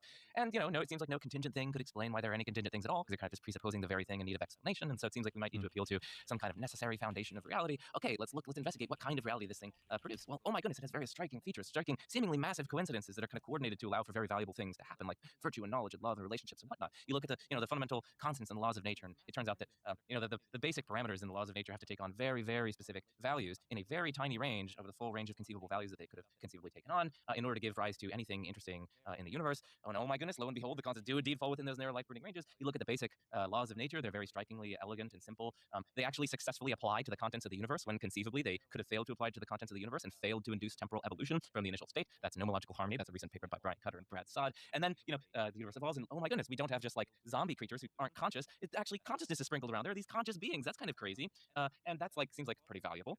And also, you know, the consciousness is linked up with the physical universe in ways that make rational sense. Our conscious lives are strikingly orderly, harmonious, and intelligible when conceivably they might have failed to be that. And then lo and behold, we have tons of moral knowledge when it seems like if evolution and naturalism are true, if there's no God behind the process, it seems very, very striking and surprising that, you know, our beliefs would be, our basic moral sensibilities and intuitions and beliefs would be like by and large truth tracking, because evolution after all only cares about survival and reproduction. It doesn't care about giving us true moral beliefs specifically, and this extends of course to other a priori bits of knowledge. It's like, you can see what I'm trying to do. I'm not trying to like actually defend these things. But who created God? Because that's the thing that you're not taking into consideration there, Joe. That is actually going to be our next claim, but that's quite extraordinary. I think, like, if I said to you, can you just, as an atheist, speed run, like, proving God's existence? I think that's probably the best attempt I've ever heard at such a thing. So congratulations on coming up with that off the cuff. I mean, you did just speed run proving God's existence, which is pretty impressive. And yeah, I mean, like, listen, like, to what Joe has just said, everybody, there's a lot in there, and it's interesting and it's powerful. Now, you might think in any individual case, like, yeah, but that's not going to make me believe in God. Okay, it doesn't have to.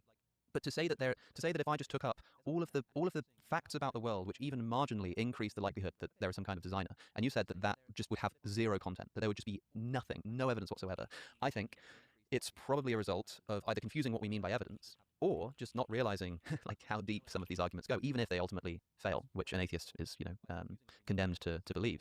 But I think having proved the massive evidence, the massive potentially mediocre evidence that's there for God's existence, I do want to move on to that next claim, which is, who created God? Who designed the designer? It takes up sort of many forms. Richard Dawkins, in The God Delusion, had a chapter called Why God Almost Certainly Doesn't Exist. Rare for new atheists, I think, is to really make a proactive philosophical case against God's existence. And Dawkins said, well, look, you know, if the universe is really complex and therefore requires some kind of complex designer, because that stuff just doesn't come up out of nowhere, what you're not considering is that the designer themselves would have to be more complex than the complex thing that they created. You know, it's not like a simple like chess computer can build a MacBook Pro, you know, but a MacBook Pro could build a chess computer. The complexity of the creator has to be bigger than the thing created. So even if we accept all of these arguments for God's existence, yeah, contingency, first cause, there must be a designer. Who designed the designer, Joe? Wow. You know what? That I've just basically convinced me of atheism. I mean, I literally just, as you were talking, I was ordering my fedora. But anyway, yeah, so who designed the designer? That's, yeah, like, very, very good question. I mean, I do want to say, like, and who created God? Like, I don't want to belittle people who, you know, raise these questions. Like, these are good questions. What is the relevant difference between God and non-God things, which explains why non-God things require an explanation, but God doesn't? That's a very good and deep philosophical question. So I don't want to like. And it feels like special pleading, right? Like we're kind of being funny here, and you're right. Like I've spent like 10 years with these discussions, and I actually use that as a bit of a joke. Like anytime anyone makes any argument related to religion, I just am like, but who created God? You know, because it's such a sort of common thing to hear, which sort of throws theists into a frenzy because they're like, that's not how it works. But it does feel like special pleading. It does feel like someone saying, well, you, Mr. Atheist, you need explanations for contingent objects, and you need design, but God, oh no, God doesn't need that. God doesn't need a designer. God doesn't need a beginning. God doesn't need a cause. And it does sort of feel like you're just carving out this space for a thing and having a different standard for your idea than for anybody else's. So like you said, for the theist to use God as an explanation for things like causation and design, but say that God himself is immune from causation and design, you have to show that, like, in principle, there is some kind of difference which allows us to do that with God, but not with, like, the universe or something. And do you think there is such a difference? Yeah, so I mean, it's not like I can pinpoint any particular difference and say that I'm basically like absolutely certain that this particular difference explains why God would be immune from. Would we say the rules for cellular autonoma are more complex than the patterns they make? It doesn't make sense. God has to be more complex than the universe it produces. It probably depends on what you mean by complex. These calls for explanation, but I think that there are just like a sufficiently large range of like reasonably plausible candidates that the theist really shouldn't be worried about this sort of question. So that's my like broad take on this, and I can get into some of those candidates. So like, you know, one thing is that at least traditionally, God is conceived of as a necessary being. He exists necessarily. He could not have failed to exist. This is quite different from contingent things which really could fail to exist. There's nothing, as it were, about their nature which demands that they be in reality. Now, at least to a lot of people, and certainly traditionally, theists have held the following. There does seem to be some kind of relevant difference between contingent things and necessary things in terms of kind of calling out for a deeper explanation. When you think of a contingent thing, its nature is, as it were, indifferent to whether it falls on the side of existence or non-existence. I'm speaking. But what is a contingent thing, just for people listening? Yeah, so it's a thing that does not have to exist. It doesn't have to be in reality. So, you know, Alex's dildo that he just purchased, you know, that's a contingent thing. It didn't have to exist. It didn't need to be in reality. It can be destroyed. It was created at some point. People didn't have to create it. It didn't have to be included within the world. By contrast, consider the claim that 1 + 1 = 2. Well, that's not only true, that like must be true, right? It's not like 1 + 1 could have equaled 17 or something. Like that's just not even possible. So it's necessarily true. And at least a lot of philosophers and certainly theists within the theistic tradition think that, you know, necessary things like 1 + 1 = 2, it's like, does that really kind of call out for a deeper explanation? It's like, oh, there's such a mystery as to why 1 + 1 = 2. My goodness, we need to posit some like explanation. Like, no, it just could not have failed to be the case. There's no deeper reason, there's no deeper demand for there being like some kind of explanation for why it's the case. And if God is like that, as opposed to, you know, the aforementioned dildo, then it seems like there could be a principal difference between God and the dildo and various other things. Like again, like this water bottle could have been in existence, but also could have failed to exist. So there's like this pressing question: why does it exist? What accounts for why it falls on this side of the dichotomy when it genuinely could have fallen on that other side of the dichotomy? We also have ample experience with contingent things, and we uniformly see that they have deeper explanations. Oh, okay.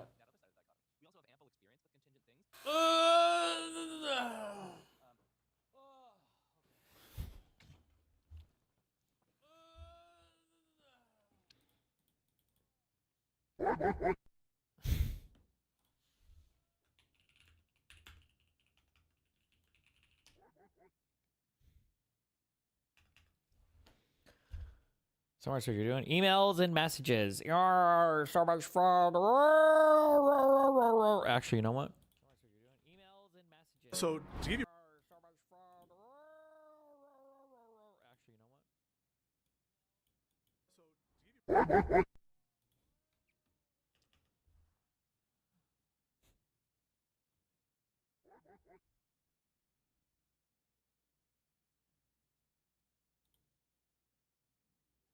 Are you even a real gamer? Do you know where that comes from? That? Probably Half-Life?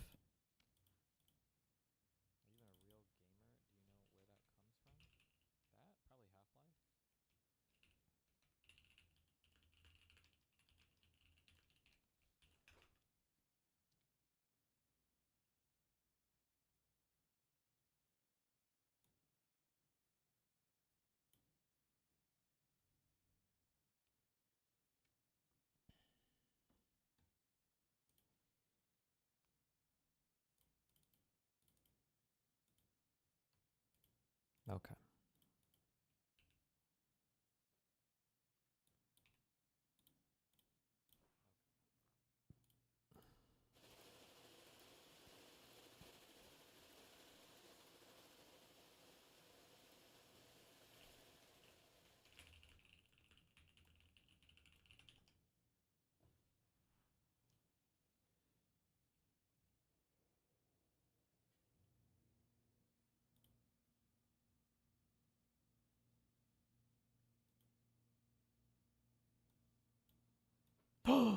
The press thing is a Velcro sticky?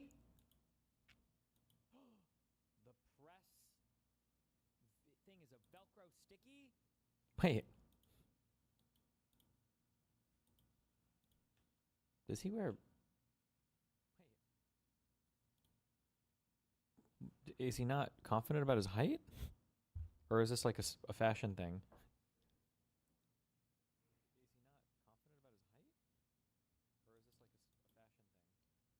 It's a trend? Oh, okay.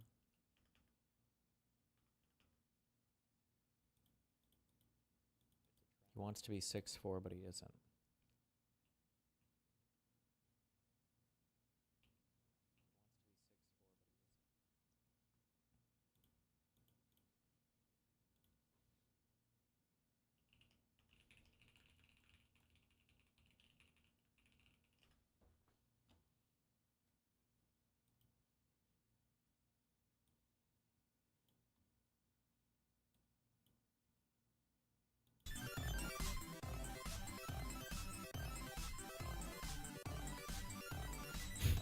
Holy shit, they are. They're doing it.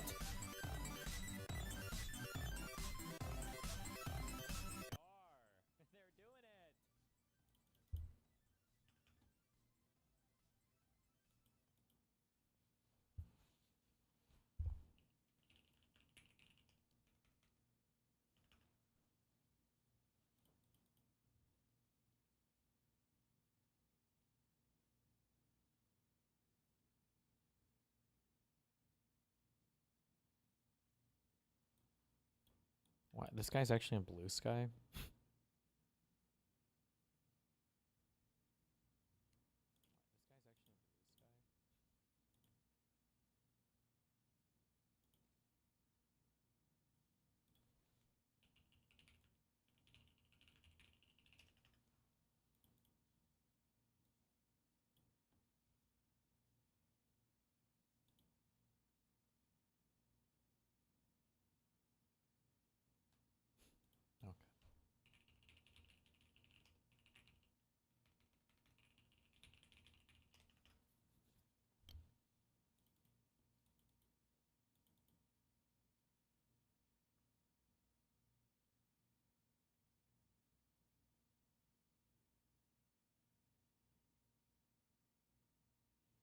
LOL.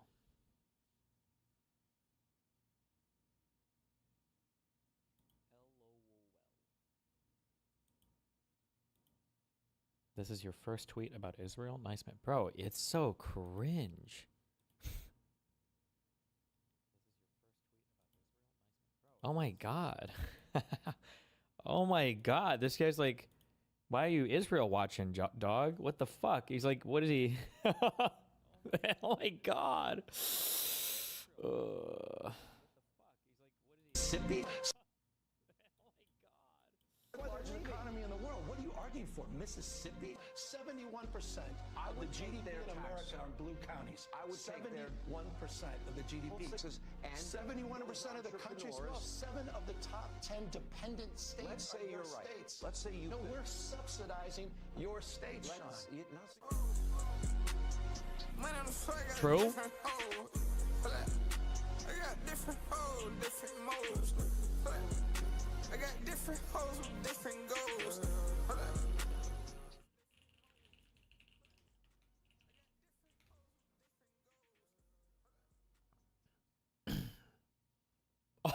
True. Never trust anyone whose podcast revenue depends on you being perpetually mad at them. Ooh, and only 28 likes. Hold up. It's time to it's time to meme jack. A fresh, undiscovered meme. Oh fuck, this guy follows me. I feel too bad. Never mind.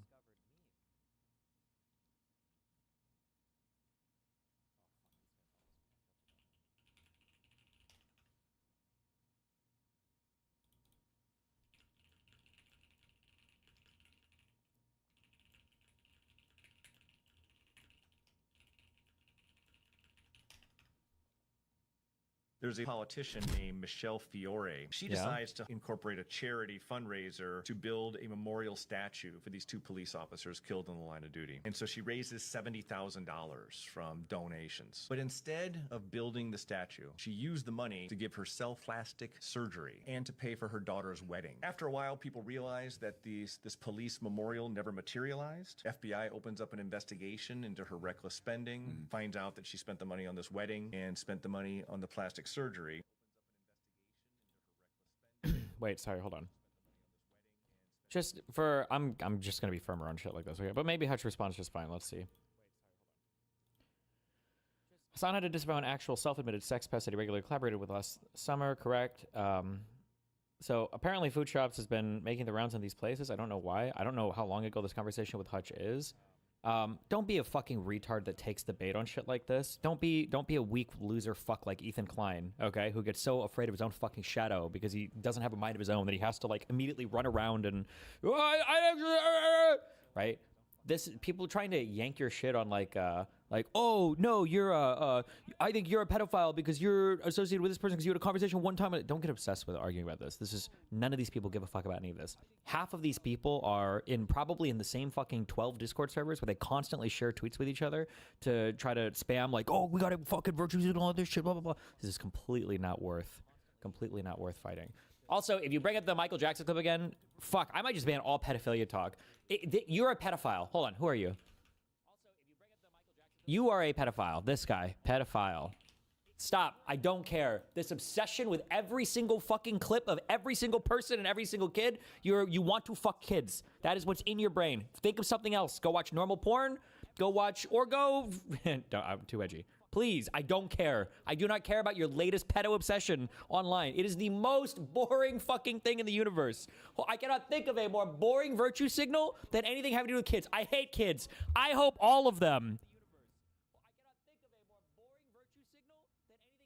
get... Oh, I'm supposed to... I need to move my lips when I do that. Fuck, I'm sorry. I'll figure it out next time.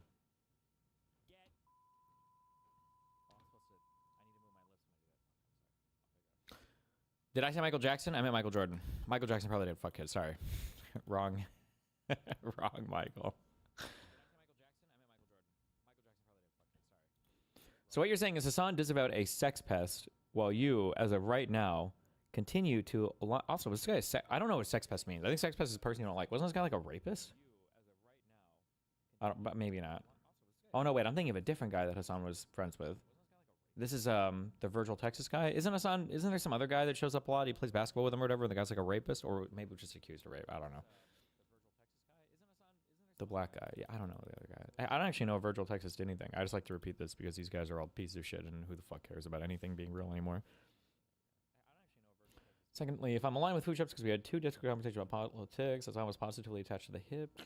I'm not a Hassan fan at all. So saying these 2 people are 100% in the same Discord coordinating. Guaranteed. I bet my life on it. I know 100 trillion %. 100 trillion %.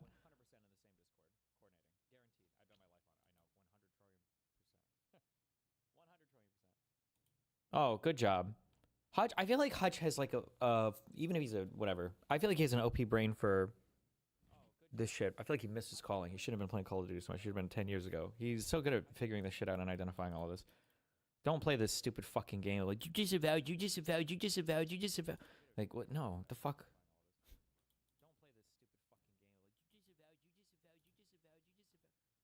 Okay, good job.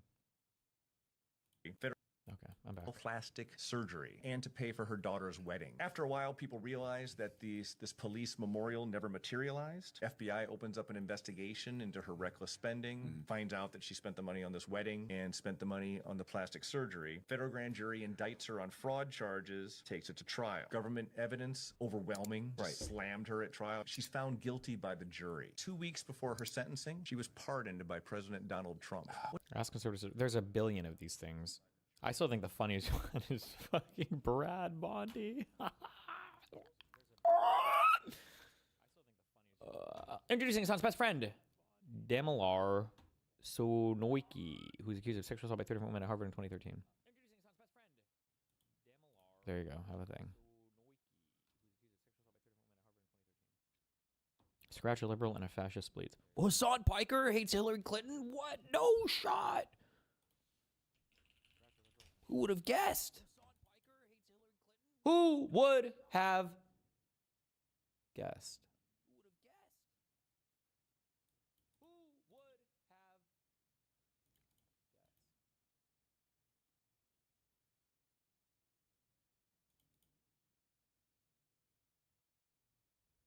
What do you think about that? Okay.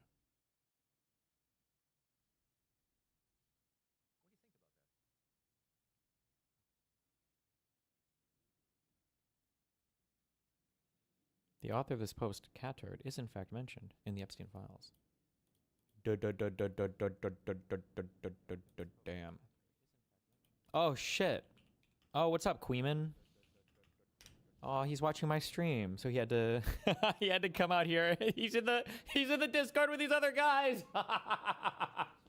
Ah, what's up, you fucking loser? How mad are you guys? Holy shit. Caught in fucking 8K.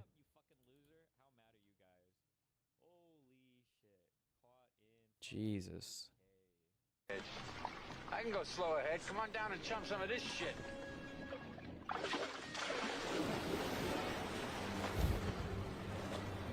The Dow is over 50,000 right now.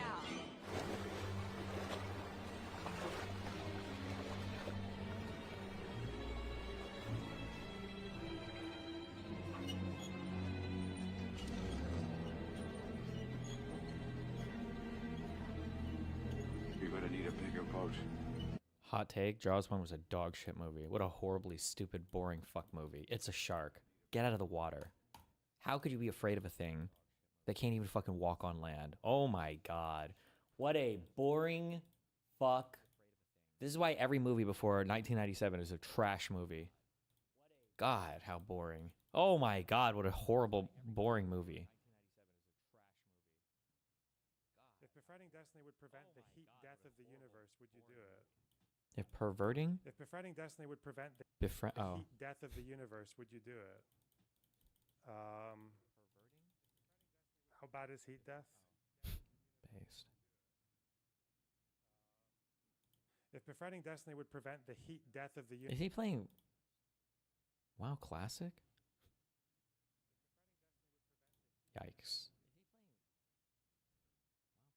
The UK has fallen.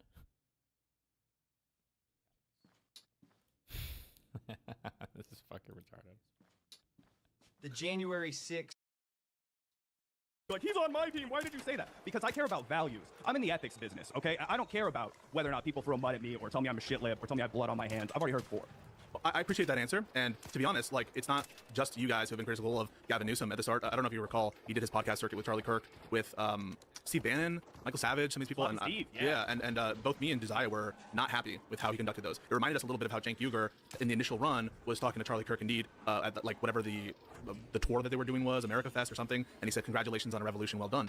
So I have no problem whatsoever with criticisms of Democrats, so long as they're couched with that recognition. And to be honest with you guys, if I didn't feel that you guys did that, right, I think we'd have a different dynamic, and I think I would see you guys very differently.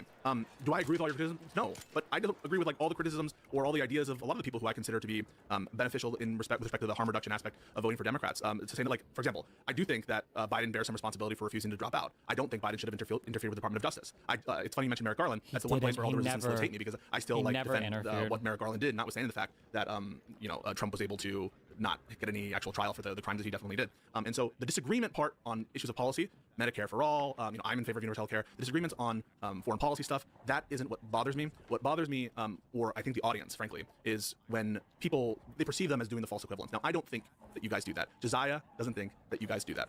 However, there are some people on the left who do that. And there's this feeling of anger. Are they bald and do they have a lip ring? Wait, who are you referencing that? Are there a bunch of bald guys with lip rings? I thought it was just Hutch.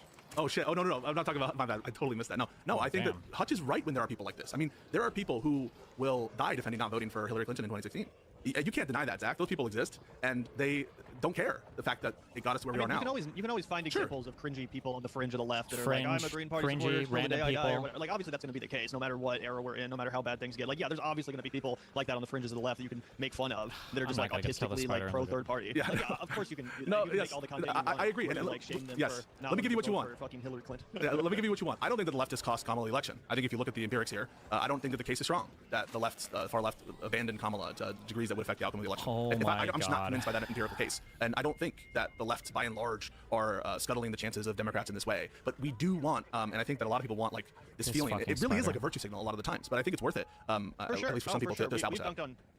Oh yeah, we've dunked on that mentality endlessly. You know, the black-pilled people who just want to performatively, like Brianna Joy Gray comes to mind. You know, acting like she's so morally superior over anyone who voted for Kamala Harris or Joe Biden or whatever. It's completely ridiculous. It was one thing to do it in like 2016 before Trump had actually been elected. Cards on the table. I voted for Jill Stein in 2016. As soon as Donald Trump became president, and specifically after January 6th, and I realized like, oh shit, this is like 100% a fascist motherfucker. He will take over and take down this country if given the chance. After that, I was like, yeah, no, it's not worth throwing my vote away again. It's actually worth supporting the Democrats. Obviously, Trump can't get reelected. Yada yada yada. So, you know, we've had these conversations at length on our show many times. It's something that I think as Pisco uploaded this today. Yeah, I don't know. This is old as fuck. What is this?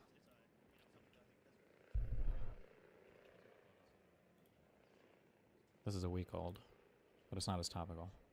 All right. I think we got it. All right. What's going on? Hey, what's up? Yeah, so I wanted to have a chat with you about a bunch of things that you said about me that are just fundamentally, completely, totally untrue. Okay. And I wanted you to give an accounting for them because I actually don't understand why you would say them. Okay. So first thing I wanted to get into was this. You said, quote, you sit there and advocate for 19-year-olds and 18-year-olds to sleep with 35-year-old men.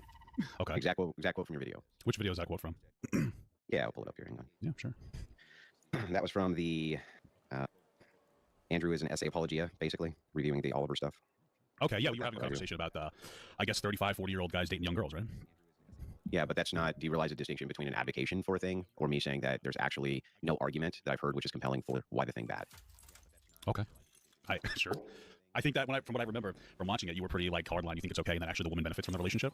So I would consider that like an advocation, yeah. Yeah, how's that me advocating that 18 or 19-year-olds should sleep with 35-year-old men? I'm done with this. I can't listen to this guy. This is like a fucking worse version of Pisco. Okay. I'm not about to do 2 hours of that autistic shit.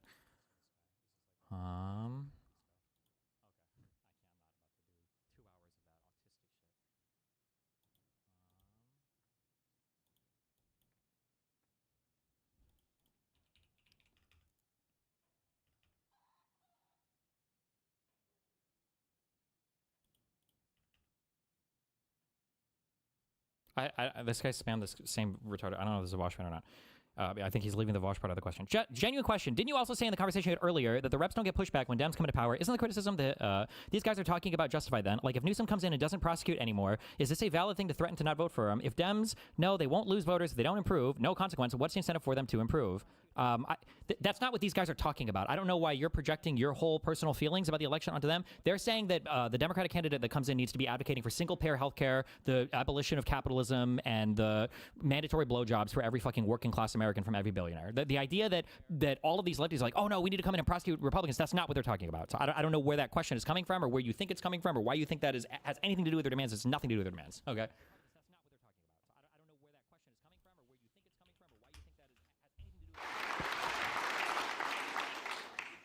Thank you very much.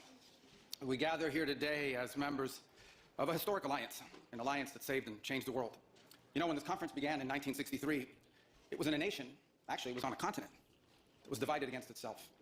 The line between communism and freedom ran through the heart of Germany. The first barbed fences of the Berlin Wall had gone up just 2 years prior. And just months before that first conference, before our predecessors first met here in Munich, the Cuban Missile Crisis had brought the world to the brink of nuclear destruction. Even as World War II still burned fresh in the memory of Americans and Europeans alike, we found ourselves staring down the barrel of a new global catastrophe, one with the potential for a new kind of destruction, more apocalyptic and final than anything before in the history of mankind. At the time of that first gathering, Soviet communism was on the march. Thousands of years of Western civilization hung in the balance. At that time, victory was far from certain. But we were driven by a common purpose. We were unified not just by what we were fighting against, we were unified by what we were fighting for. And together, Europe and America prevailed. And a continent was rebuilt. Our people prospered. In time, the East and West blocks were reunited. A civilization was once again made whole. That infamous wall that had cleaved this nation into two came down, and with it, an evil empire. And the East and West became one again. But the euphoria of this triumph led us to a dangerous delusion that we had entered, quote, the end of history, that every nation would now be a liberal democracy, that the ties formed by trade and by commerce alone would now replace nationhood, that the rules-based global order, an overused term, would now replace the national interest, and that we would now live in a world without borders where everyone became a citizen of the world. Jesus. This was a foolish idea that ignored both human nature and it ignored the lessons of over 5,000 years of recorded human history. And it has cost us dearly. In this delusion, we embraced a dogmatic vision of free and unfettered trade, even as some nations protected their economies and subsidized their companies to systematically undercut ours. Oh my God. Is this just going to be a smarter rephrasing of the retarded shit that Trump says? Our plants, resulting in large parts of our society. Can you watch that public video? My dono chat has a link. Bro, I'm not watching a 2-hour video on Andrew Wilson being autistic for... Wait, do you think that me saying that a thing that happens is actually okay and actually benefits the woman and benefits the man and has been that way for a long time, that that's the same thing as advocating for the particular thing? You understand? I'm good on that, bro. I'd rather kill myself. Andrew Wilson is worse than Pisco when it comes to like meta autistic syntactic debates that I get completely away from all the substance of everything ever. I'm good. Being deindustrialized, shipping millions of working and middle-class jobs overseas, and handing control of our critical supply chains to both adversaries and rivals. We increasingly outsourced our sovereignty to international institutions while many nations invested in massive welfare states at the cost of maintaining the ability to defend themselves. Like, imagine how negative this is also for if you're the European Union, and you've got the United States talking about how they undermined their sovereignty with trade deals that they've fully entered into. Damn, how do you feel as an EU state? Jesus. This, even as other countries have invested in the most rapid military buildup in all of human history and have not hesitated to use hard power to pursue their own interests. To appease a climate cult, we have imposed energy policies on ourselves that are impoverishing our people, even as our competitors exploit oil and coal and impoverishing our people, the wealthiest consumer class in the world, bar none. Natural gas and anything else, not just to power their economies, but to use as leverage against our own. And in the pursuit of a world without borders, we opened our doors to an unprecedented wave of mass migration that threatens the cohesion of our societies, the continuity of our culture, and the future of our people. We made these mistakes together. And now, together, we owe it to our people to face those facts and to move forward, to rebuild. Under President Trump, the United States of America will once again take on the task of renewal and restoration, driven by a vision of a future as proud, as sovereign, and as vital as our civilization's past. And while we are prepared, if necessary, to do this alone, it is our preference, and it is our hope, to do this together with you, our friends here in Europe. For the United States and Europe, we belong together. America was founded 250 years ago, but the roots began here on this continent long before. The men who settled and built the nation of my birth arrived on our shores carrying the memories and the traditions and the Christian faith of their ancestors as a sacred inheritance, an unbreakable link between the old world and the new. We are part of one civilization, Western civilization. We are bound to one another by the deepest bonds that nations could share, forged by centuries of shared history, Christian faith, culture, heritage, language, ancestry, and the sacrifices our forefathers made together for the common civilization to which we have fallen heir. And so this is why we Americans may sometimes come off as a little direct and urgent in our counsel. This is why President Trump demands seriousness and reciprocity from our friends here in Europe. The reason why, my friends, is because we care deeply. We care deeply about your future and ours. And if at times we disagree, our disagreements come from our profound sense of concern about a Europe with which we are connected. Not just economically, not just militarily. We are connected spiritually, and we are connected culturally. We want Europe to be strong. We believe that Europe must survive. Because the two great wars of the last century serve for us as history's constant reminder that ultimately our destiny is... Name drop. Do you have an affiliate link for NordVPN? I'm going to China. I want to bypass the firewall. Nope. I don't even know if NordVPN or any of that works. If they have like servers in China, I have no idea. And will always be intertwined with yours. Because we know...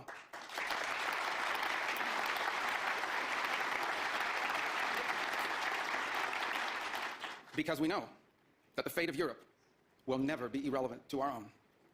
National security, which this conference is largely about, is not merely a series of technical questions.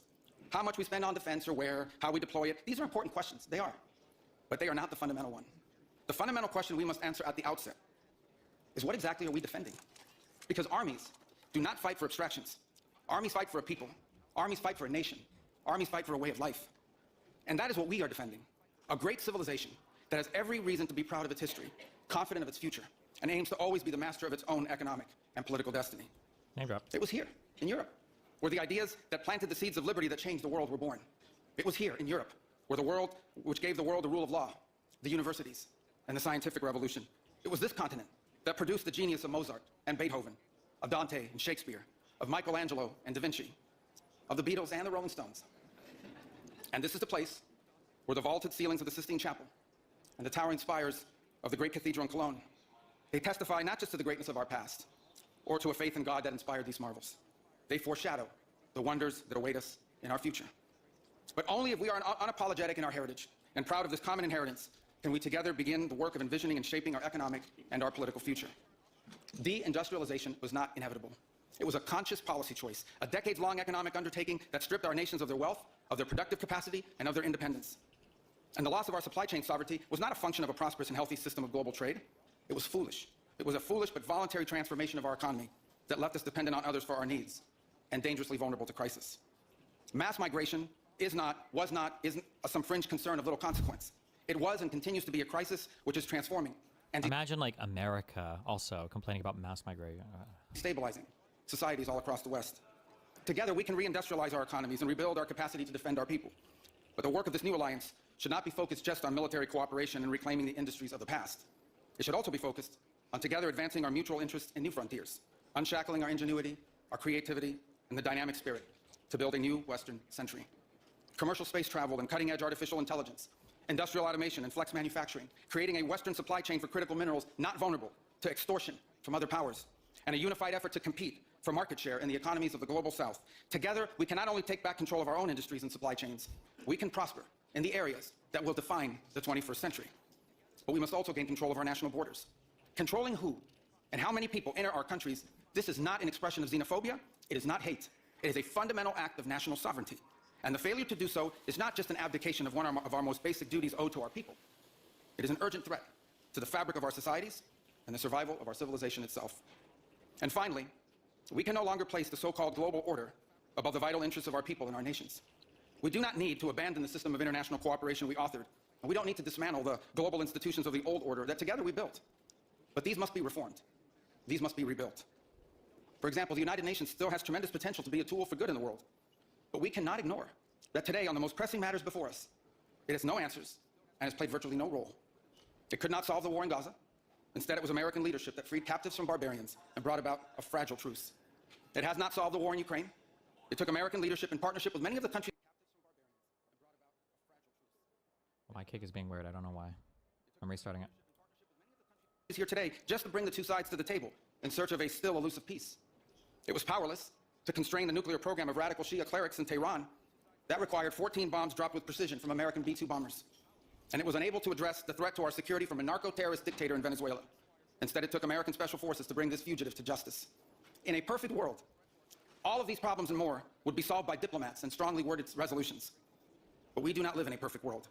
And we cannot continue to allow those who blatantly and openly threaten our citizens and endanger our global stability to shield themselves behind abstractions of international... I'm sorry, who is he talking about right now? Like, I'm thinking of, like, Russia. Like, who is he talking about? What? Hello?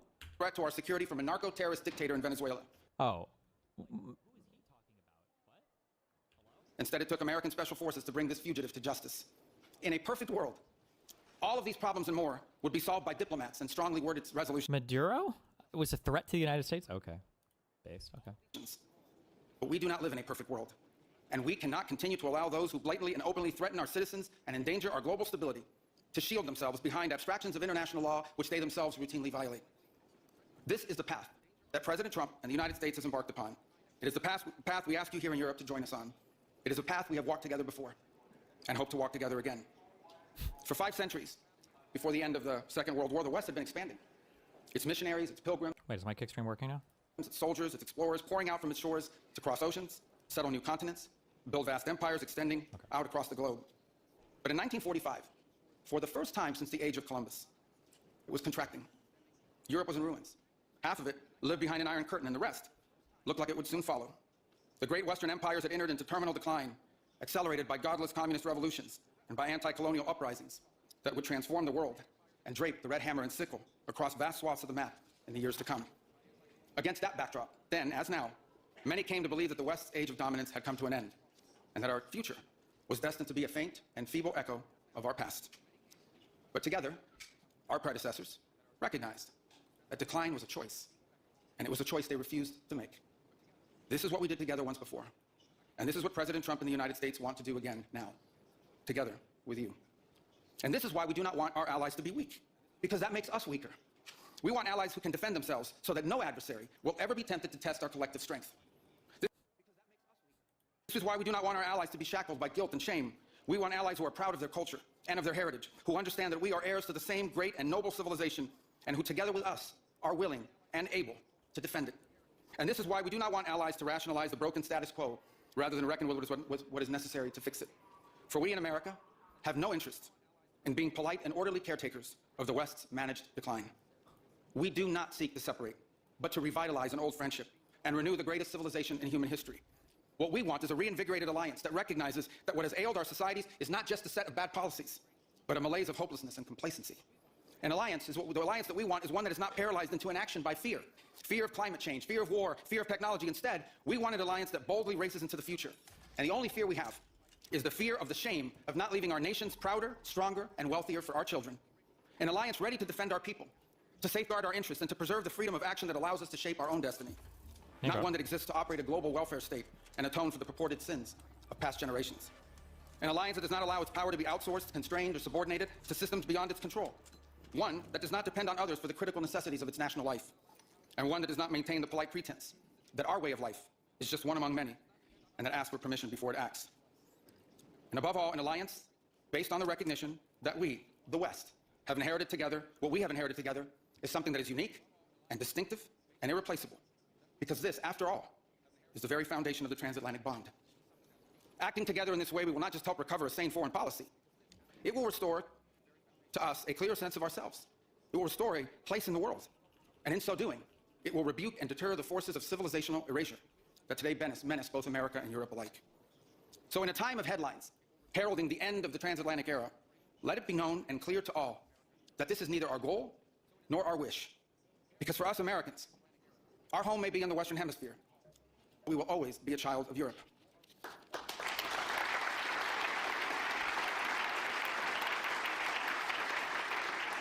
Our story began with an Italian explorer whose adventure into the great unknown to discover a new world brought Christianity to the Americas and became the legend that defined the imagination of our pioneer nation. Our first colonies were built by English settlers, to whom we owe not just the language we speak, but the whole of our political and legal system. Our frontiers were shaped by Scots-Irish, that proud, hardy clan from the hills of Ulster that gave us Davy Crockett and Mark Twain and Teddy Roosevelt and Neil Armstrong. Our great Midwestern heartland was built by German farmers and craftsmen who transformed empty plains into a global agricultural powerhouse. And by the way, dramatically upgraded the quality of American beer. Our expansion into the interior followed the footsteps of French fur traders and explorers whose names, by the way, still adorn the street signs and town names all across the Mississippi Valley. Our horses, our ranches, our rodeos, the entire romance of the cowboy archetype that became synonymous with the American West. These were born in Spain.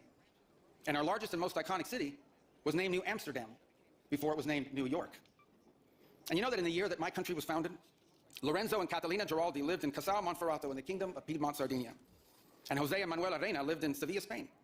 I don't know what, if anything, they knew about the 13 colonies which had gained their independence from the British Empire. But here's what I'm certain of. They could have never imagined that 250 years later, one of their direct descendants would be back here today on this continent as the chief diplomat of that infant nation. And yet here I am, reminded by my own story that both our histories and our fates will always be linked. Together we rebuilt a shattered continent in the wake of 2 devastating world wars. When we found ourselves divided once again by the Iron Curtain, the Free West linked arms with the courageous dissidents struggling against tyranny in the East to defeat Soviet communism. We have fought against each other, then reconciled, then fought, then reconciled again. And we have bled and died side by side on battlefields, from Kapyong to Kandahar. And I'm here today to leave it clear that America is charting the path for a new century of prosperity, and that once again, we want to do it together with you, our cherished allies and our oldest friends. Wow.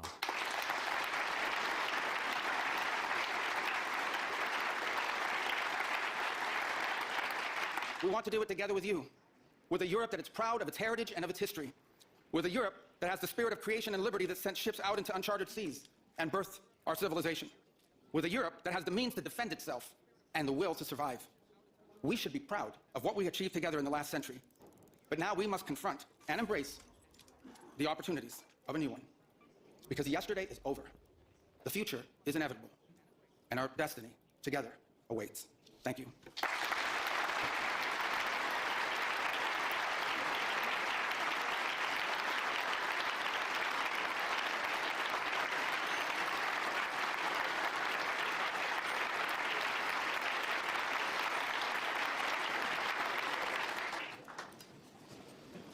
Mr. Secretary, I'm not sure you heard the sigh of relief through this hall when we were just listening to what I would interpret as a message of reassurance, of partnership.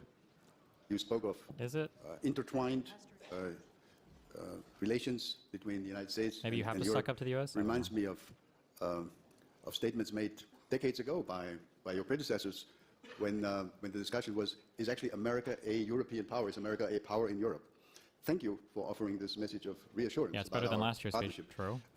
This is actually not the first time that Marco Rubio is here at the Munich Security Conference. He's been here before, a couple of times, but it's the first time he has been, and he is the speaker as Secretary of State. So thank you again. We have only a couple of minutes now for just a few questions.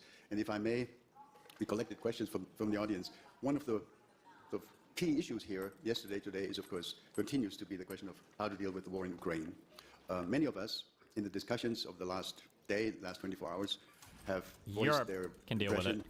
that the Russians, let me put it colloquially, the Russians are playing for time. They're not really interested in a meaningful settlement. There's no indication that they're willing to compromise on any of their maximalist objectives. Offer to us, if you could, your assessment of where we are and where you think we can go. Well, I think where we are at this point is that the issues at play that have to be, here's the good news. The good news is that the issues that need to be confronted to end this war have been narrowed. That's the good news. The bad news is they've been narrowed to the hardest questions to answer, and work remains to be done in that front. I hear your point about, well, the answer is we don't know. We don't know if the Russians are serious about ending the war. They say they are, and under what terms they are willing to do it, and whether we can find terms that are acceptable to Ukraine upon that Russia will always agree to. But we're going to continue to test it. In the meantime, everything else continues to happen. The United States has imposed additional sanctions on Russia's oil. In our conversations with India, we've gotten their commitment to stop buying additional Russian oil.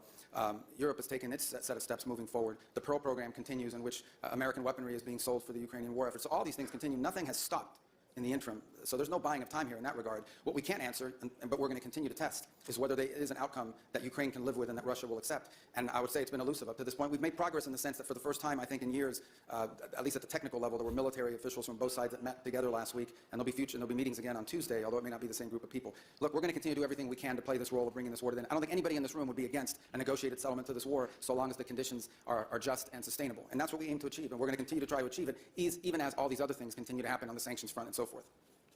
Thank you very much. I'm sure if we had more time, there would be many questions on Ukraine. But let me conclude by asking a question about something entirely different. The next speaker here in just a couple of minutes will be the Foreign Minister of China. When you served in the Senate, sir, people considered you a kind of a China hawk. So did they. So did they. Yeah. We know that there will be, in about 2 months' time, a summit meeting between President Trump and President Xi Jinping. Give us your expectation. Are you optimistic? Can there be a quote-unquote deal with China? What do you expect? Well, I would say this. The two largest economies in the world, two of the big powers on the planet, we have an obligation to communicate with them and talk, and so do many of you on a bilateral basis as well. I mean, it would be geopolitical malpractice to not be in conversations with China. I would say this, because we're two large countries with huge global interests, our national interests will often not align. Their national interests and ours will not align, and we owe it to the world to try to manage those as best we can, obviously avoiding conflict, both economic and worse. And so it's important for us to have communications with them in that regard. On areas in which our interests are aligned, I think we can work together to make positive impact on the world, and we seek opportunities to do that with them. But we have to have a relationship with China. Many of the countries represented here today are going to have a relationship with China, always understanding that nothing that we agree to could come at the expense of our national interests. And frankly, we expect China to act in their national interest, as we expect every nation state to act in their national interest. And the goal of diplomacy is to try to navigate those times in which our national interests come into conflict with one another, always hoping to do it peacefully. I think we also have a special obligation, because whatever happens between the U.S. and China on trade has a global implication. So there are long-term challenges that we face that we're going to have to confront, that are going to be irritants in our relationship with China. That's not just true for the United States, that's true for the broader West. But I do think we need to try to manage those the best we can to avoid unnecessary friction if it's possible. But no one is under any illusions. There are some fundamental challenges between our countries and between the West and China that will continue for the foreseeable future for a variety of reasons. And it's some of the things we hope to work together with you on. Thank you very much, Mr. Secretary. We've run out of time. I'm sorry that I can't take questions from all those who wanted to ask questions. Mr. Secretary of State, thank you for this message of reassurance. I think this is much appreciated here in the hall. Let's offer a round of applause.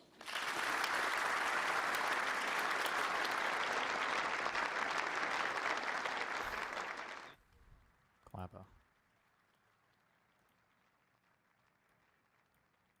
We've got AOC. Wait, hold on.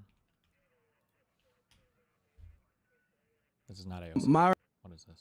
Baines, this is my biggest dream to come see you, so I wanted to ask you a quick question real quick. What are you doing, bro? What are you doing? My notes. I'm pulling up my notes. Nah, man, nah. You gotta chill out. Okay, my bad, out, bro. So what's wrong with you? Okay, bro? no, I was about to ask you a question, fam.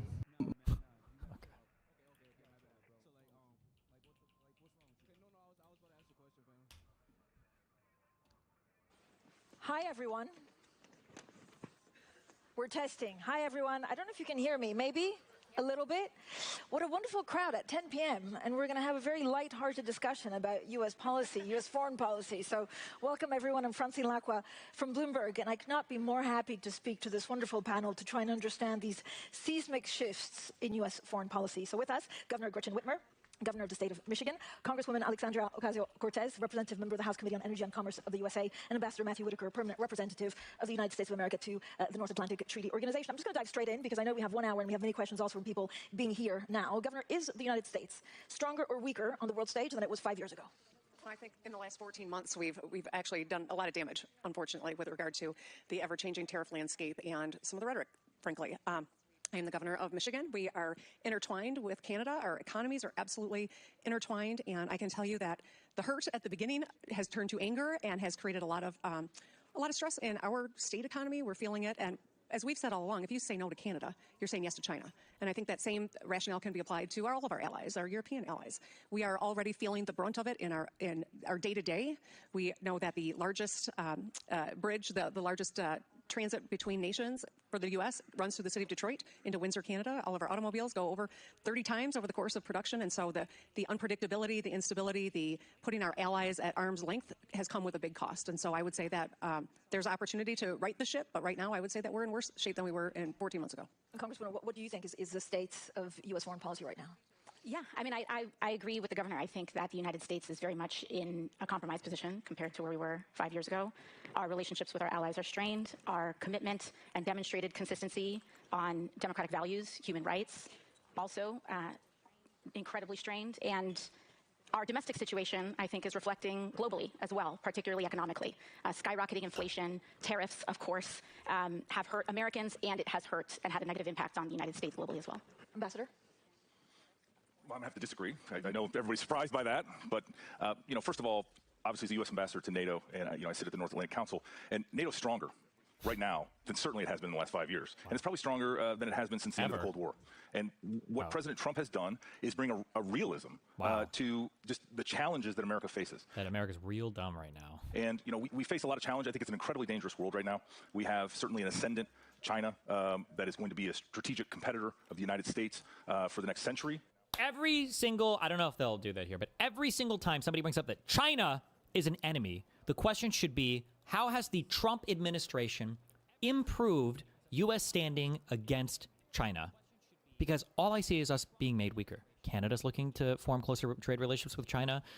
We've cut off trade deals that we previously had negotiated, like the U.S. Mexico-Canada trade agreement. We have isolated ourselves from all of our other allies across the world through our insane tariff and rhetoric policy. We constantly act like NATO's on the chopping block. How are these things making us more able to be a worthy adversary to China or help us compete with China? I don't understand.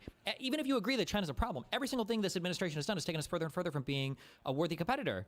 And how we respond to that is most likely to define where we end up as a country, and whether it's another century of America and what we offer to the world, or whether it's a century of China and what they bring to the world. I obviously am choosing and voting for the United States of America. And I think the second thing is we also have a very aggressive Russia that invaded their neighbor, that has been fighting a war that's almost in its 5th year in Ukraine. And so these challenges, together with many others, in fact, their no limits friendship that they've announced, I think presents some real challenges. But President Trump has been clear-eyed and realistic. And first he said, we need our allies, our friends, to be stronger. They need to be stronger economically, and they need to be stronger militarily. And ultimately, we are accomplishing that. And, it's like anything else. We're a year into this, and we're making great progress. But I just don't think you can look at right now and say it is or it isn't, because so far we've made amazing progress. But this is a long-term plan to reverse a lot of the trends that previous administrations have put on the United States of America. Ambassador, do you believe NATO commitments should really be conditional on spending targets? And if yes, that means America first. So it's changing the relationship with NATO. Well, so it's ultimately about capabilities, it's about readiness, and it's about lethality. And so the 3.5%, 5% that we did at NATO last year at The Hague certainly is a framework, but ultimately it's based on NATO capability targets to say, if there's a war, you're going to bring this many artillery pieces, you're going to bring this many tanks, this many infantry, and it is about capabilities. And the capabilities are becoming more sophisticated, more technologically important, more autonomous, and all of these challenges are going to require all of us to invest more. And but you can't make those in this many infantry, and it is about capabilities. And the capabilities are becoming more sophisticated, more technologically important, more autonomous, and all of these challenges are going to require all of us to invest more. And but you can't make those investments unless you have strong economies. And that's where the United States of America, I think right now, with GDP growth of over 4%, can make these investments. And some of our allies do not have that growth, especially some of the old world European economies. But Germany is making great strides, great commitments. You see people on the eastern flank of NATO making huge investments at 5% for Poland and Lithuania, Latvia and Estonia. So there's a lot of good news, but at the same time, we can't have an unequal alliance where the United States bears the burden. We can't have an unequal alliance within Europe, where certain European countries do a lot more than others. We need everybody to equalize and to get stronger together. Governor, because you've led the Midwestern industrial state with deep ties to global trade that you've laid out at the beginning, how would you do foreign policy different to previous Democratic administrations? Well, I can just tell you what our philosophy is in Michigan. I am the CEO of a state. I am not on the federal level. I would simply recognize that it's very important for the United States to acknowledge and work together with our allies and remember who our adversaries are. When we say no to Canada, it forces the Canadian government to do things like talking to China about opening up their doors to some Chinese EVs. We've been working so hard to shore up our autos, and we're competitive. We're building some of the finest automobiles on the planet. But we see what has happened in Europe, how the market has changed with the influx of subsidized Chinese vehicles and what it has meant. And that's why we've got to be really smart. By making Canada, our adversary, we have now forced North America to open up the door to that very possibility happening across, our footprint in Mexico and Canada and the United States. And so the president has an opportunity to renegotiate USMCA. He negotiated it in the first place. Was it perfect? No, none of these never are perfect. This is an opportunity for him to renegotiate USMCA with perhaps make a few tweaks, but ultimately that has worked, and it is the backbone of our economy, not just in Michigan, but for the United States. And that's why I think if we want to continue to manufacture, we've seen 9 months of depression in manufacturing. This is the linchpin to remedying that, and he's got the opportunity to do it, and I hope he takes it. But, Governor, do you think we're in a post-rules-based international order? Are we there yet? And what comes after it?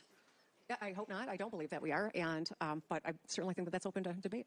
Congressman, do you think we are in a new world order? We keep on talking about this new world order, but no one really knows what it is. No, and I think, I think that Prime Minister Carney's remarks at the World Economic Forum were words that rung around the world in raising this question.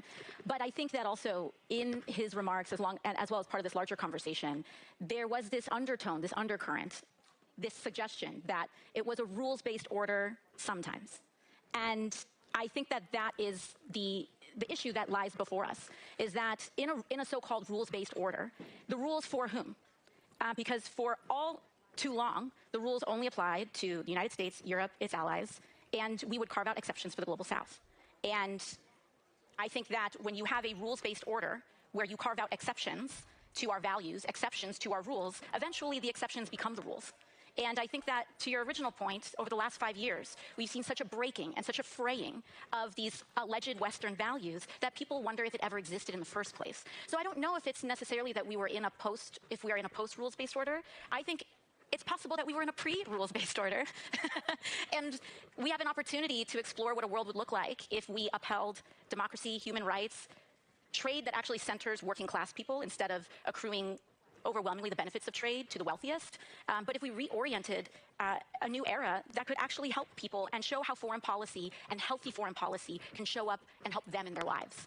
I mean, we have a number of European leaders here, and I know that certainly behind private closed doors, they say, look, the one question I want to ask the U.S. is, if I'm in trouble, will you come and help me? Are you still an ally? Or do we need to really decouple or certainly de-risk? Your answer to that, Congressman. Well, I mean, we are, of course, representing a broad spectrum of the United States here today, and I think I'm very grateful that we have. It's unfortunate, I guess we have to speak to the elephant in the room, that the partisanship in the United States has made this question something that even has to be asked behind closed doors in the first place. I know that the Democratic Party is here for our allies. We are shocked at the president's destruction of our relationship with our European allies. His threatening over Greenland is not a joke. It is not funny. It threatens the very trust and relationships that allow peace to persist. And so I believe what I can say is that unequivocally, the vast majority of the American people do not want to see these relationships frayed, and they are committed to our partnerships and our relationships and our allies. Governor? I would just second that. As I discuss, what's going on in Michiganders' lives, it is always about the fundamentals. It is always about, can I put on the table? Do I have a good paying job? You're a Midwesterner too.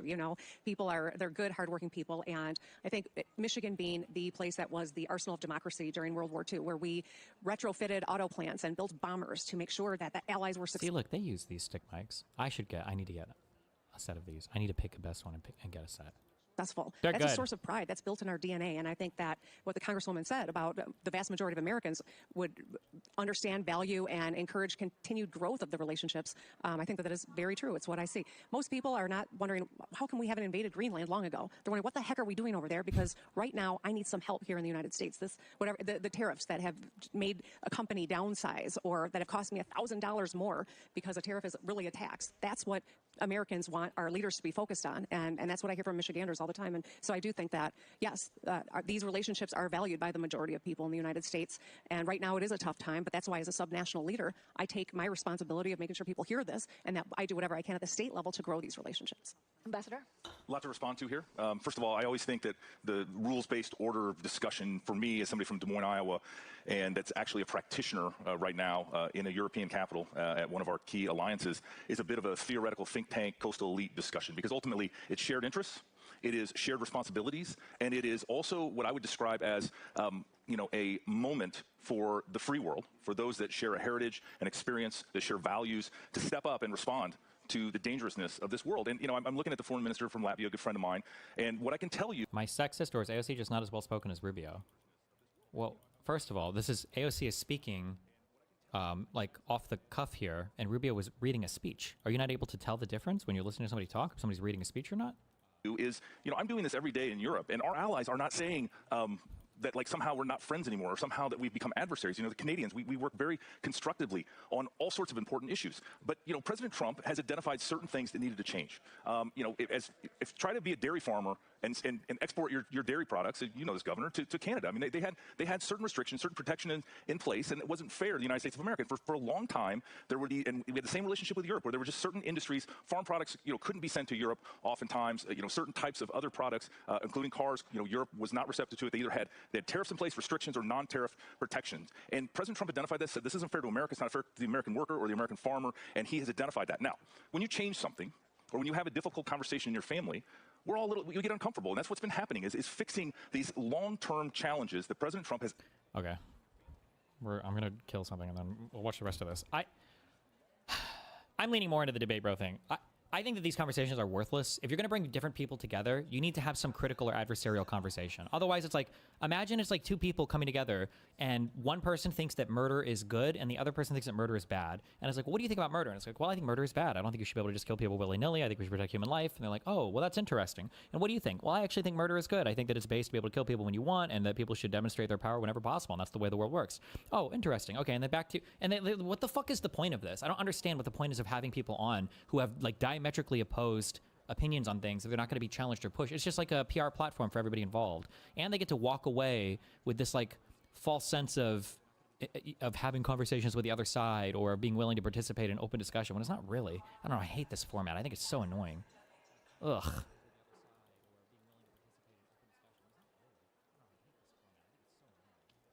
Yeah. So Brandon says exactly. How can you act? How can you incredulously ask? Allies are acting like our partnerships are falling apart when Trump is talking about sending troops into Greenland every 2 weeks. Or invading and taking over some of Canada. Yeah. What, like, yeah.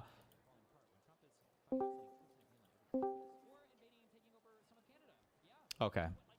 This is a 7.5 minute in, out, one and done, perfect max score, right? Yup. Yep. We all just gotta do a quick prayer to God for a good spawn.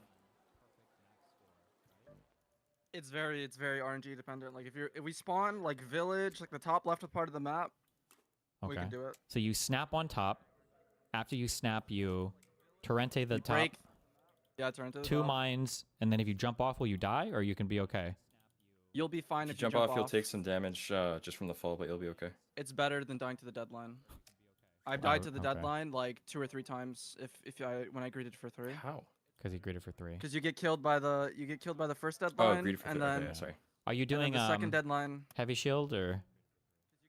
I'm doing light just for speed. You're fucking. I'm doing medium. Oh my. Okay, fuck it. Let's in go. between, Yeah.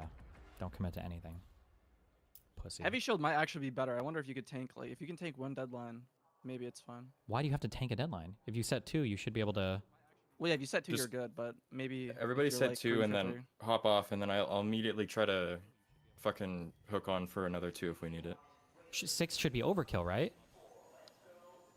Well, I don't know on 6 yet. Queen. You guys are okay, well, there you go. the fuck out of me. Well, other people were shooting at us. We kind of got cucked, so I guess we'll see. But Ideally, we don't want to go on if somebody's shooting, right? Because then we won't get max score. Yeah, basically. Yeah.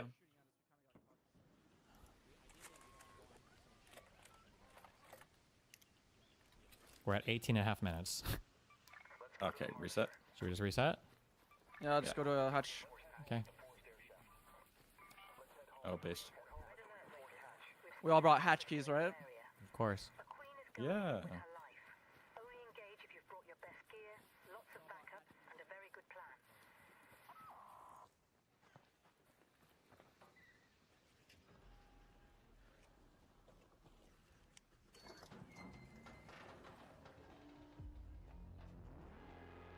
You can go last. Bob, you know.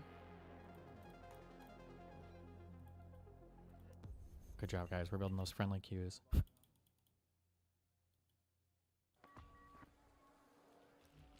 When we go on Stella, it's gonna start resetting again. Nah.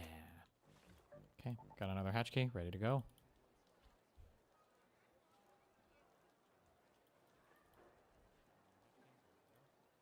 Absolutely identified, because even though he's from New York City, he understands the American voter and like people that I grew up with and people that I know and am friends with, and so he just has a way to channel sort of the working class American that wants a better shake, that wants a system that's fair, that they can get those opportunities and not have entire markets blocked or restrictive. And so these are, but I just have to, the fundamental premise that somehow anything's changed with our relationships with our allies. We're having difficult conversations, but we're actually having a lot of success too, and we're making a lot of progress.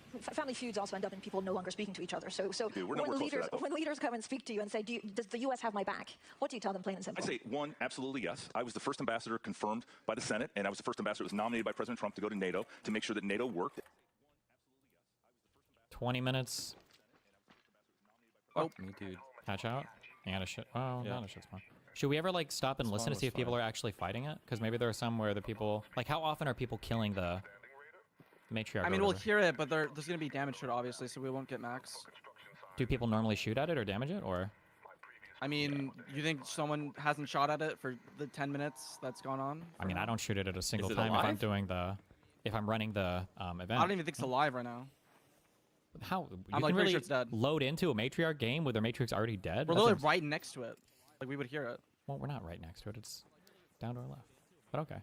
Why would they even have it so you can load into those? That seems like the dumbest thing ever. Yeah, no, it's really troll. Okay. Based.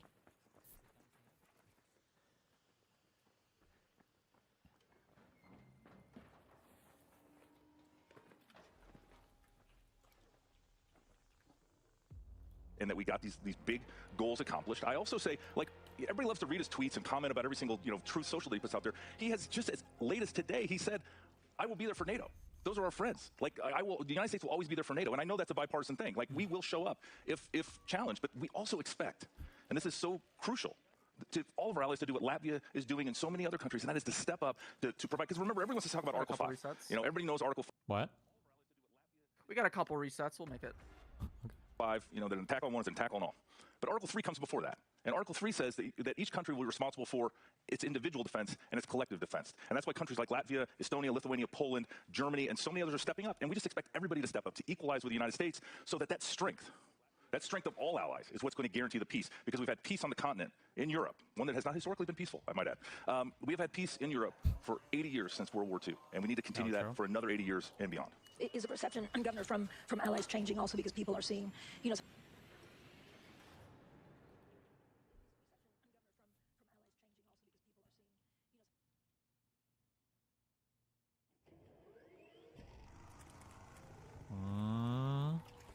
I hear it. I do hear it. 27.5 minutes? Is it worth it, or do we leave? Someone just aggroed it, though. No, Yeah. I'm fucking bounce. We bounce? Okay. I'd rather bounce. Do you think it's faster to do this or hatch key out? Hatch key 100%. Hatch key.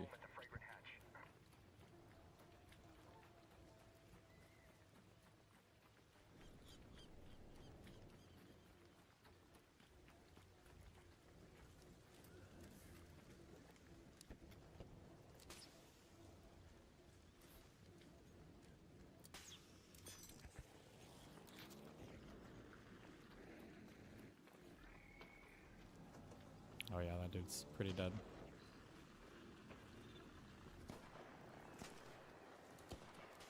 Oh my god. Oh god. Oh, or it doesn't matter. We're taking a hatch key. Okay, never mind. We're good. Yep. Shut up. You fucking spammer. Okay, good luck. I think we got one more shot. some of the domestic policies. So it's ICE, it's immigration, and so they feel like it's a different America. I can't speak to what others' perception is. I can just say, I've I spent. got damage to queens or matriarchs on that. Did you get that? No, wow, what the fuck?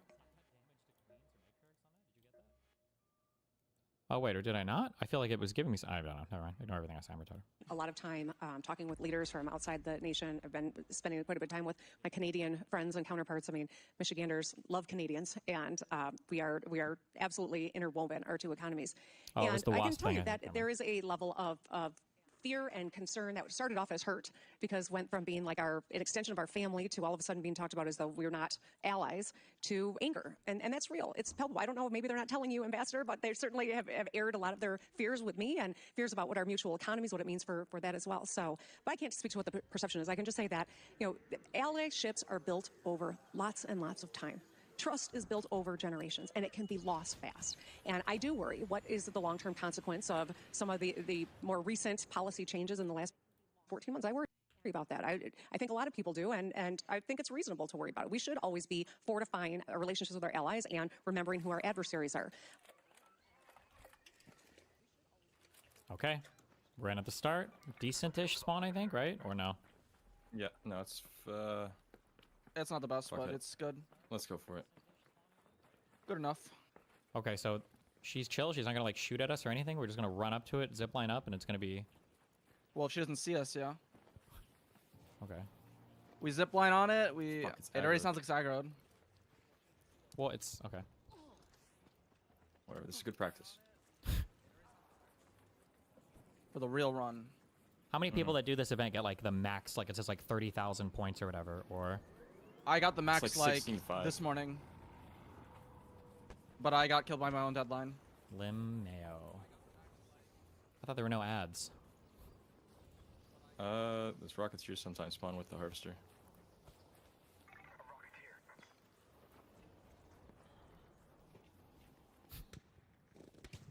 Oh, nice. People are wolfpacking. Got it for us. He's definitely not gonna fuck with our... Definitely not. Definitely not. Oh, we got... Oh my What? god. What? So fucking far away. Yeah. We gotta beat these wolfpack guys to it. Wait, where are we go? Is this on the map somewhere? Am I retarded? Where is it? We just ran past it. Okay. No. Where the fuck is it though? It's over there. I hear an equalizer. Wait, oh, I see it. Way over there. Over there? It's right there. Of course. Yeah, I know. Just kidding.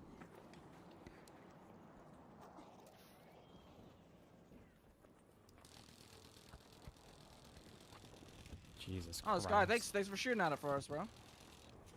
Well, wait, so we shouldn't even try that. He's so brave. He just stands there alone. Bro, We'll we're just in over practice. It is a practice super run. peaceful queues. Oh my god. We'll see if you guys can snap hook on top of it. Okay, we should go at the same time, right? Because you're really far ahead right now. No. Wait, I don't even have the fucking... Wait, you gotta drop me them, Bob. You gotta drop me... Fucking drop me the deadline. Okay, you need to say that way earlier. Oh my god. Are you serious, Alden? You're just... Okay. Wait, what are you doing? Just go! You don't have any... Go on top! I can't even. Oh, I'm not even on top.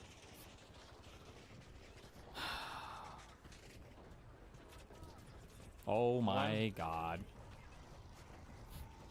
2. This is fucking... Good job, bro.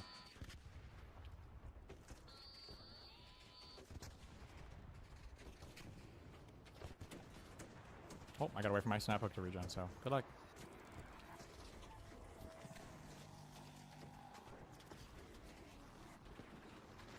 One. 2. Got a blast. I just tank it, you know. It's dead. Is it though? Yep. Oh, that's the animation. Do we ever bother looting this, or do we just say fuck it? I mean, the keys are friendly. I'm just gonna loot my... Our damage is so ass.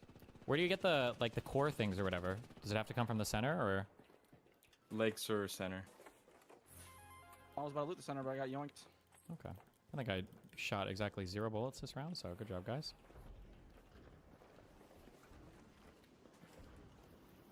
Okay, I want to look at our score. What is it? It's like 8K. Oh man, good job.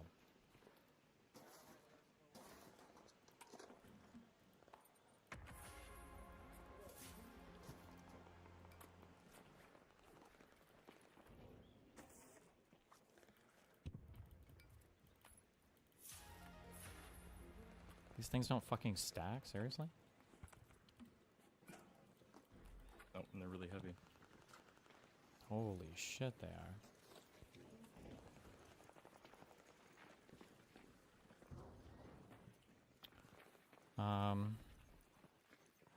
Oh, I'm guessing that's all looted. Key out. Oh, I hear people. Steal in a few hours. Yep. Yeah, buddy. Why do you sound so guilty? Don't talk. Don't tell people we're friendly ever. Who's got the key? Please, somebody just use it. We're about to die.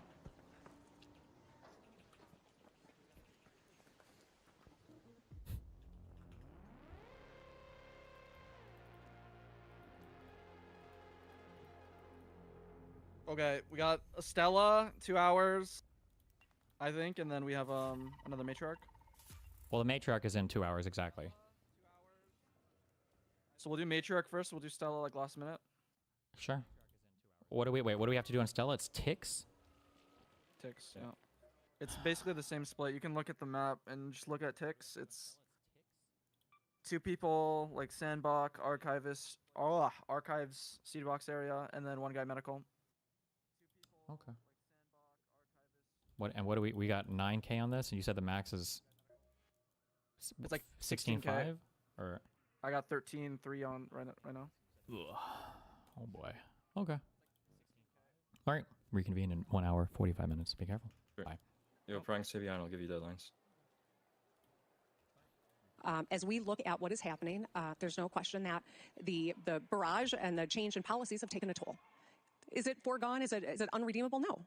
But it's my hope that we have leadership that recognizes, okay, right now, let's seize on USMCA. Let's get this done so that the people around the globe can see, all right, we are going to have a policy and it is going to stay. And that will, I think, settle a lot of the concerns that our allies are asking about the United States right now. Congresswoman, what do you see as the single biggest shift in U.S. policy? The single biggest?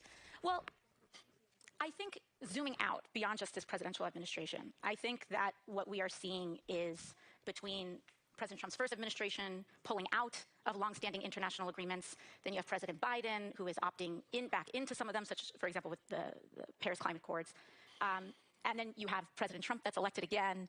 I think what we are seeing now is this idea that U.S. foreign policy is, and some of our more basic and foundational values-based commitments seem to be enacted based on the partisanship of whoever is elected. That we play hokey pokey with USAID, with the Paris Climate Agreement, with many of our commitments. And I don't think that that is good for the country. I think that what is best is for when we sign an agreement and when we're a part of it, we stay in it. Okay, is this just going to be them? I was saying, Gretchen? Whitmer, Jesus. Saying that we should probably stick to these agreements, and then the NATO guy going, hey, everything is great. We actually are doing all these things, and everybody's actually better off for it. Is that the... So that they know... For an hour?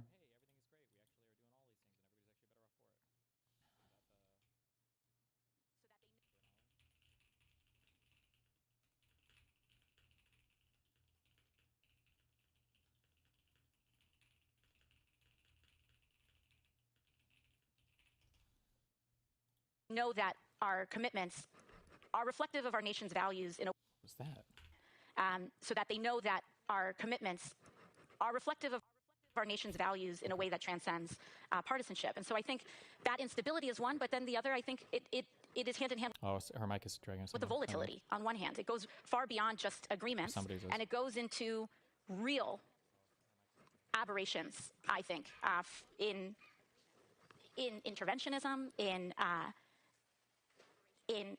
I think, a turning back on our commitment on human rights, as well as supercharging an economic regime that fuels the 1%.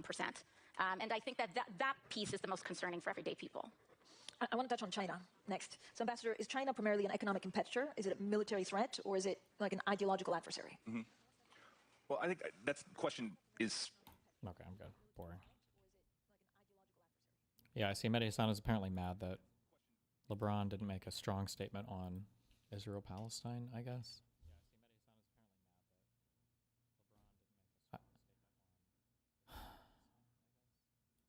I don't care. Remarkable. This was the most contentious one.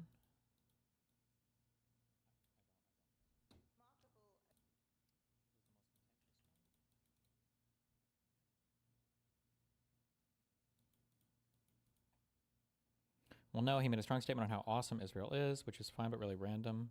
What was the context? Like that he said he visited it or something, or that he's just like, oh, I love Israel.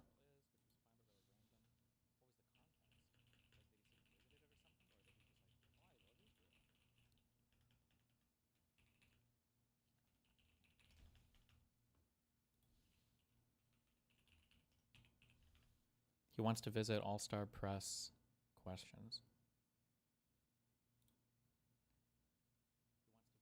Okay, fuck. I have a meeting I have to do. And I'm doing other shit. I might be back later tonight. Maybe not. Okay. Buck, scream, do, laugh, fawn, doe, flight, squawk, hoot, fight, riot, doe, freeze, cackle, doe, cluck. Do or doe? Doe, solfege, cute. Okay. These are like deer things? Wait, no. A fawn, a buck, a... No. Fight. Riot?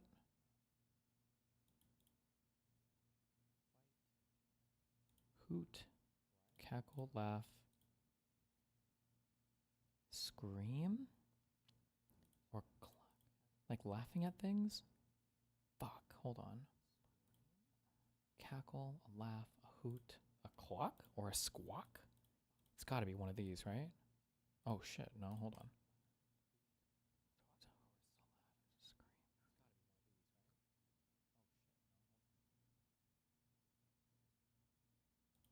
Ugh, I'm about to use my last guess and it's not this. Oh my god.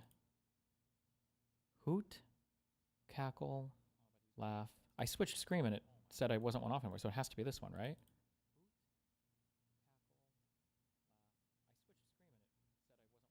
What the fuck? And then...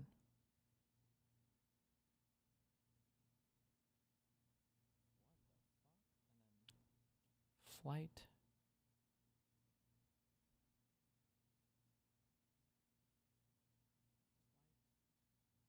Fight. Freeze.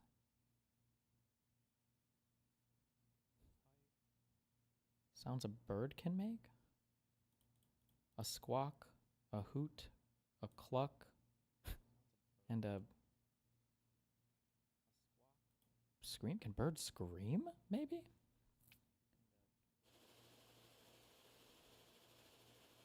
Oh no.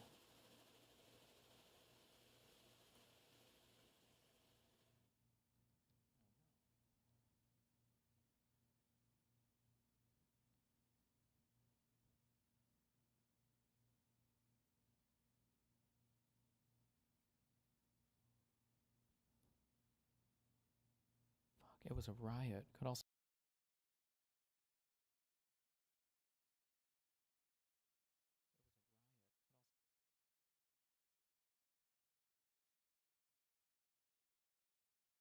Why do we browse like this?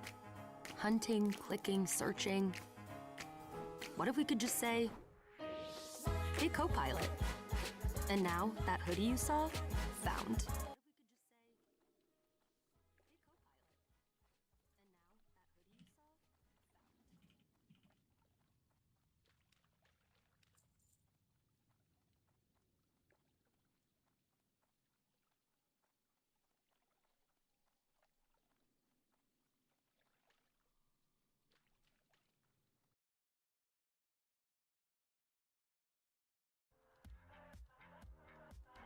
Alright.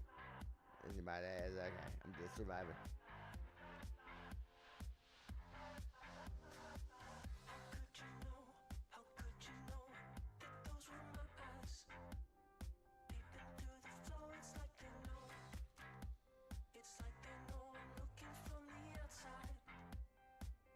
I'm dying of some kind of horrible disease, but I am learning new things. This quest, Paladin questing is the shittiest experience ever. But Plague, I do.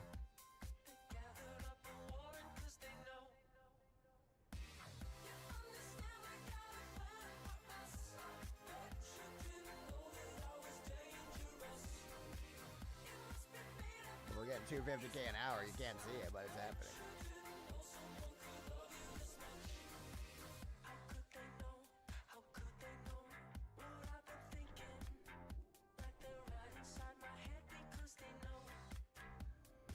Well, for 6 hours, 30 minutes.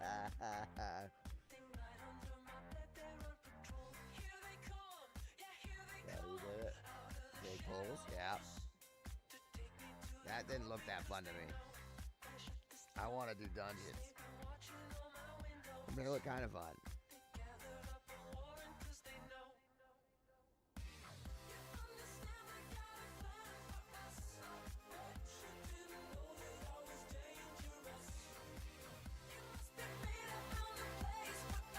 I'm blacking out here.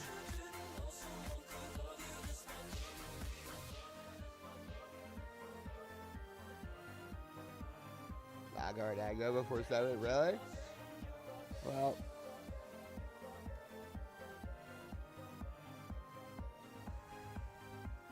Yeah, 2 mage sounds better. I just gotta get 65 and then I can level in Shadow Labs. That'll be good too. Shadow Labs.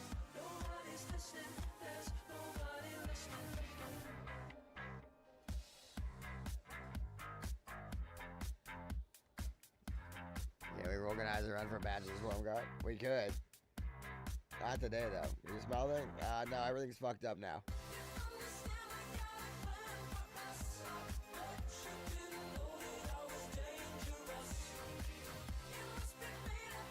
We're locked in, boys. We're locked in, and we're feeling damn good. Let's fucking lock in.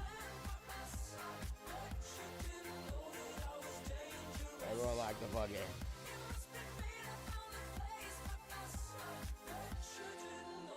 This is 3 to 7 in cover street? Yeah. Of course.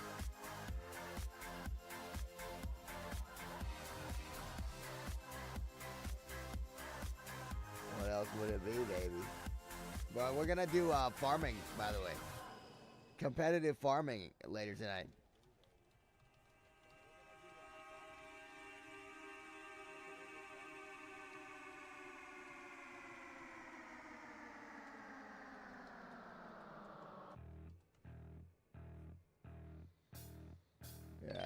What is that, a cat?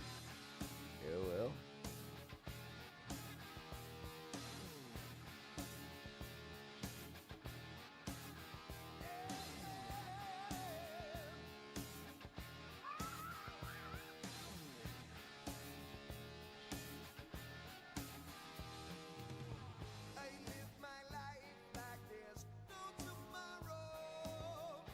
Everyone focus up. What the fuck is this maze, bro?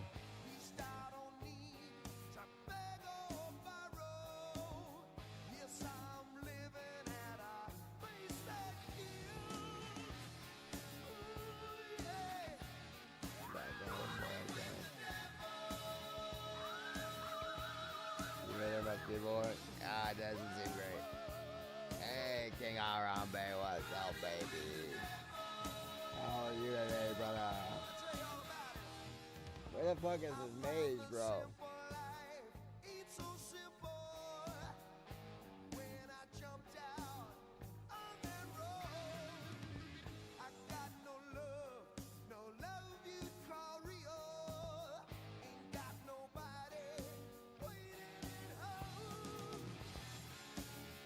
We said 2 minutes and it's been fucking hours.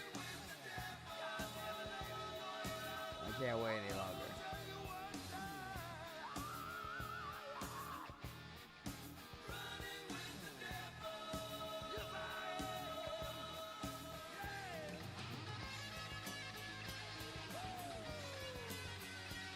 My body is dying. Please come back.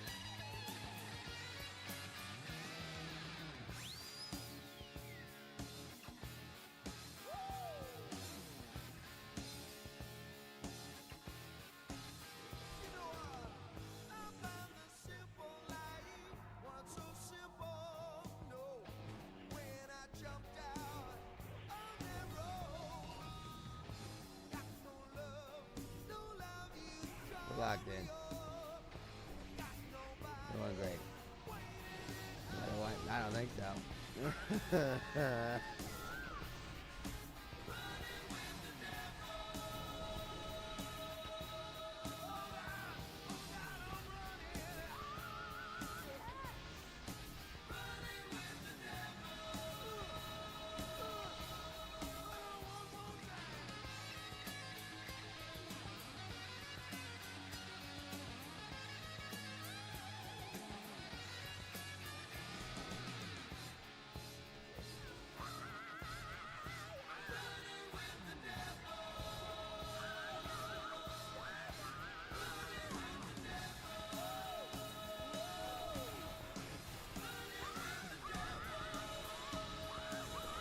Not taking a hit. We have a mage cleared. I don't understand it,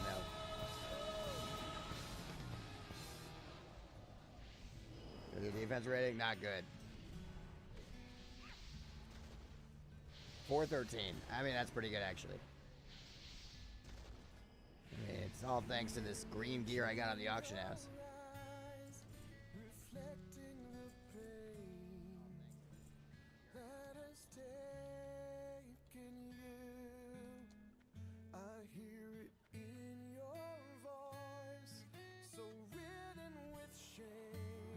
Thirteen's very good. Yeah, it feels that way.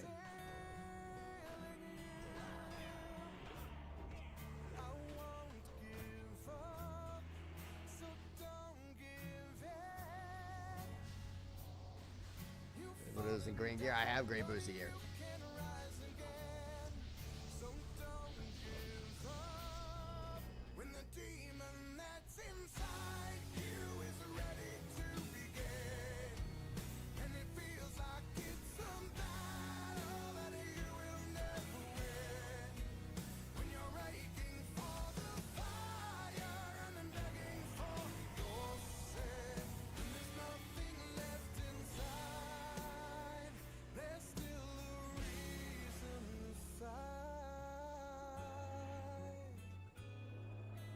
Talk about more Ashes drama. What's the new drama?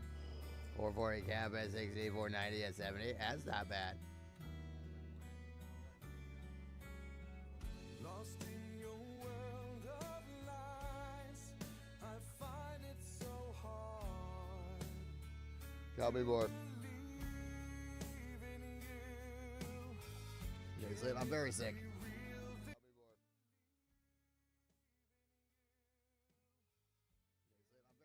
Ooh, that looks good. Oh, Subway's new protein pocket. Over 20 grams of protein, crisp veggies, and tasty sauce for just $3.99. $3.99? Did you just say $3.99? $3.99? What? $3.99? $3.99? $3.99? Hey, what's that? Nobody tell her.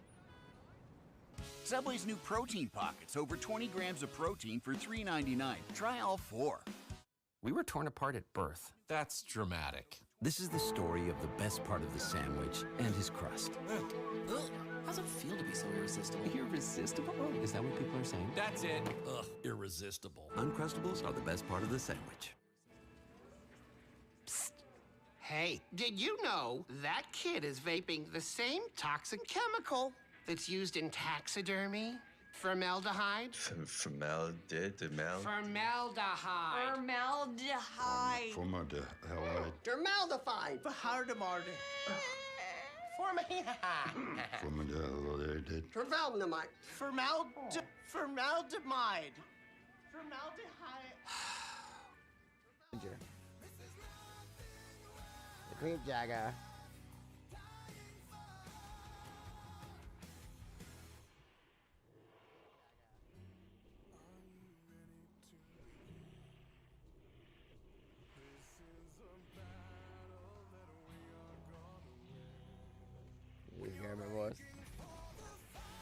Hey Steve man, how you doing? I'm doing amazing. Hello.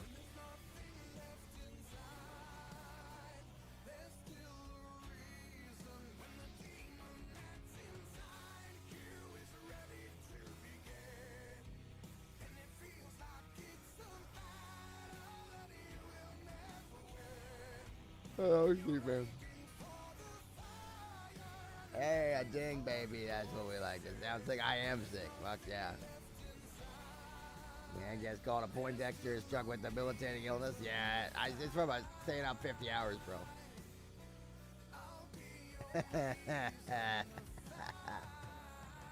Are you sick when you don't leave the house? I went to a bar and kissed a bunch of guys, so that was probably... Old secretary from Monsters Inc. is what I sound like. That sounds like it. Maybe who I sound like. Do I sound good though? Tell me honestly. Do I sound good? One, if I sound good. Two, if I don't sound good.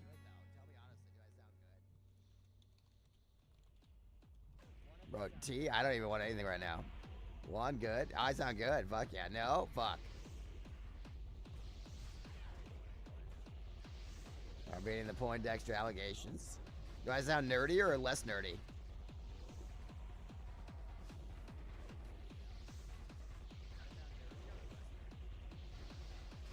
Way nerdier? Really? I sound way nerdier. Oh my god. You guys, we can't go to the big sporting event. I haven't gotten my glasses yet.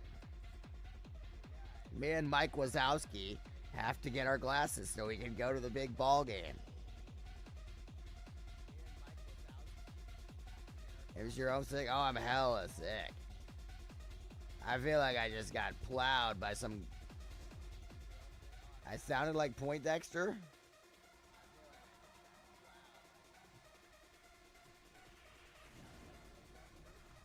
Fuck! We're getting feared and nardy. How am I feeling compared to yesterday? Way worse.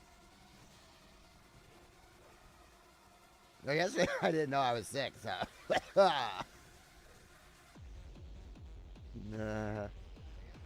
Now we know. Very great. The XP is coming along. 250k an hour. Can't see it, but it is empty. You need soup? Oh yeah. I feel so fucking good, guys. Guys, I feel so amazing right now. I feel amazing. I've never felt better.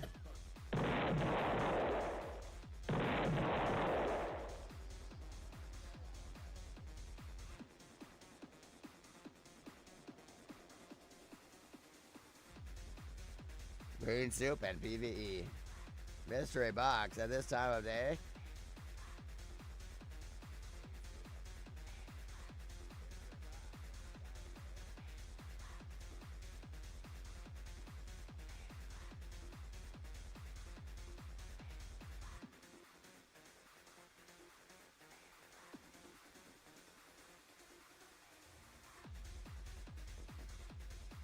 Get some sleep. I need to level my paladin.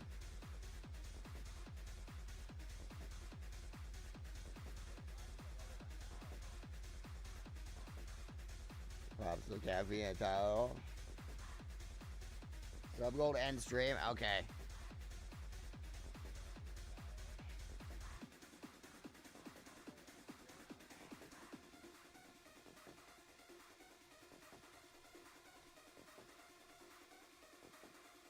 All right, 10 subs and I end the stream.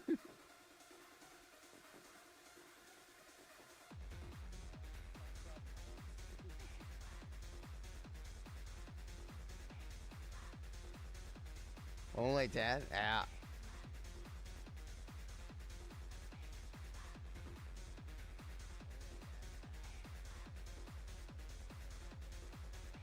I will not end the stream ever until we have 10 subs though.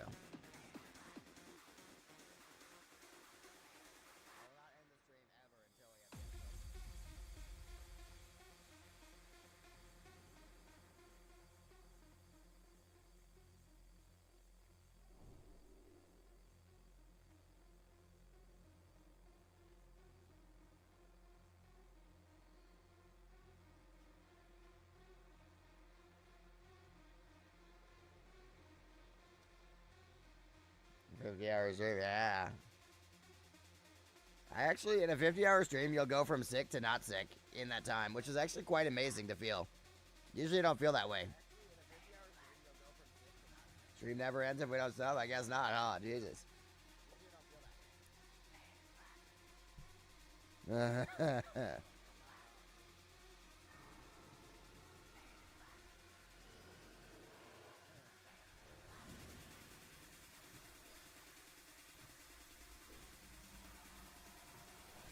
Double mage seems tight. No one sub it? Yeah, it's okay. We're locked in.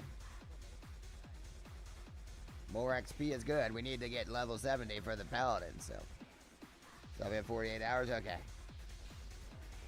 If we could get to level 67 tonight, that'd be pretty tight.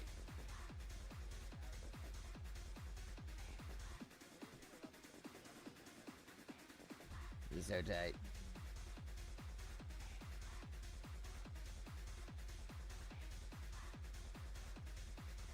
Libby, you got the good water? Let's go, Zach.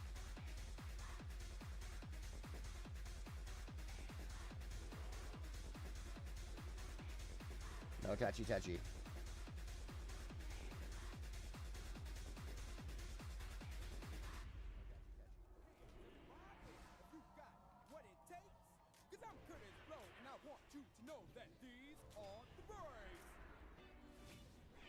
He's just fucking dead. I can't do shit.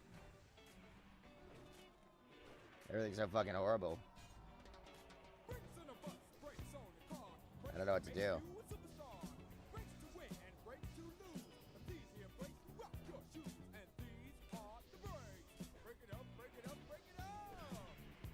The worst pull I've ever done, and yet so many mobs.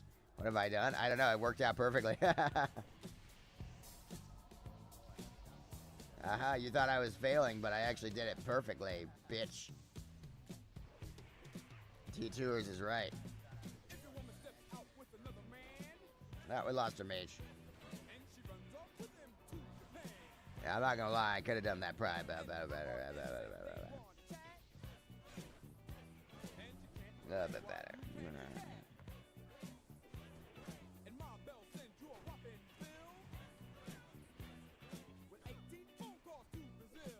We're locked in, guys. XP was toy. Maybe we don't do that pool. That didn't seem worth it.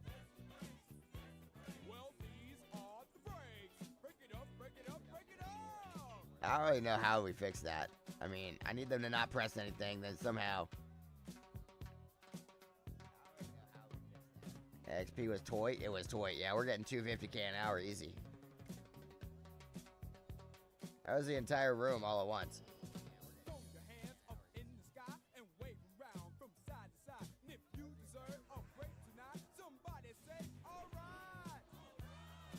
All right. Okay, spell still consecrate. Okay, I'll tell him that. Thank you.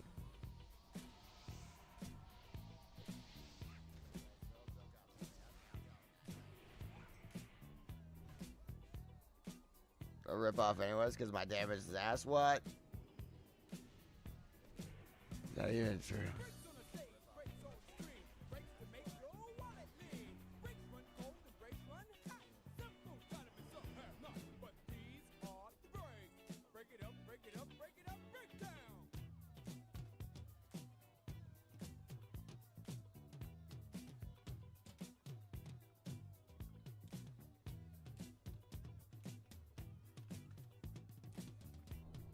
Yeah, that good shit, boys. Getting massive XP and locking the fuck in. This is how you do it. This is how you do it. I want to do our competitive gold farming tonight. That would be fun as fuck. Oh no.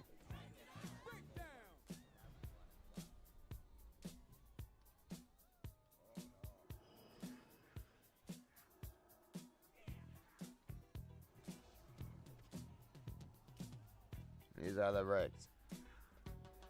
These are the breaks. That's so right. Again, craft pearl, that's my moneymaker.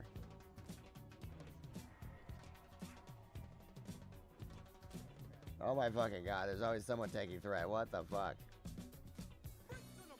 I don't know even what to do. I mean, Jesus Christ.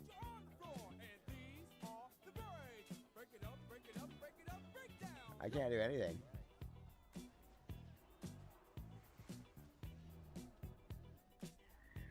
I don't know what to tell you, man. I can't help.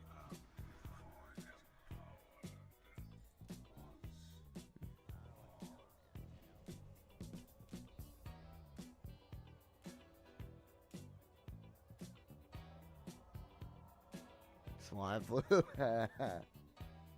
You don't do. You have the swine flu. That could be Munkatos. Perhaps a little gratitude in the Maybe layers could help. Munkatios.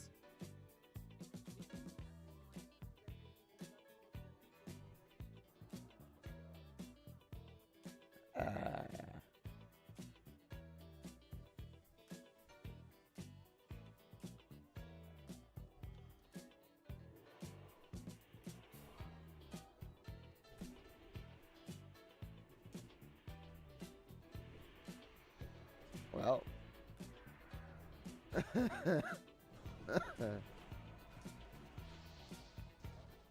When's the last time you guys got sick? How's that? Thank you, brother.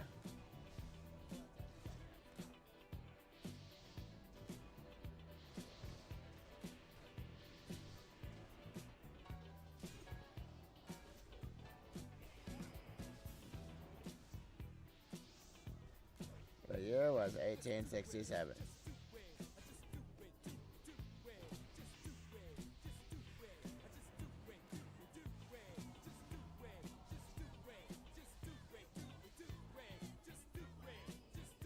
Once more into the fray.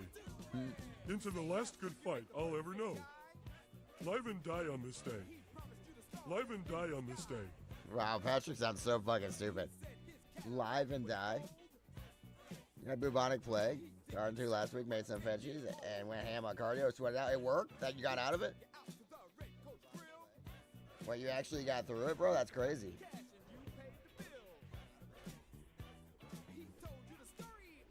Three days and gone? Okay, not bad. Yo, Zarlin.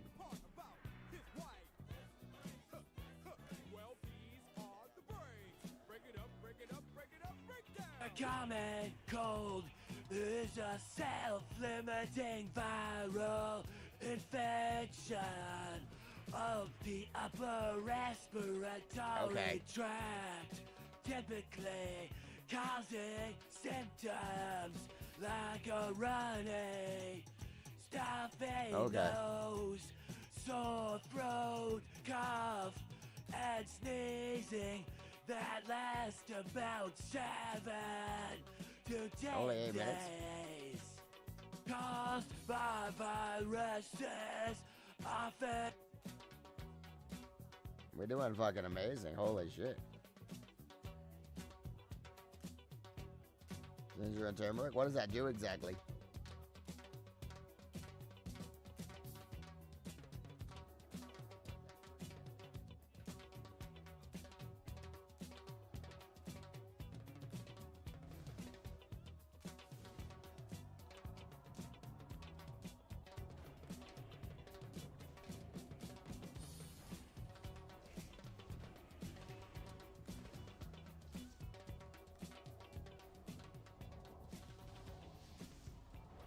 You're sick? Oh, fucking sick as hell, bro. Yeah. Woke up feeling odd. I woke up feeling dangerous.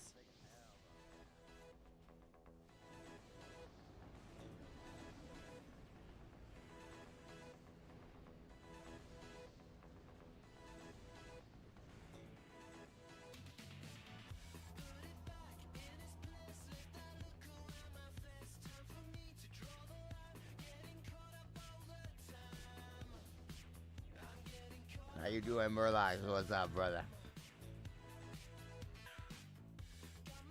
Getting boosted by a spell cleave group. TTS is on. I don't know what happened to it.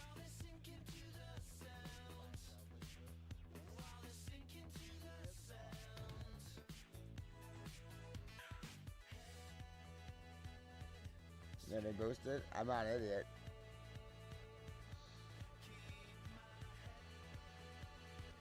Can't complain, large pepperoni pizza, ice cold Coke. God, yeah.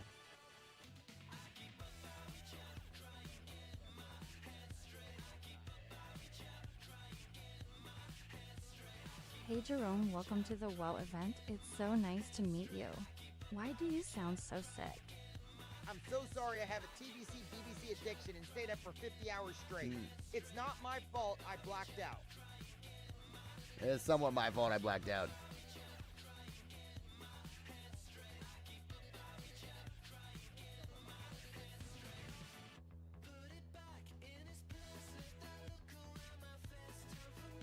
We're kind of kicking some ass. We're Papa Jan's fans. Okay, guys, which do you prefer? Guys, what do you prefer? 1, Pizza Hut. 2, Domino's. 3, Papa Jan's. 4, I mean, there's no other ones, so yeah.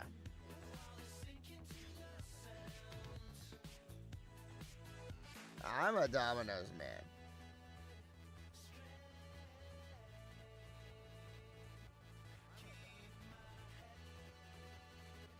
We'll never farm that gold.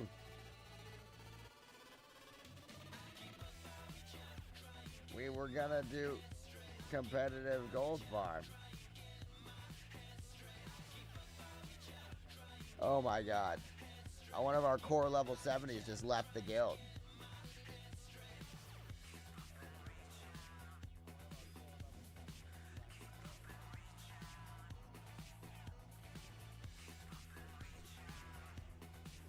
Damo stuck in your area?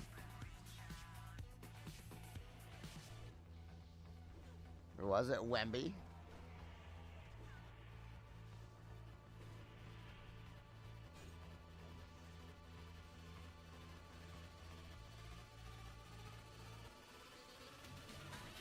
You have that new virus that just going around.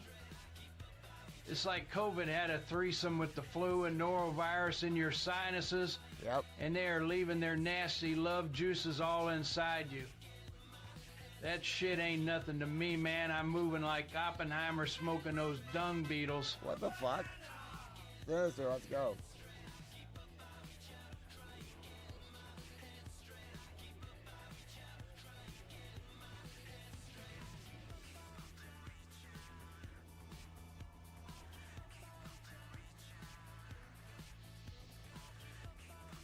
We're gonna have a guild meeting tomorrow. We're gonna talk about raid times and shit. It'll be great.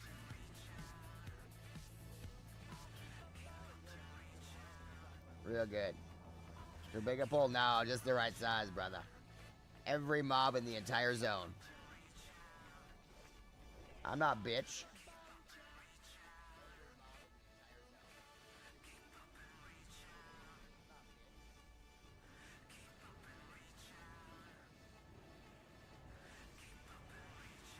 We're gonna have tons of raids, bro.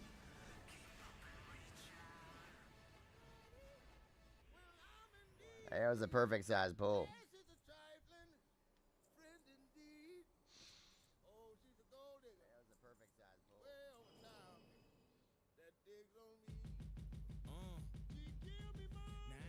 Alright, we've officially killed all the mobs.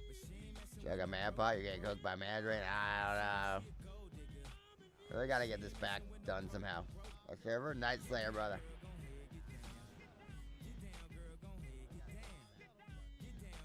This seems inefficient.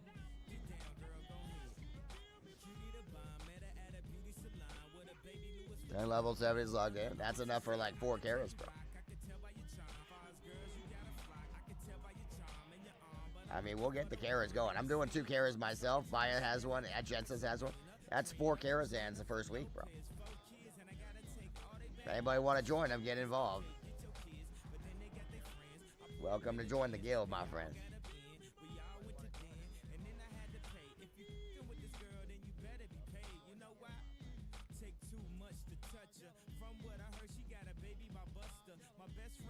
Their chat is cooked. They all shoveling dominoes in their mouth, which is calcifying their pineal gland. That shit ain't nothing to me, man. I'm a papa boy through and through. My neurons are firing at an accelerated rate because I make good food choices.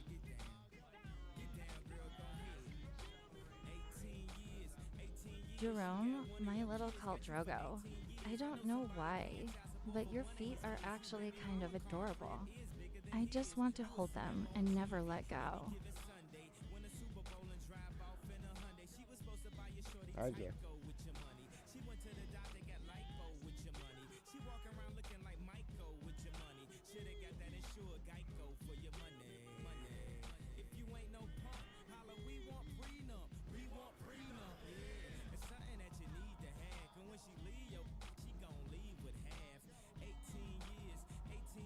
take Kara's hands?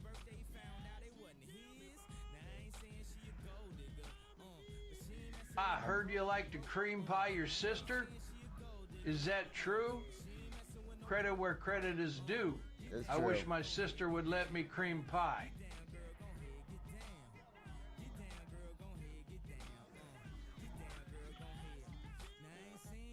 Pineal gland? What the fuck is that one of them damn conspiracy things?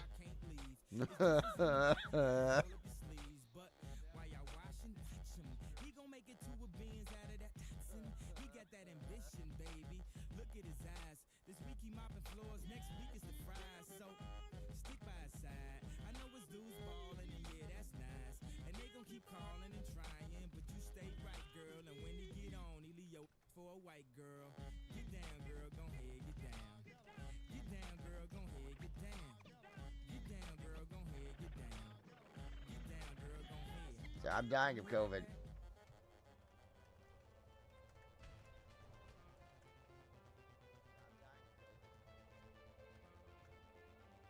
You make that green screen invisible? I mean, sure, I'm just trying to show how sick I feel. You know, I don't want to have the normal camera.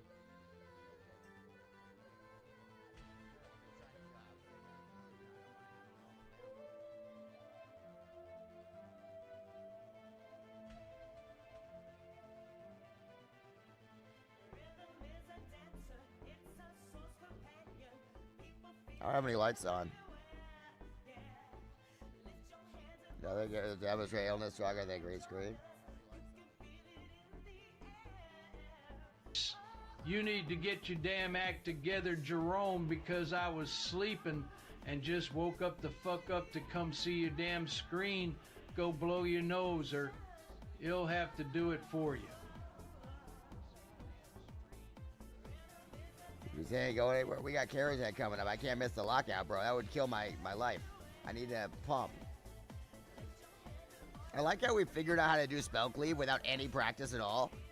You just shove a bunch of mages together and you just fucking pull everything and it just works. Ooh, that looks good. Subway's new protein pocket. Over 20 grams of protein, crisp veggies, and tasty sauce for just $3.99. $3.99? Did you just say $3.99?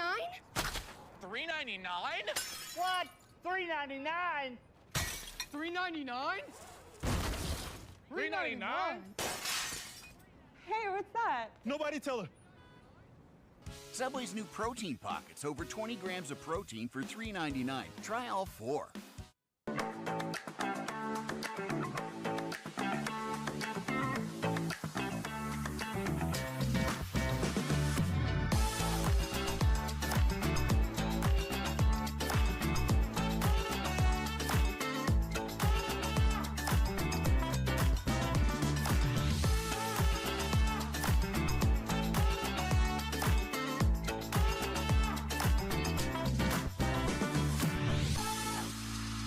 Sticky liquid to What soothe your the throat, fuck? Jeremy. 4 mages and H It will fix you right up. Open wide. Jesus Christ.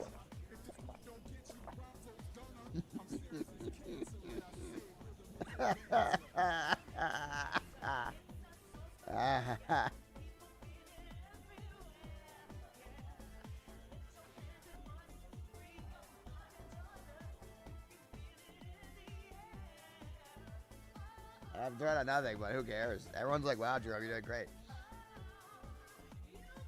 We're getting $250K an hour, and I'm like doing nothing. It's fine.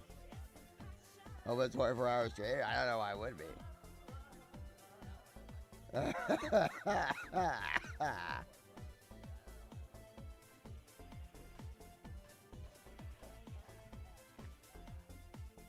Oh, I'm so fucking dead.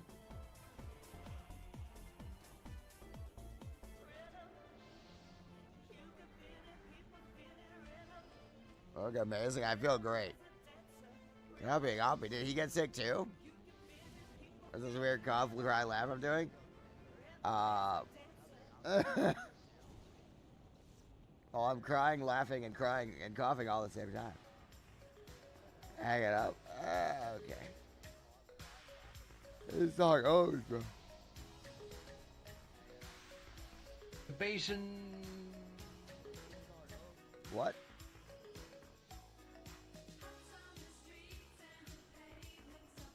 be doing tonight, damn it. Damn it.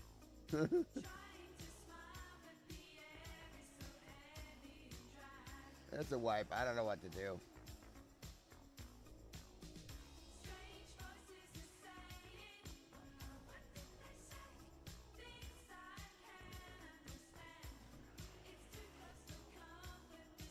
All good things must come to a horrible end.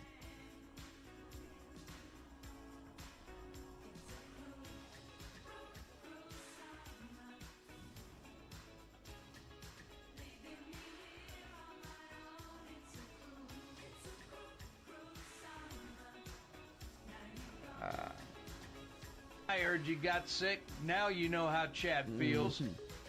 We are all sick of your AI slop going shorts horribly. and Ponzi schemes. These mobs don't take any damage.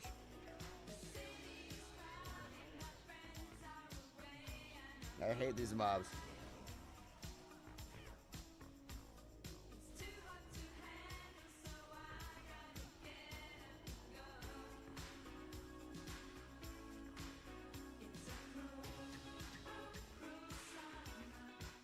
Dracula's becoming more slow. It's all the lead-based paint he's huffing.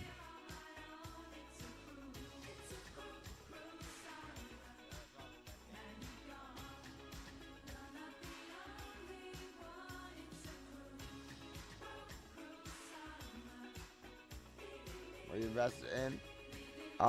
Raid food. I would buy the raw food and turn it into good food, and you make a shit ton of money. Shit ton.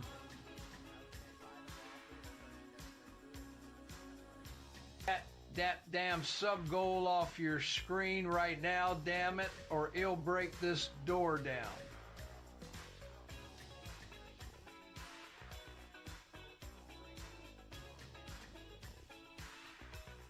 Let's get open Thursday, 6 Eastern.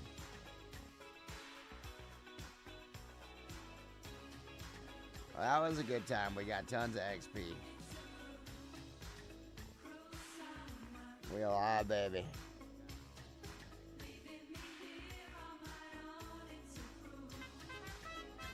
Who wants to do competitive?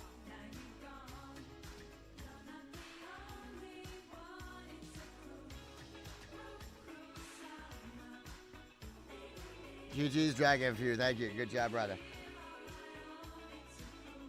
We're going to do some competitive primal farming. Who wants to do some competitive primal farming with me?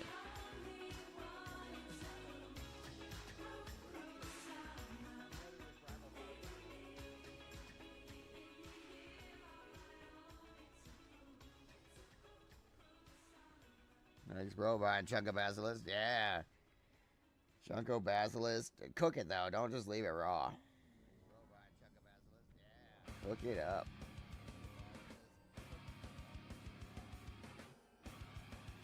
Actually, that reminds me. I should find a cook for my foods.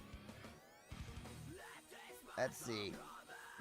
Glass room's not worth? Yeah, I don't think so, bro. You see, the NBA made a bold claim on French land ownership and hundreds of year-old treaties with their map of France at the All-Star game. Sounds about right. Done with Zanger. I mean, yeah. Done with Zangermark questing. 63.5 pause questing. Spam dungeons to 68. I mean, yeah, if you can mentally handle that kind of ballerness, yes. Cheap to level cooking. Well, you can give it a shot. I was hoping we could find someone to do our cooking for us. We need a professional cook. I want to get our food cooked. So earlier this week, I bought a shit ton of food. I bought like 800 gold worth of food.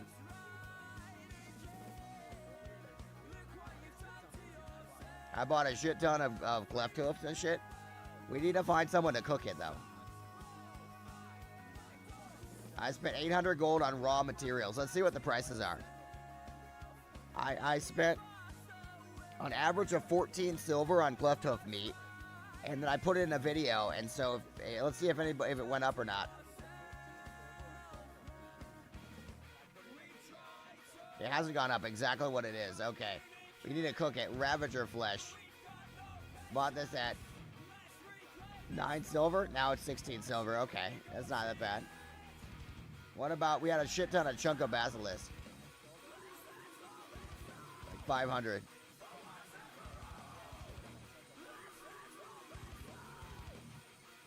Yeah, it hasn't really got up. We gotta cook it, I think. Good to know. It's a good investment, I think.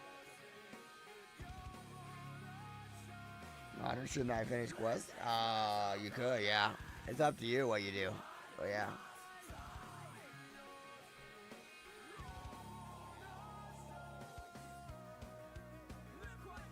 Yikes says, don't fuck it up. Thank you, Yikes. Holy shit. Yeah, we needed that. Thank you, Yikes.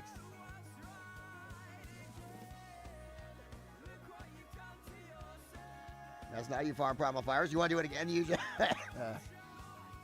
I want to do competitive Primal Fire farming. Anybody want to come with me? We're going to do Primal Fire farming. And see cooking daily. I'm not sure. I think so. Yeah, they should be. Habits, let's go, baby.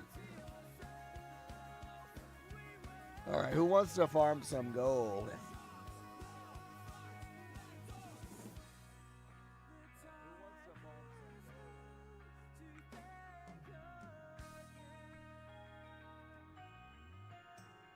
Can you rename guilds? No. You cannot. There's 4 of us who control this bot. That's what I want to do. That's what I want to do tonight. That's what I'm trying to organize. You that desperate to have 10 subs? No, don't end the stream. I actually want to keep going now.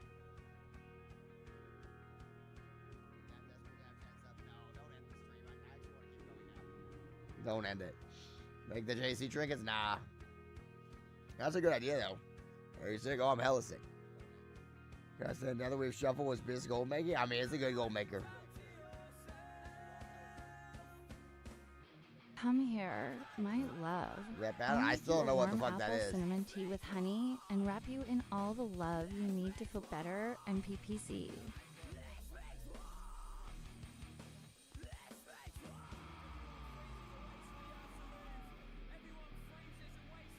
PvP, blue weapon come out tomorrow? Yeah. Yeah, they do.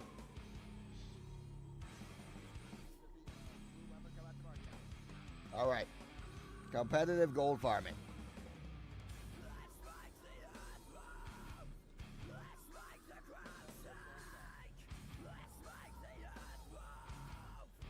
Looking for more for competitive Primal Fire Gold Farm.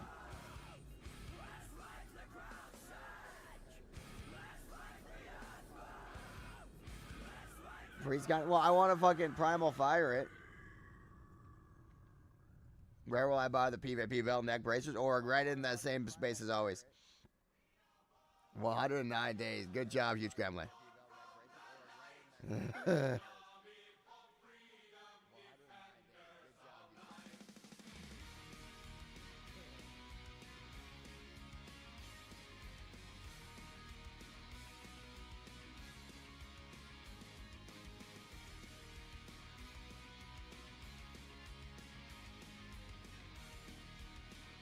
We're locked in. That shit out. Honey, you need to stop saying you love Jerome and say you love me instead. Why don't go to the store and get me another 6-pack? You'll stay here with Jeremy.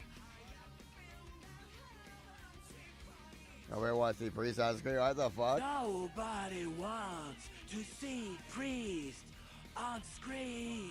Let me get to please bot. love the pala Let me get I want to get.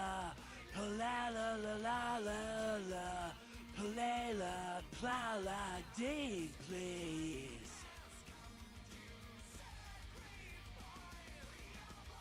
EBC high.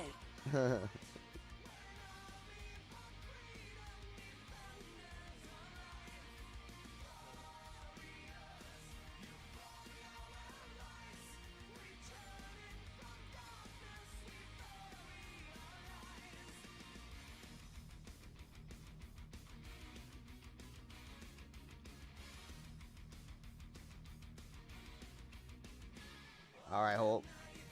I need a superior wizard oil.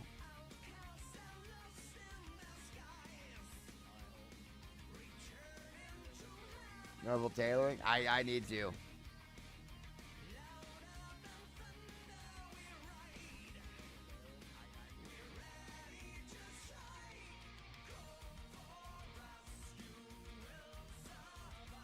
Was that damn it sound like you got a damn frog in your throat.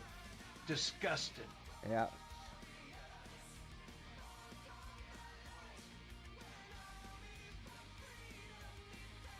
Meisty, what up, brother? What up, Meisty? I'm about to Baja Blast.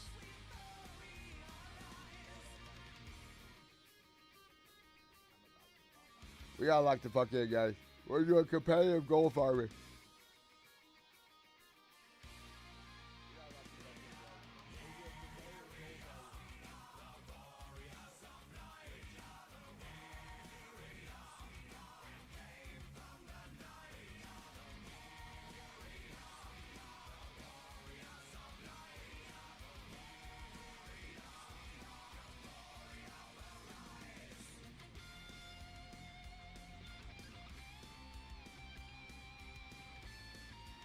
Competitive short stream, yeah.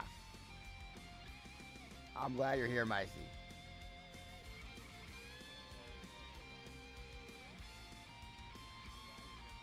Viewers lower today? Well, I'm dying, so it makes sense.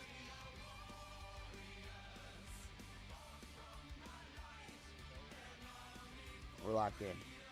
It's okay, I'll be good soon. Deprivation, severely impairs the immune system. Oh yeah, huge grandma. We gotta do our gold farming first.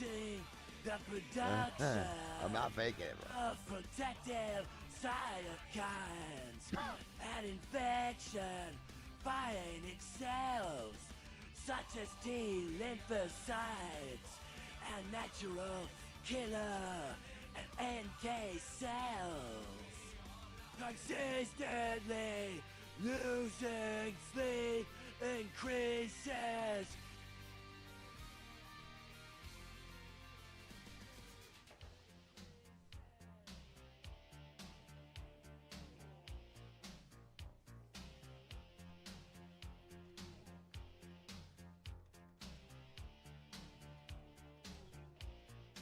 Is that our retard popsicle stick son Orson in here again? He needs to get out and never come back.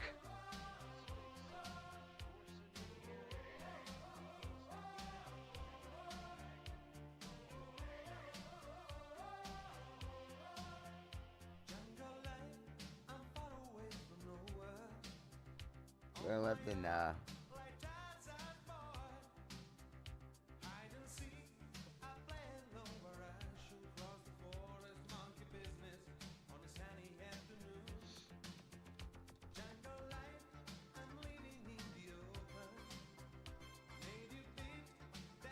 how many badges? I don't know, like 20.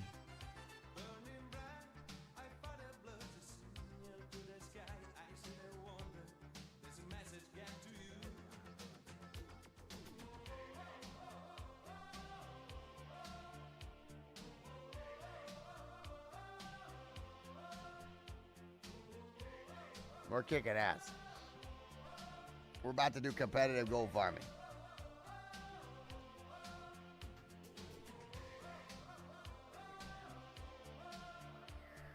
Okay, competitive gold farming. Who will get the most? I disagree with the last comment about Everson leaving and never coming back. Everson has never done anything wrong. All his actions and words are completely justified. The day he was born, the very sand of Australia whispered the name Everson.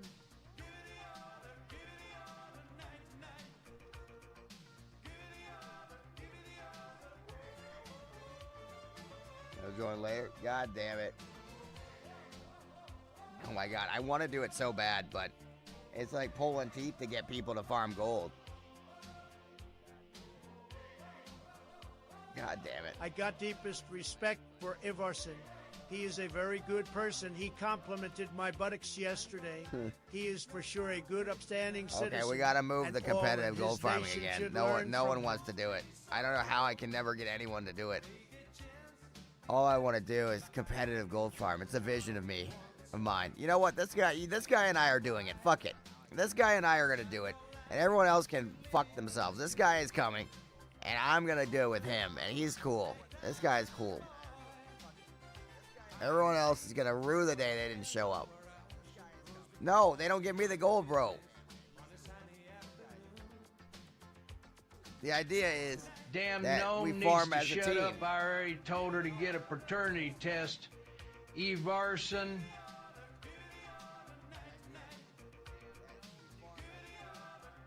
Yeah, I want to get him up there. We gotta get a summoner. Does the winner get all the primals I'm farming? No one want to farm gold. There's too many heroics. Yeah, but it's a trap.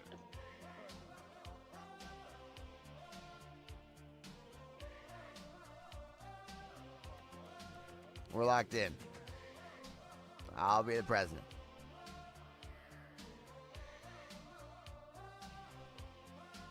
We're heading to the spot. Me and this cool guy who is showing up are going to do it. We need to get a warlock up there.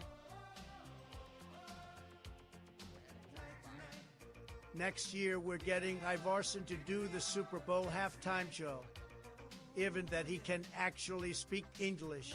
Myself and JD think it will be a marginal improvement on Batman. I'm very sick, Mac. I've Ivarson will transitioned to that. bring all communities together.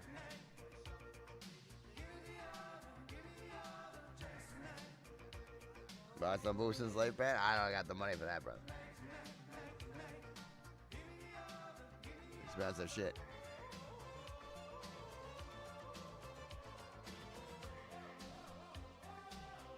You have COVID? Yeah. Feral Bear Tank, good at Karazhan? Yeah, it's good. It's very good.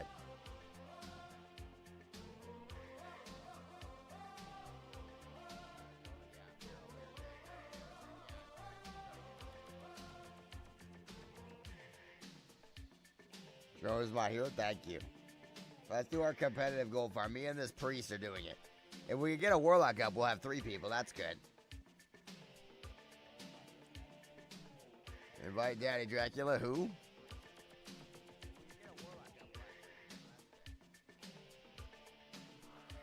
All right. Hi guys, today I'm bringing to you my newest scam. Oh, look, Glum, we're locked I in. pretend to be sick. Yeah, I'm totally sick. Okay, right, here we go. Not quite done yet. Need to finish that too. Working hard. Oh, what's that? Thank you for the sub. Yes, I am really sick.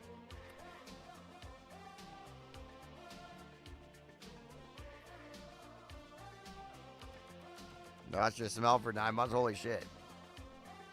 I like Peter Griffin? I heard that one. Or Chris Griffin. Like in the video, thank you, Brad. Thank you.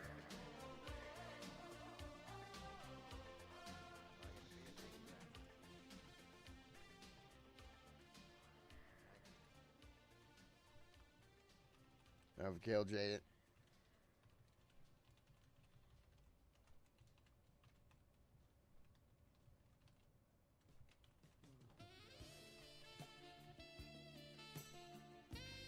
Looking for more for competitive gold farm. Would you like to come? 24 hours getting the pallet? Yeah. You got a sick cat on? Yeah.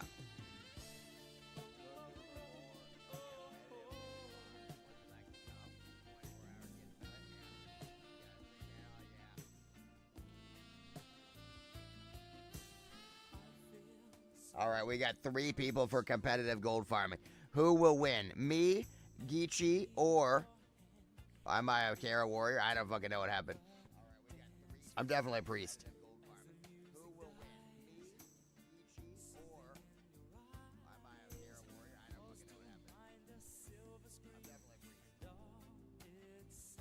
Dying of some kind of virus as well. Sorry, brother. What happened to us? We were young and so full of life. Now this has happened. We've been cut down in our primes. This is so fucked up. All right. Who will get the most primal fires in 1 hour?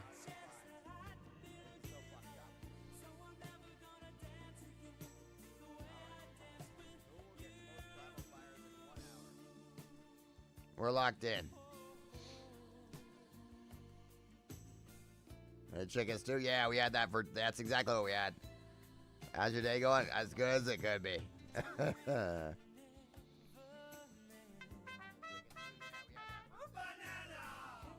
Is there any good TV or anything to watch tonight? Anything fun to watch?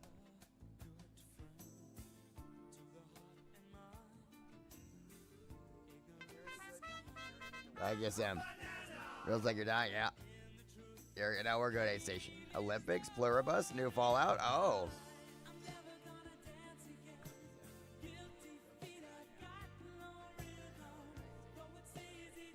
Night of the Seven Kingdoms.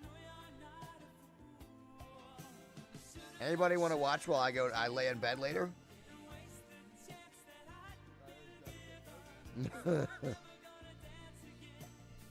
Farming Primal Fires, haven't opened your bag? Yeah, that's fucking smart. I love that. It reminds me of when I used to hide my XP bar, Young Downer, so I wouldn't know how much XP I'm getting. Because it's like more fun that way, you know what I'm saying?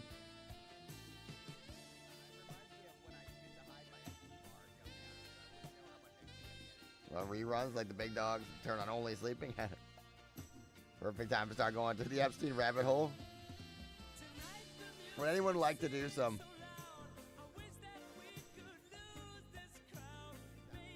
A gnome help me kill a quest mob?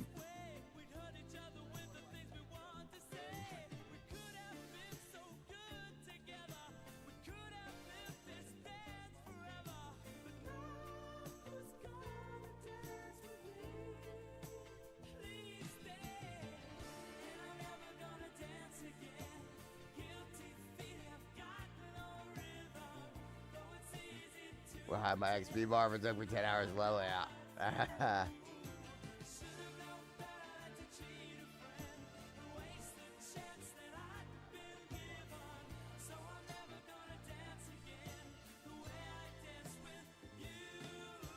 need a warlock. Are there any warlocks I need to get a summoner? Hey, Reese. Ooh, that looks good.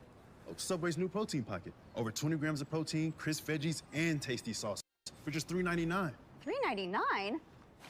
Did you just say $3.99? $3.99? What? $3.99? $3.99? $3.99? Hey, what's that? Nobody tell her. Subway's new protein pocket. It's over 20 grams of protein for $3.99. Try all 4. You could be vaping formaldehyde, which is used in taxidermy. Oh, dear. What? Formaldehyde. Oh, dear. What? I knew it. Oh dear. Oh dear. What? Aren't you an elk? I don't know what I am. At IHG Hotels and Resorts, you can guest how you guest. Explore the neighborhood. Or live like a local at Hotel Indigo. Unplug for the day. Or plunge into a long weekend at a Holiday Inn. Take on Miami, Mexico City, Minneapolis, or any Holiday Inn Express destination. Choose from 20 IHG hotel brands and earn points for free nights with IHG One Rewards.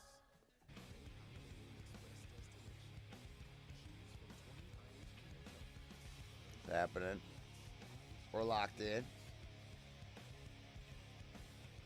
Okay, we're in the audit log. Wait. Spoonie, a 43, breaking server rules. What'd they do? Oh. Okay, loud racist music, perfect. Oh my god, I'm getting ass blasted. It's totally Varson, wasn't it?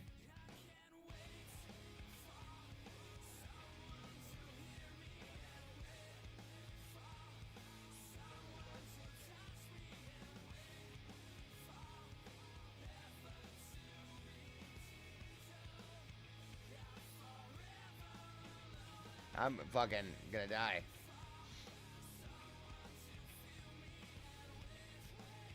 Are you guys ready for the first annual gold farming competition starts now. It would summon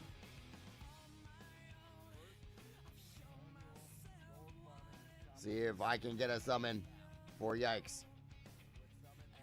Is there a warlock nearby?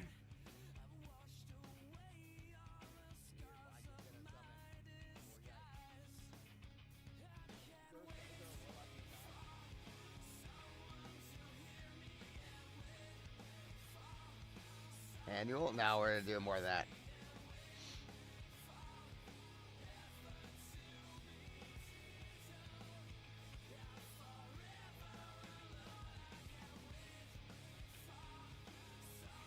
Let's see, the first annual gold farming strat. Why is my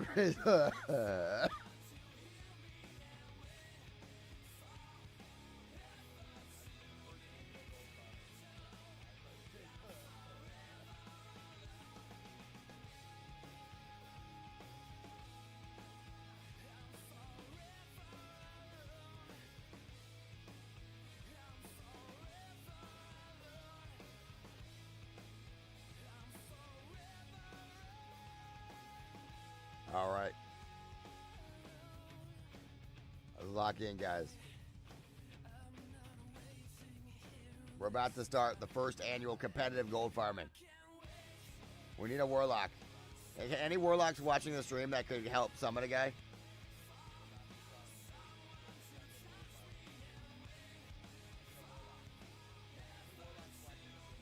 Really compensating short. There's a lot of people that want the constant reset from the Hex Vecta. Yeah, the Hex Vecta was interestingly. Oh yeah. We were all in on the new Hex Vecta.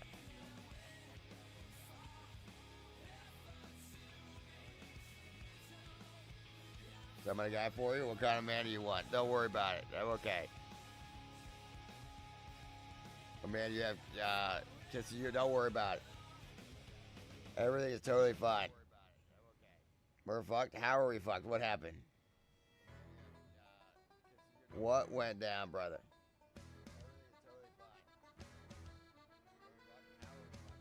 No one will summon anyone. It's fuck it. Well, I can't. I don't. Yeah, I'm not. I don't know what that link is. I'm locked in.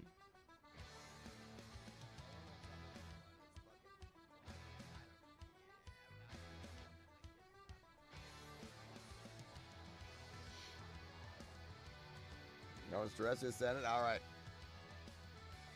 All right, team.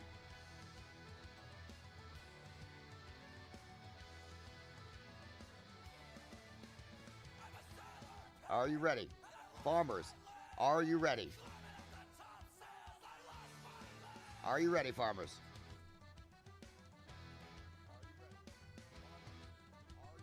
Whoever gets the most Mode of Fire in the next 1 hour wins a big prize. Are you ready, boys?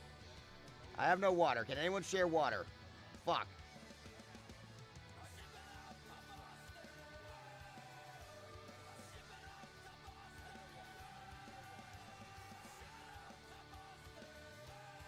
GM, yeah.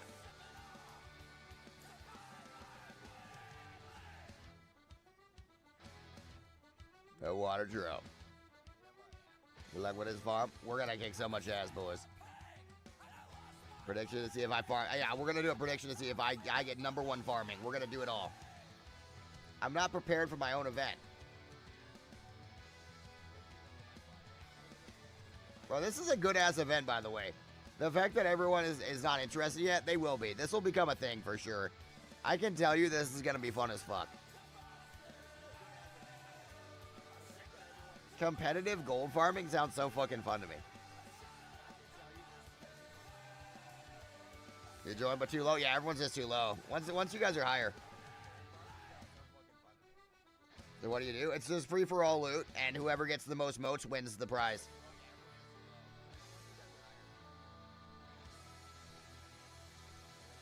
Pretty simple. I'd love a weak card to track it, but I'm just gonna track it manually.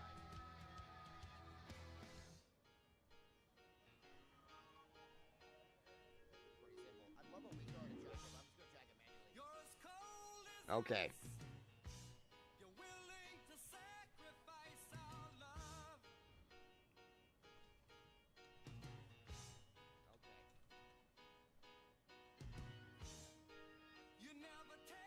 There's our leaderboard. Has to be motes of fire, not gold by any means. Just for this one, because it's easier to track it that way, right? Long term, we could have an actual, like, any gold you get, any method you want to do, we could track it. Any method you like. You okay? No, I'm not.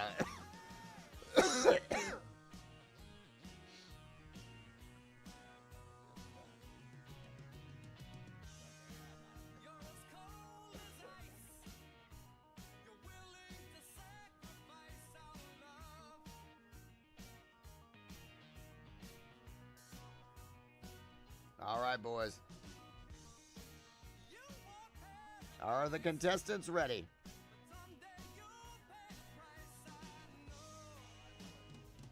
Competitive Guild Gold Farm starts now.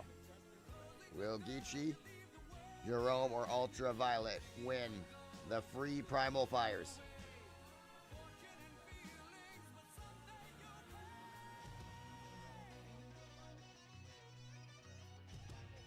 All right.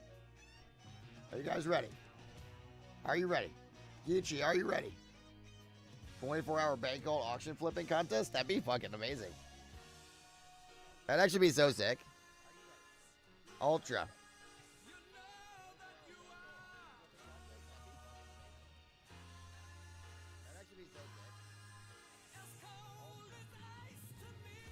Ultra, you ready?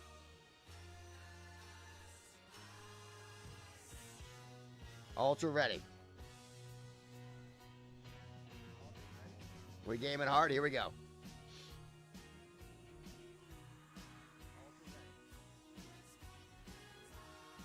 Okay. Okay. In 5, 4, 3, 2, 1. Start farming. Okay, I need to set up a timer. Shit. I didn't set up my timer. Oh shit. I need to win the. Oh fuck. Okay. 1 hour. 1 hour on the clock. Shit. Where's the timer? There's the timer. There's a timer.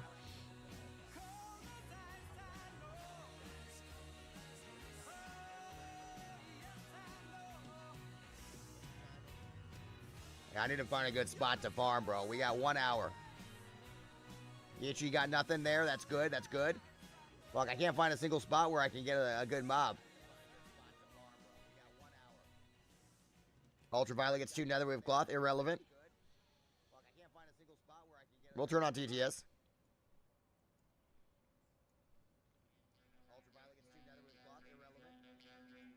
All right, no one's gotten the primal yet.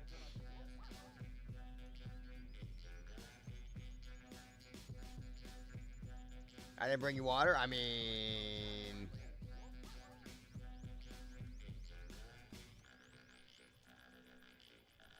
There's no fucking spots, bro. Priest look fucking cool. There's no fucking available spots. The fuck do I do? There's not a spot in fucking town, bro. What the fuck? This is terrible. This spot sucks.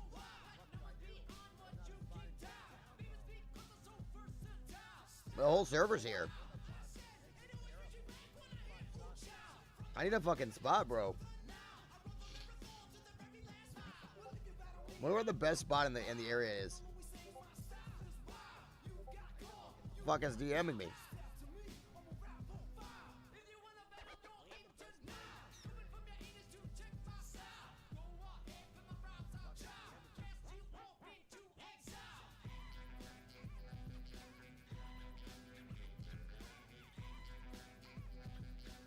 I mean, I can't find a fucking... Oh, there's one. Has anyone gotten anything? No one's gotten shit. Yeah, 0 motes for anyone so far. 0 motes.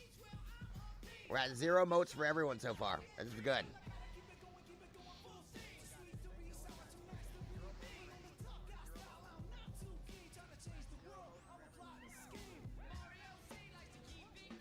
AKDN's getting pumped.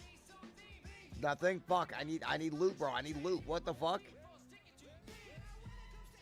I need money, bro. I need money, dude.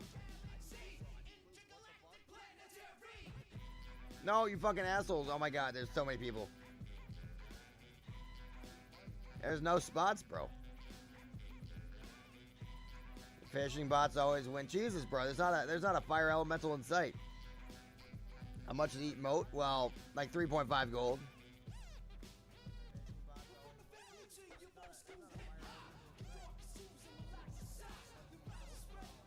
Definitely the god spot. What key body modifier? Control, Shift, Alt. Farm. No one's gotten a moat yet. This is great. Modifier for 44, so they're 4.4 each. Holy shit. Oh my god, I found a spot where I can get actual primals. No, no, no, no, no, no, fuck!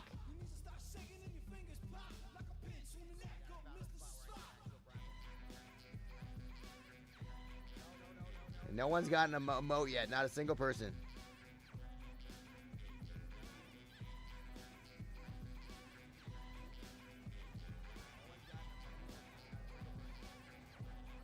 Not a moat in town.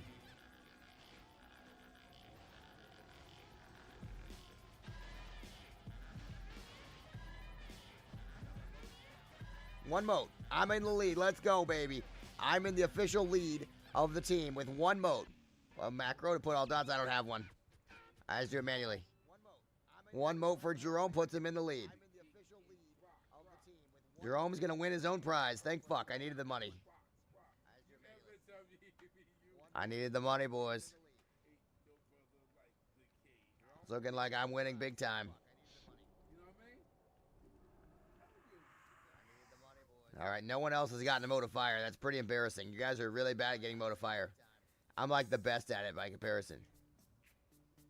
Kill the Alliance? I think we should. Oh, fuck. That's not helpful.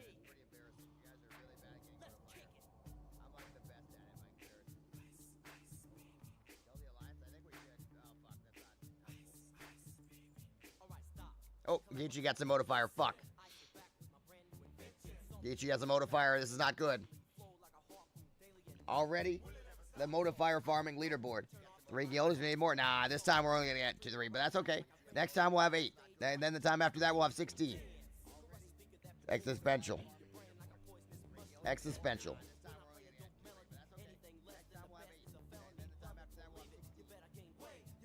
Kill that rogue, I'm locked in. Oh my fucking god, there's always some guy.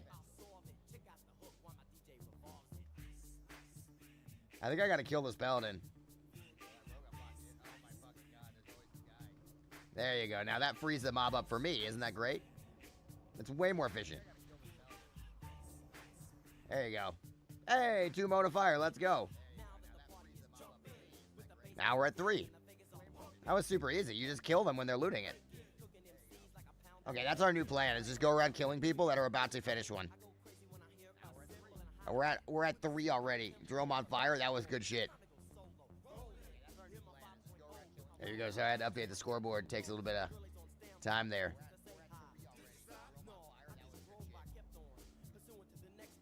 Let's kill this rogue too. Perfect.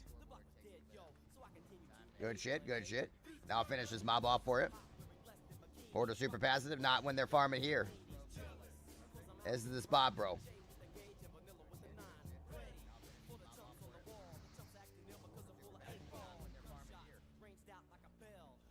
All right. Doing a great job.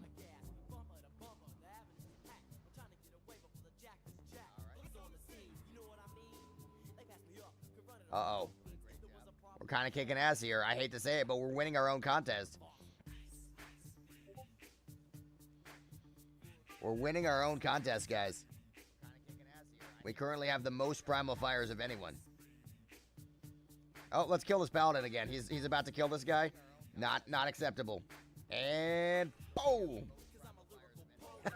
Second fucking time I just did that. Oh no.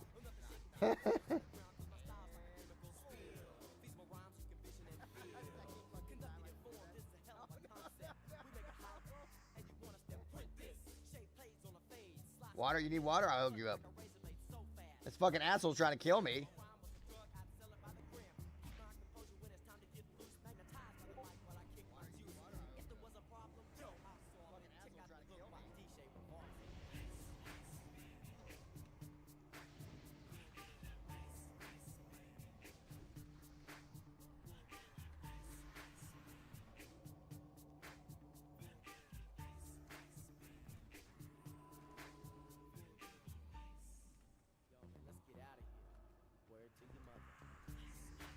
Fuck. Did you got a primal fire during all that? That's fucking shit. Now he's at 2. Fucking people trying to gank me, bro. Interrupting my farm. I'm doing nothing wrong. I'm doing literally nothing wrong. I'm just like a good guy in all of this. Like a good guy, an innocent Samaritan dead. Fire. Oh. Motive fire. Oh. Motive fire. Gaethje got another 2 motive fire. Fuck. Motive fire. Oh. Yep. Motive fire. Oh. Motive fire. Oh. Thank you for saying the word motive fire. Motive fire. Oh. Motive fire. A victim here. Oh my god, I'm such a victim here. What the fuck is happening to me? This is insane. Oh my god, I'm such a victim here. What the fuck is happening to me? This is insane. Wait. This seems like an opportunity here. Oh. Motive fire. Ah.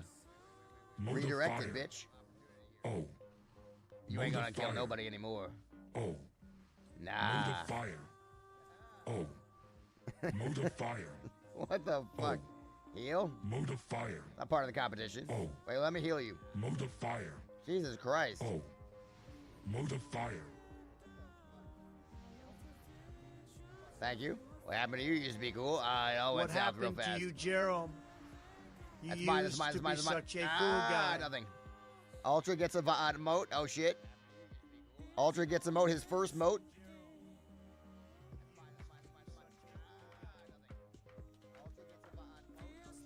Bitchy. How many? I got 3.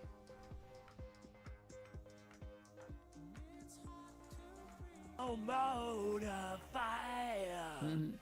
Oh, motor Okay. fire. Jesus Christ. Oh, motor fire. Kind of fits the song, though. Motor fire. Oh, motor fire. It fits the song, though. Oh, motor fire. Oh, motor fire. Oh, motor fire. Fuck. Motor fire. Fuck. Motor fire. Boom. I'm feeling better? Yeah. Motor fire. Okay, no more saying motive fire. Boom. Motor fire. Boom. I can't get any because they're fucking ganking me all the time. They just keep ganking me. I can't win the leaderboard contest. Because they're all ganking me and griefing me so hard. And I mean, I'm an innocent guy here.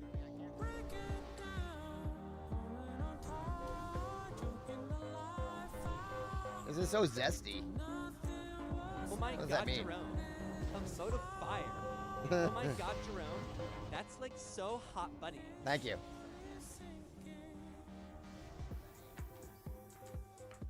Hey, Geechee got a moat of fire. Geechee at 6. Oh, motive fire. Oh, motive fire. Oh, motive fire. Thank you. Oh, motive fire. Oh, motive fire. Oh, motive fire. Oh, motive fire. Oh, motive fire. Moat of fire. Moat of fire. Moat of fire, baby. You know what I want? Moat of fire. Moat of fire. Each you got a moat of fire? How many you got? 6? You got 6. Moat of fire. Moat of fire. Moat. Oh, I just got a fucking moat of fire right there. Holy Moat shit. of fire.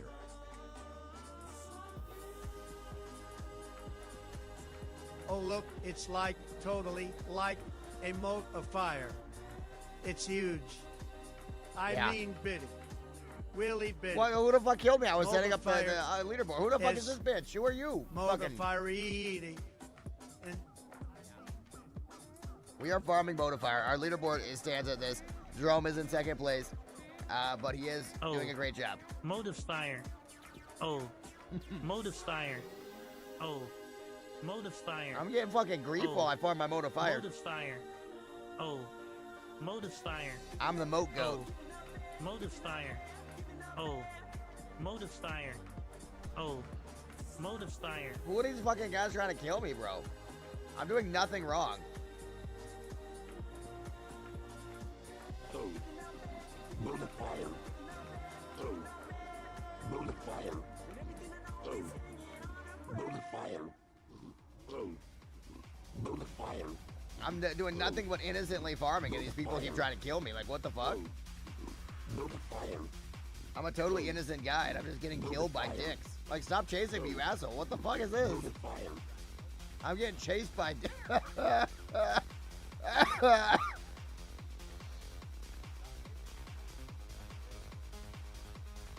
Hi guys, today I'm bringing to you my newest scam.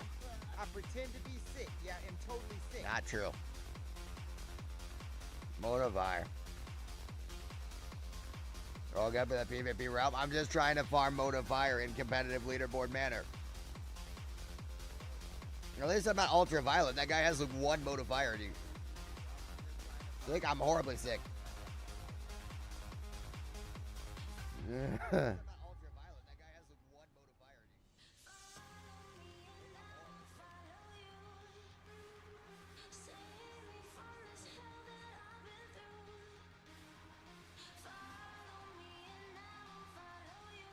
Alright, they got it, your ropes. I wish I wasn't fucking dead, dude. I'm trying to farm. Modifier groups getting camp? Yeah. We're doing a competitive Modifier farm.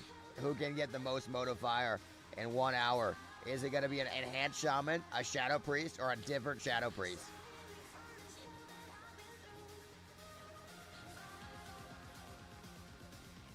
Who will get the #1 victory?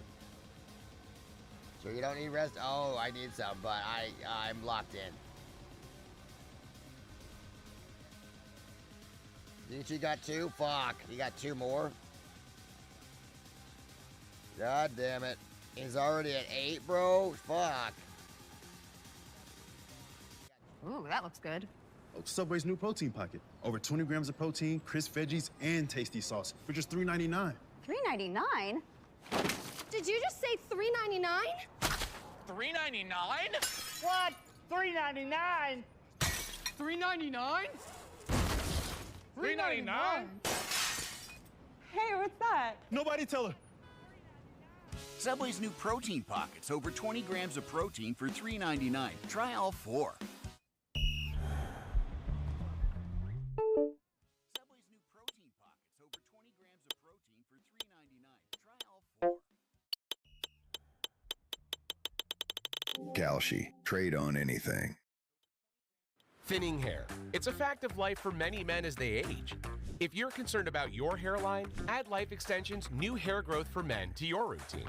This formula takes advantage of clinically studied nutrients that support hair fullness, density, and appearance in as little as 3 months. These nutrients also help reduce shedding and maintain already normal levels of DHT, a hormone linked with hair follicle health. So, for hair so nice they'll look twice, try hair growth for men today. Damn it.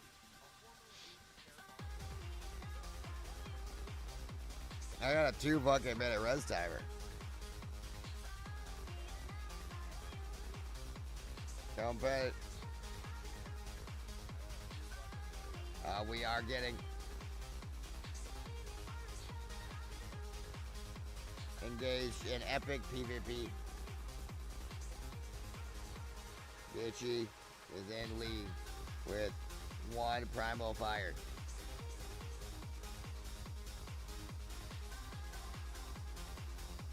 He has obtained 1 primal fire.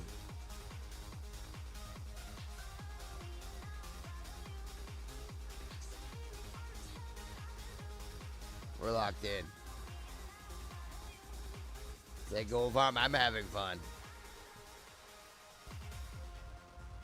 The most fun. Competitive gold farm.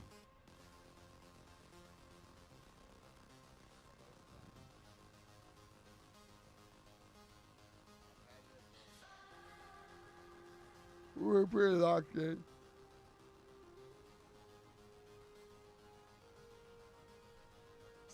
Competitive gold farm continues. Nietzsche has now obtained 1 primal fire. Jerome is near death.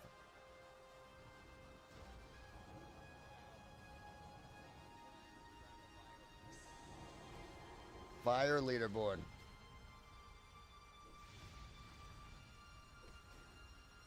Okay, we're locked in. Go ahead and finish this mob off before we die horribly. Oh, we're gonna die. Fuck. We didn't die. No modifier. Guys. It's a beautiful day.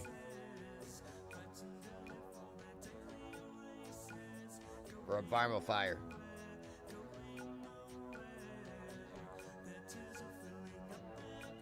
One primal fire, please. All right.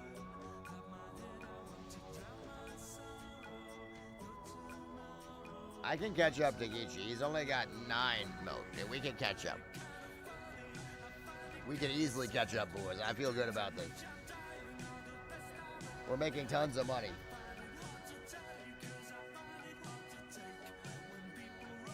You guys like this song? It's pretty good. I bet you guys are all like level 64 right now. What's the average level in this stream, I wonder? What level are you? Are you... Oh, fuck. Oh, God. Geechee gets 10 now. Rats. Geechee 10, Jerome 4, Ultra 1. Updating the tracker. 1070 for 3 days? Fuck yeah. That's good.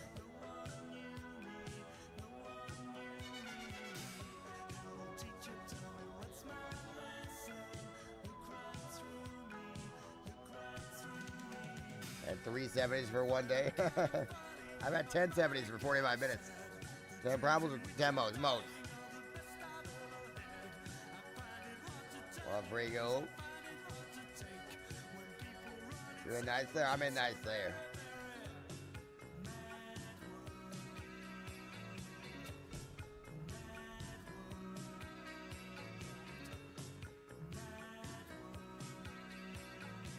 $17? No. I need that gold. I need it.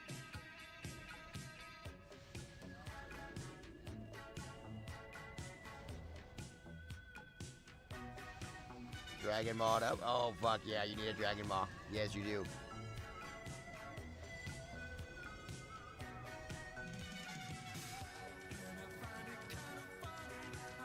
Everyone wins when you farm modifier. That's what I'm saying, brother.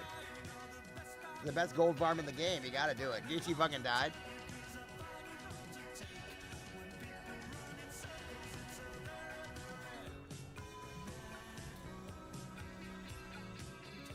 Fuck.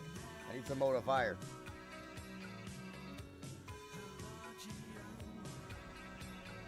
I need a goddamn modifier. Defense level skyrocketing. Arenas are tomorrow, by the way. Should we try to go for Glad tomorrow? Do you think we can get Glad? Give it to me honestly. Eleanor is so excited.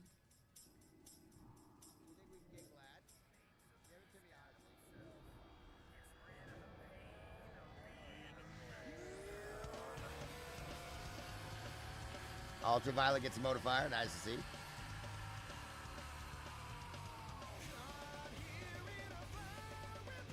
Jerome gets a modifier. Good to see.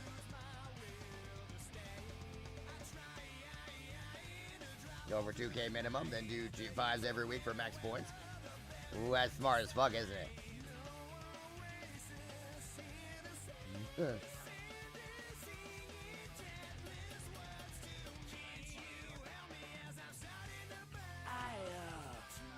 Oh, road of fire.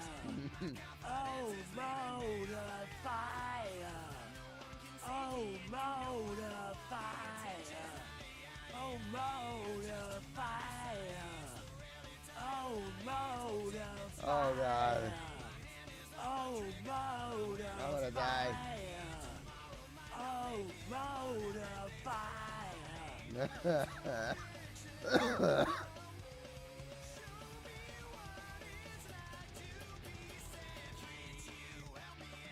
Jesus Christ.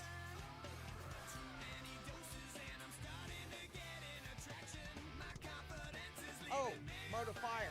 Oh, wait, I'm dead.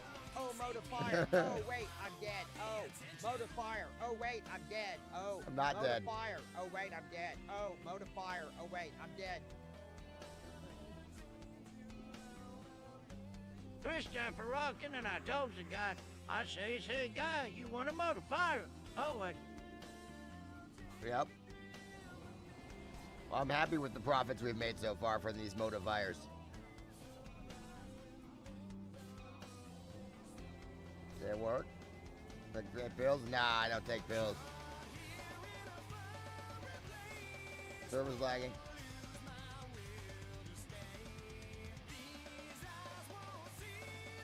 Yeah, a lot of you think I am, though.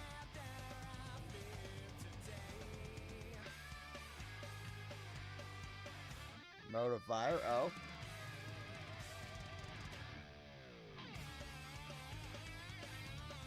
Mode of fire, leaderboard, yeah, fever, I don't know, probably.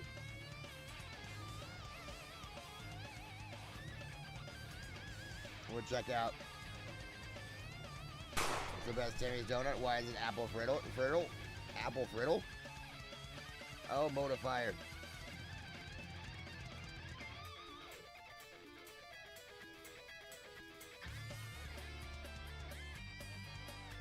I'm going to show you one of the best money makers You're doing great. in all of existence. It It's is called Modifier. pretending to be sick, Bruce. Jerome's acting was much better at start of stream where he could hardly say a word. Now he is just speaking normally, but with a croak. Still,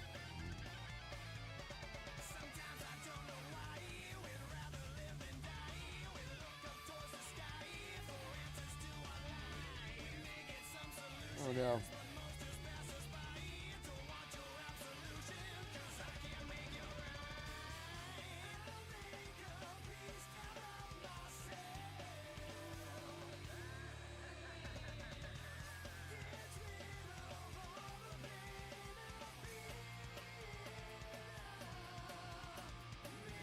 Who sells insignia in Orc? Ah, there's a building. One of the people in that, like the gate. You have to go in that portal. Go to by the portal room. Oh shit! Nietzsche had 12 mode of fire.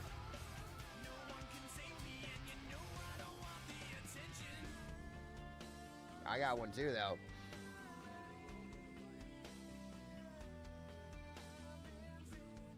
I'm catching up. Oh my god. Yo, Google, your guys are to win the mode off. It'll be hard, Smitty. I'd love if you were in the mode off. Is Smitty leveling hard? How's Smitty looking? Oh dear. It looks like Smitty, his leveling train went into a ravine. He is now trapped. We need to dig him out. Can we get a Smitty level check?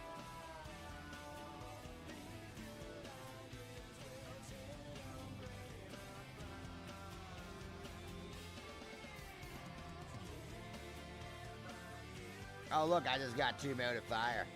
Putting me at a comfortable 9 mode of fire.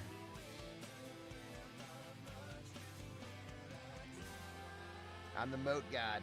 Got your hoof stuck in the barrens? Oh no. I hate when that happens. Oh fuck. What's your symptoms? Ah, horrible.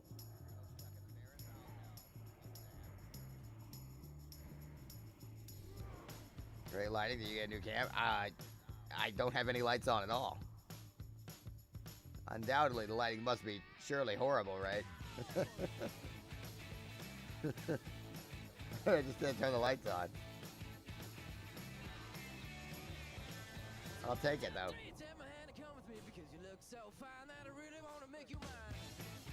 Sharp and quality? I don't know how.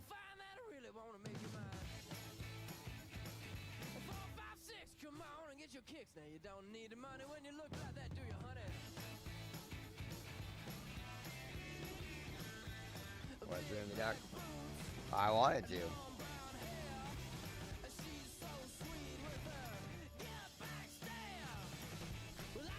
You use microphone shadows, the opposite of good lighting. Yeah, I mean, it feels like there's like a wiener on my face.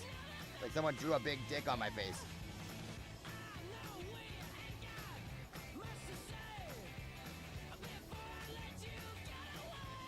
Are we gonna win the moat up? We're kind of catching up here. I hate to say it, but we might be the best moat farmer in the game, bro. We're like pretty good at this.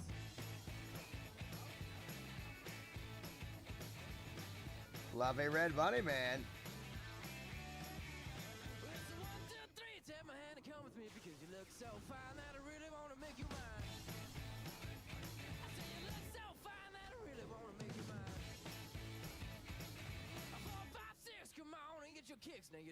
Let's go.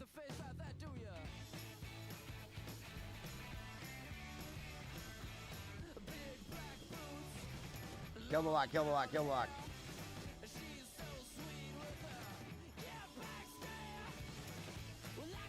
Want to join our group?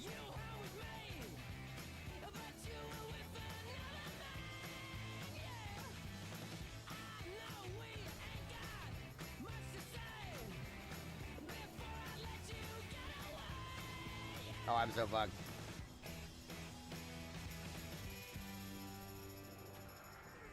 Fuck. I said, are you gonna be my girl?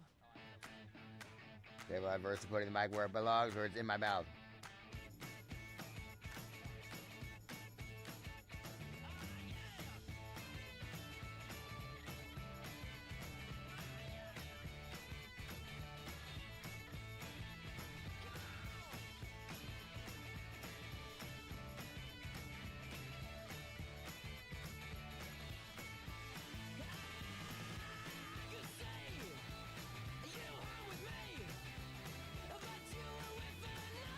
Oh, I'd be sick. I'm sick.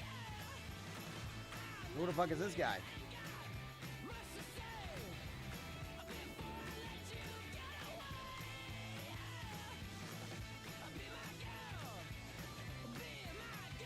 Wait, you have 8? Holy shit.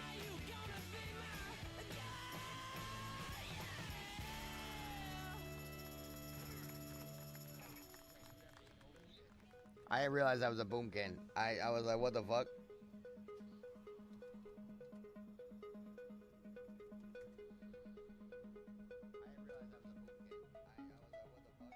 She had 2 more. Fuck.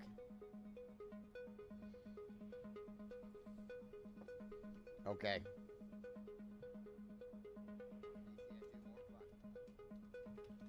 Rome 9 Ultra 2.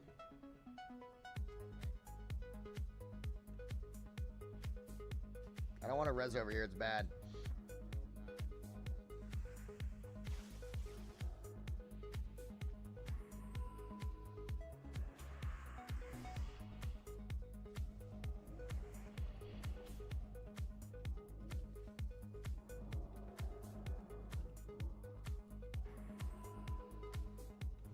This is a fucking mess out here.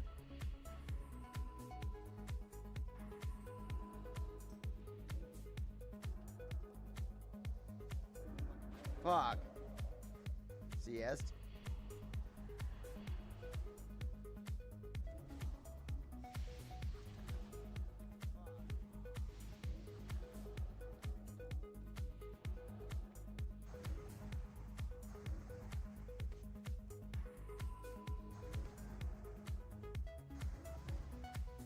Bitch. I was kissing hot guys at the bar again. Oh. Hello, karate.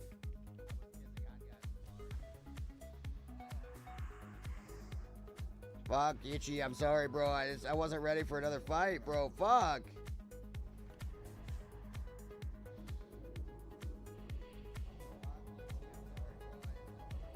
Can we just go healer and just kill them over and over again? That'd be fun as fuck. 16? Jesus Christ.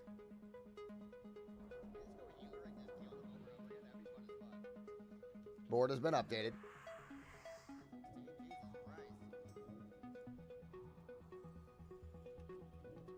Dude, I take a slave pens? Yeah.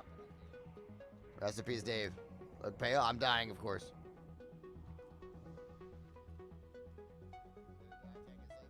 Your tongue? I don't know. I was not doing other tongue related.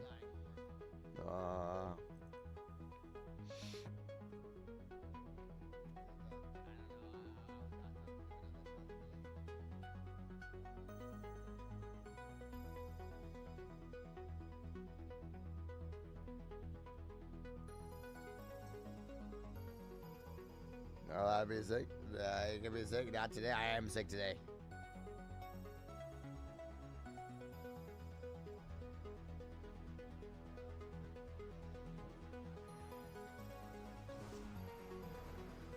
Yeah.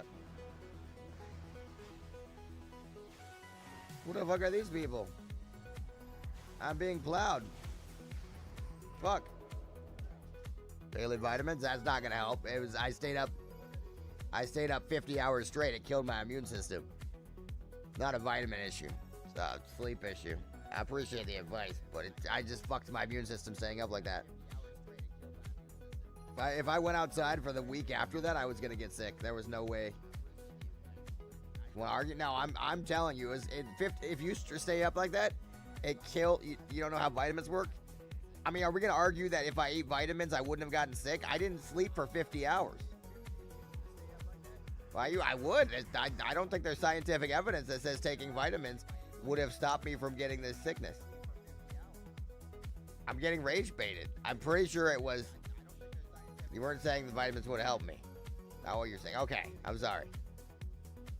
I got sick because I didn't sleep for 50 hours. It fucked my sleep up. I've been basically beginning to get sick for a week now.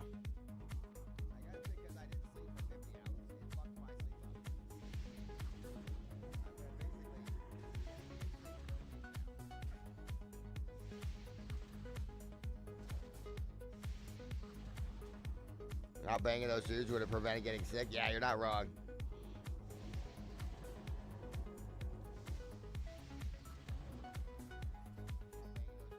Hey, Jerome got some moats. Jerome's kicking ass. The moat situation is looking hot.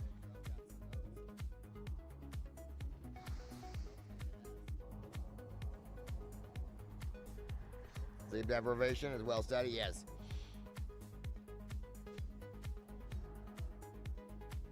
Interesting. So it's okay. Okay, maybe I was wrong. We'll see. I don't know. I'm fucking out of it though.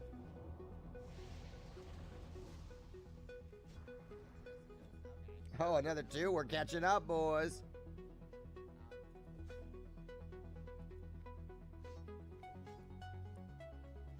This is such a good fucking gold farm. It really is. It always is. It's the best fucking gold farm in the whole land, boys. You just can't beat it. Learning to love myself. Look how good this gold farm is. It's the best gold farm. The very best in the whole land. You can't beat this hot gold farm. Coming to a theater near you. The best gold farm in the entire game.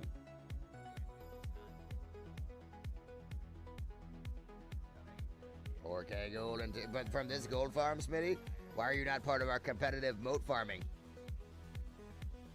First Western science studies into how people got sick. They thought it was tired or fatigue. Is that called exhaustion? Huh. Blazeburger has gotten 1.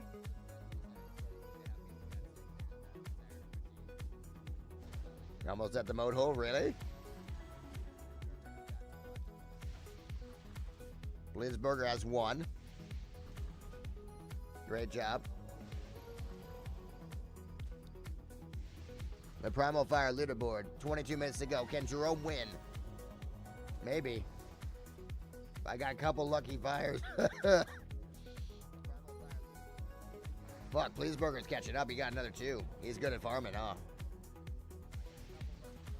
I feel like Ultra hasn't gotten any in a while. I'll have to give him some because I don't want him to feel bad. Mom and sister sick? No, they will be though. Oh shit, Jerome's getting lucky. Oh fuck. 15 for Jerome. Pleaseburger with another 2. Jesus Christ. It's all coming out. Oh my god, it's happening. We are moating up. Jerome's not far behind Geechee right now. This is getting intense. Ultra bot. He's a disc priest, so you know, not the best farmer. He's trying his best. Updating the leaderboard. Long term, if anyone's good at weak R coding, I want to have an automated weak R for this. That'll be really fun. 18 for Geechee. Fuck, he's pulling away again. I can win, though, and if I win, I don't have to give him all the fires. It's good.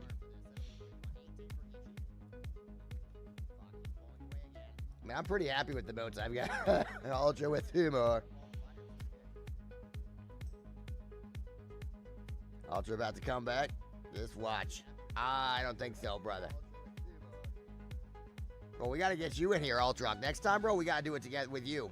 The winner gets the primal fires I've been farming, so, you know, it's a pretty fun idea, I feel like. Do you guys think this is a good idea on paper? I feel like if we get, like, 30 people out here, it'd be really fun. We, like, cover the entire area, and we're just killing everybody, and we're just, like, we have our own guild layer, basically. You don't have to be in the guild, though, to join it. You could just be, like, a guy from the stream.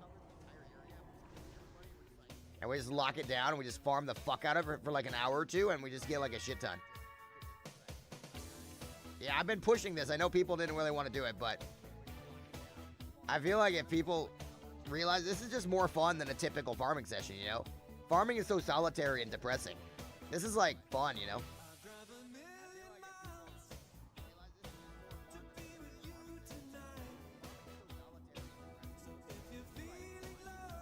Ultra with another 2, holy shit.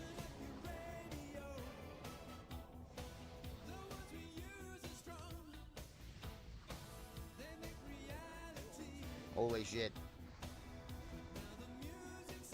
Farming's depressing, not when you're doing it like this. This is fun as fuck.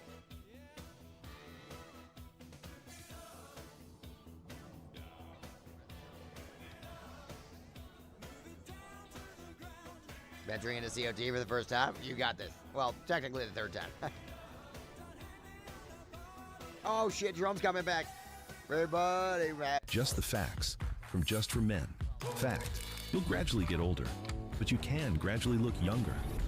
Control GX shampoo gradually reduces a little gray with each wash. Gradual, subtle, timeless. Ritz Zesty Herb Fresh Stacks go anywhere. Take Zesty to go and let the zest take you places. Ritz Zesty Herb Fresh Stacks. Another way to enjoy Ritz on the go. Fresh. Or fresher. In Oregon, you don't have to choose.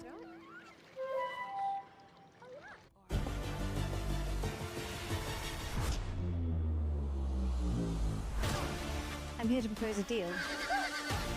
We have a lot to get through. You just have to trust me. Some chances may never come again.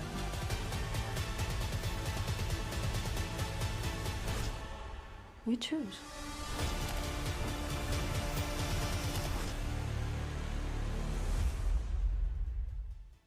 That doesn't sound very fun to get. Is there like a thing you can buy to get Shatar rep so I don't have to do it?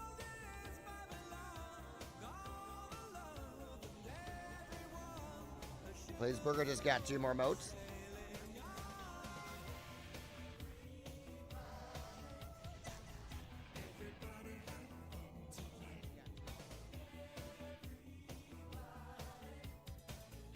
Let me ask Grove. Okay, but not tonight though. I'm on death's door here.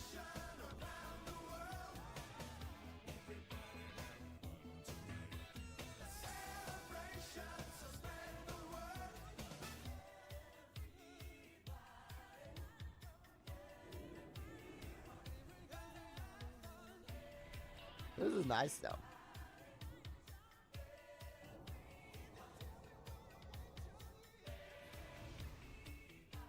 Aha, mode of fire.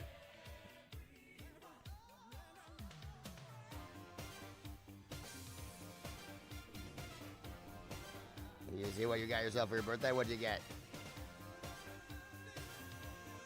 9, yep, he's at 9. We got 18, 18, 9, 6.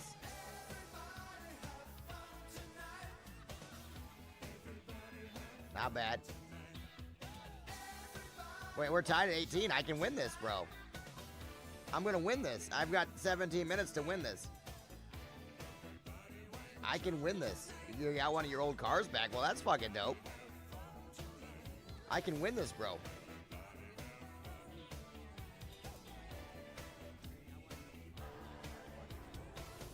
$72 people online. I like this. 72 online. Let's go, baby. The guild is pumping.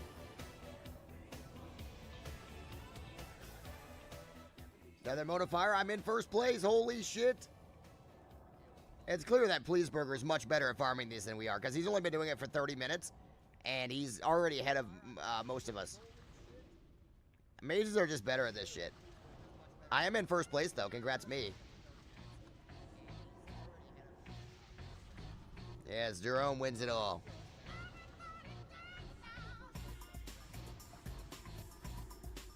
Oh, shit. Jerome is pulling away in a big way. 21. Much as one moat, like 5 gold, almost, like 4.7.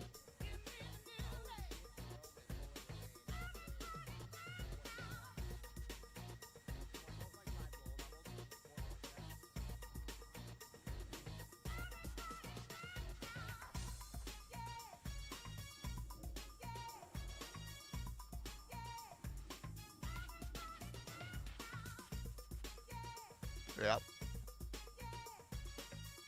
Pretty locked in. Here is the goal.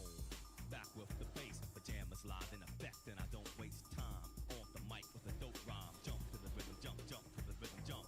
And I'm here to. Yeah, tomorrow's arena, but that doesn't mean you don't have to like farm another day. No one's farming yet. No one's done any BGs yet.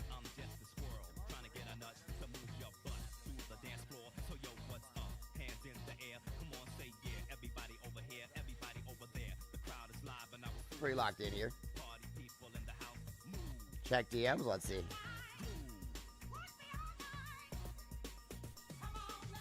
Oh, shit, you got a sick car, huh? Yeah, it's the first person to name this car gets 1 modifier. What car is this? I'm gonna say it's a Toyota Tundra.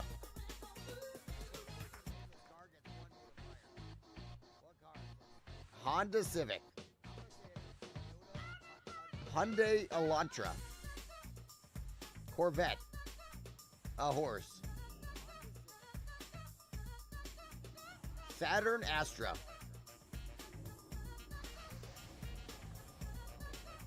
AMC Gremlin.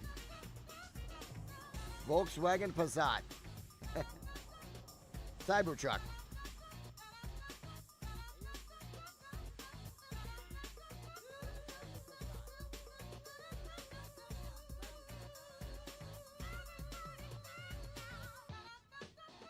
Am I currently in first place and kicking ass in the big moat contest? It looks like it. Who would have known that Shadow Priests are the best moat farmers in the game? We're gonna win this contest. I feel good about this.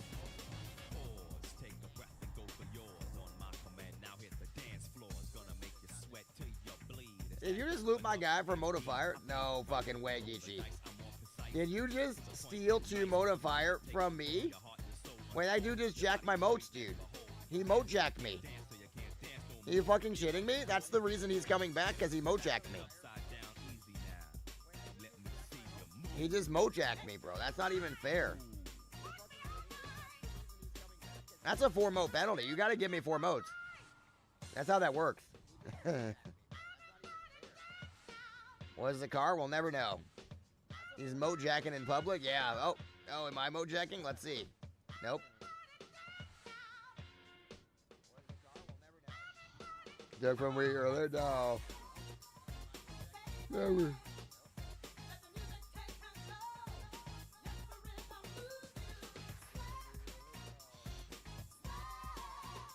'23 Ferrari F8. Oh, damn. That's hot.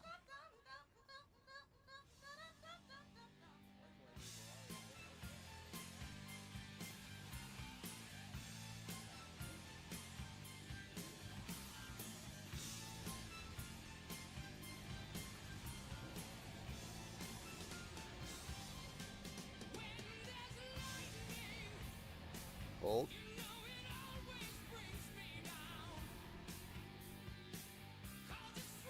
Another 2 modifier. Hey, level 99.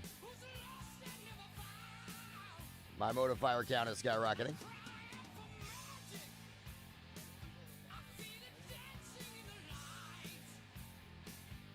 $170 rush. Oh, we're doing competitive gold farming.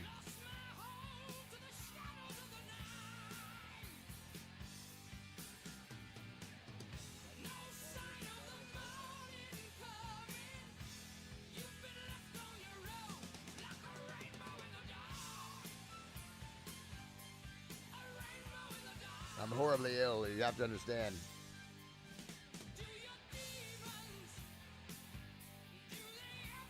The only explanation, of course.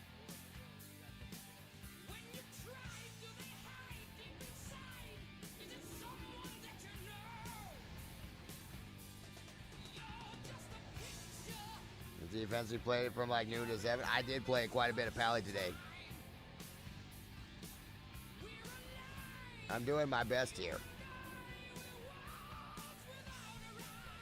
What levels of Pally? 64 at like 0.3.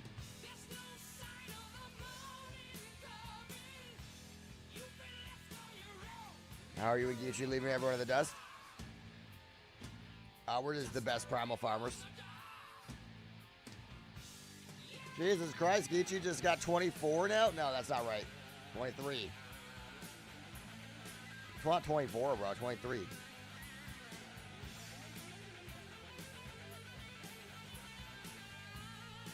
Gonna come with the mode? Yeah, no, it's 23. You got 1, right? And you got 2 more. That's 23. No, you were at 20, and then you went up 3, right? Can we get an instant replay? He was at 20, then he went up 3. That's 23, right? Am I crazy?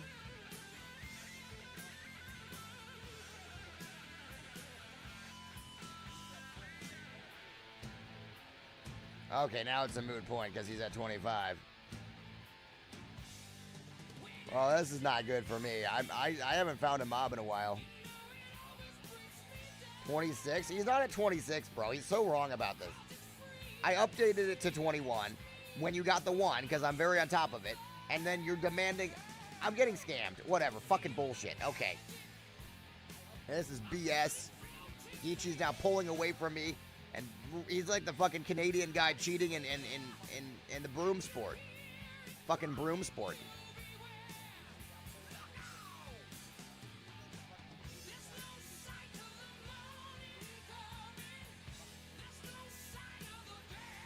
I can still win this.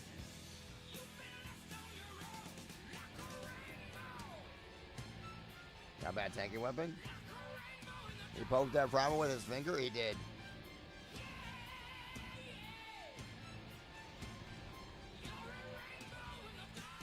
$21 plus 4 is fucking 25, dude. What are you thinking? Oh my fucking god.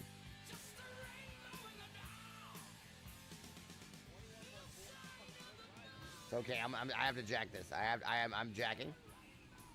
26 fires. We're pretty locked in. Hacking.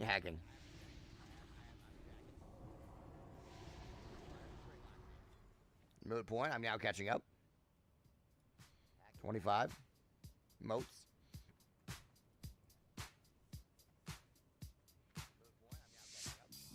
It's a nice evening. It is a good day.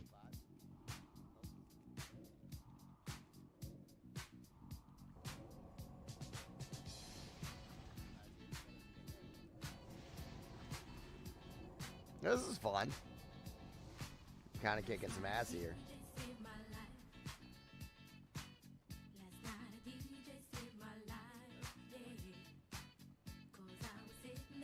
How many minutes you got? 7 minutes left. We gotta lock the fuck in.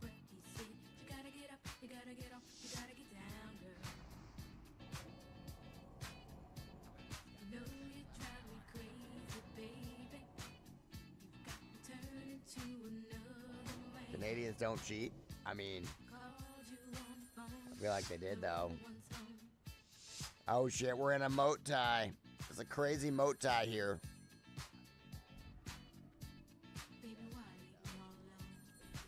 Pleaseburger gets another moat. You didn't get 2 more. I don't. Oh fuck, he did. Fucking curling. Oh, don't you know, eh?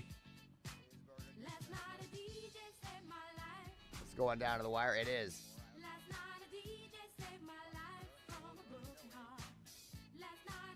Go for the throne. Oh shit, you're right. That's a good tech.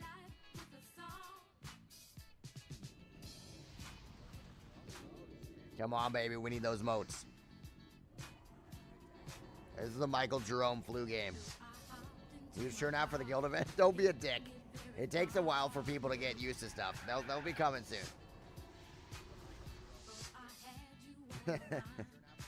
Everyone's very selfish at launch once, and they're all doing dungeons and shit. That's fine. We're locked in.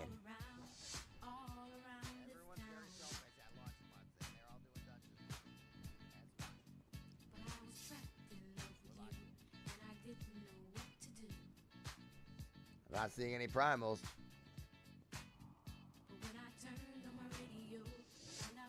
We gotta win this, guys. You know, if you bat your head and rub your stomach, you get faster respawns.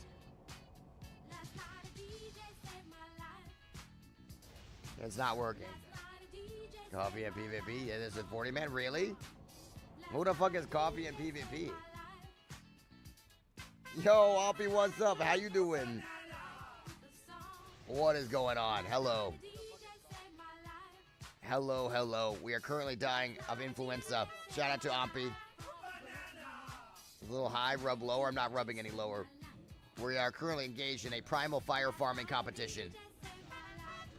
Hello, Oppie. Hello, guys. What was Oppie doing today? Let's get a check in here. Let's get a quick investigation.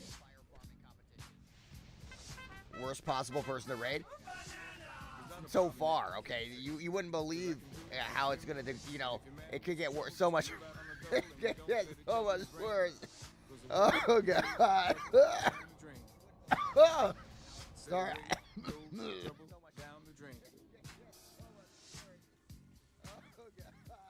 I wonder what Oppie was doing today. I think I opened his stream a few times earlier today.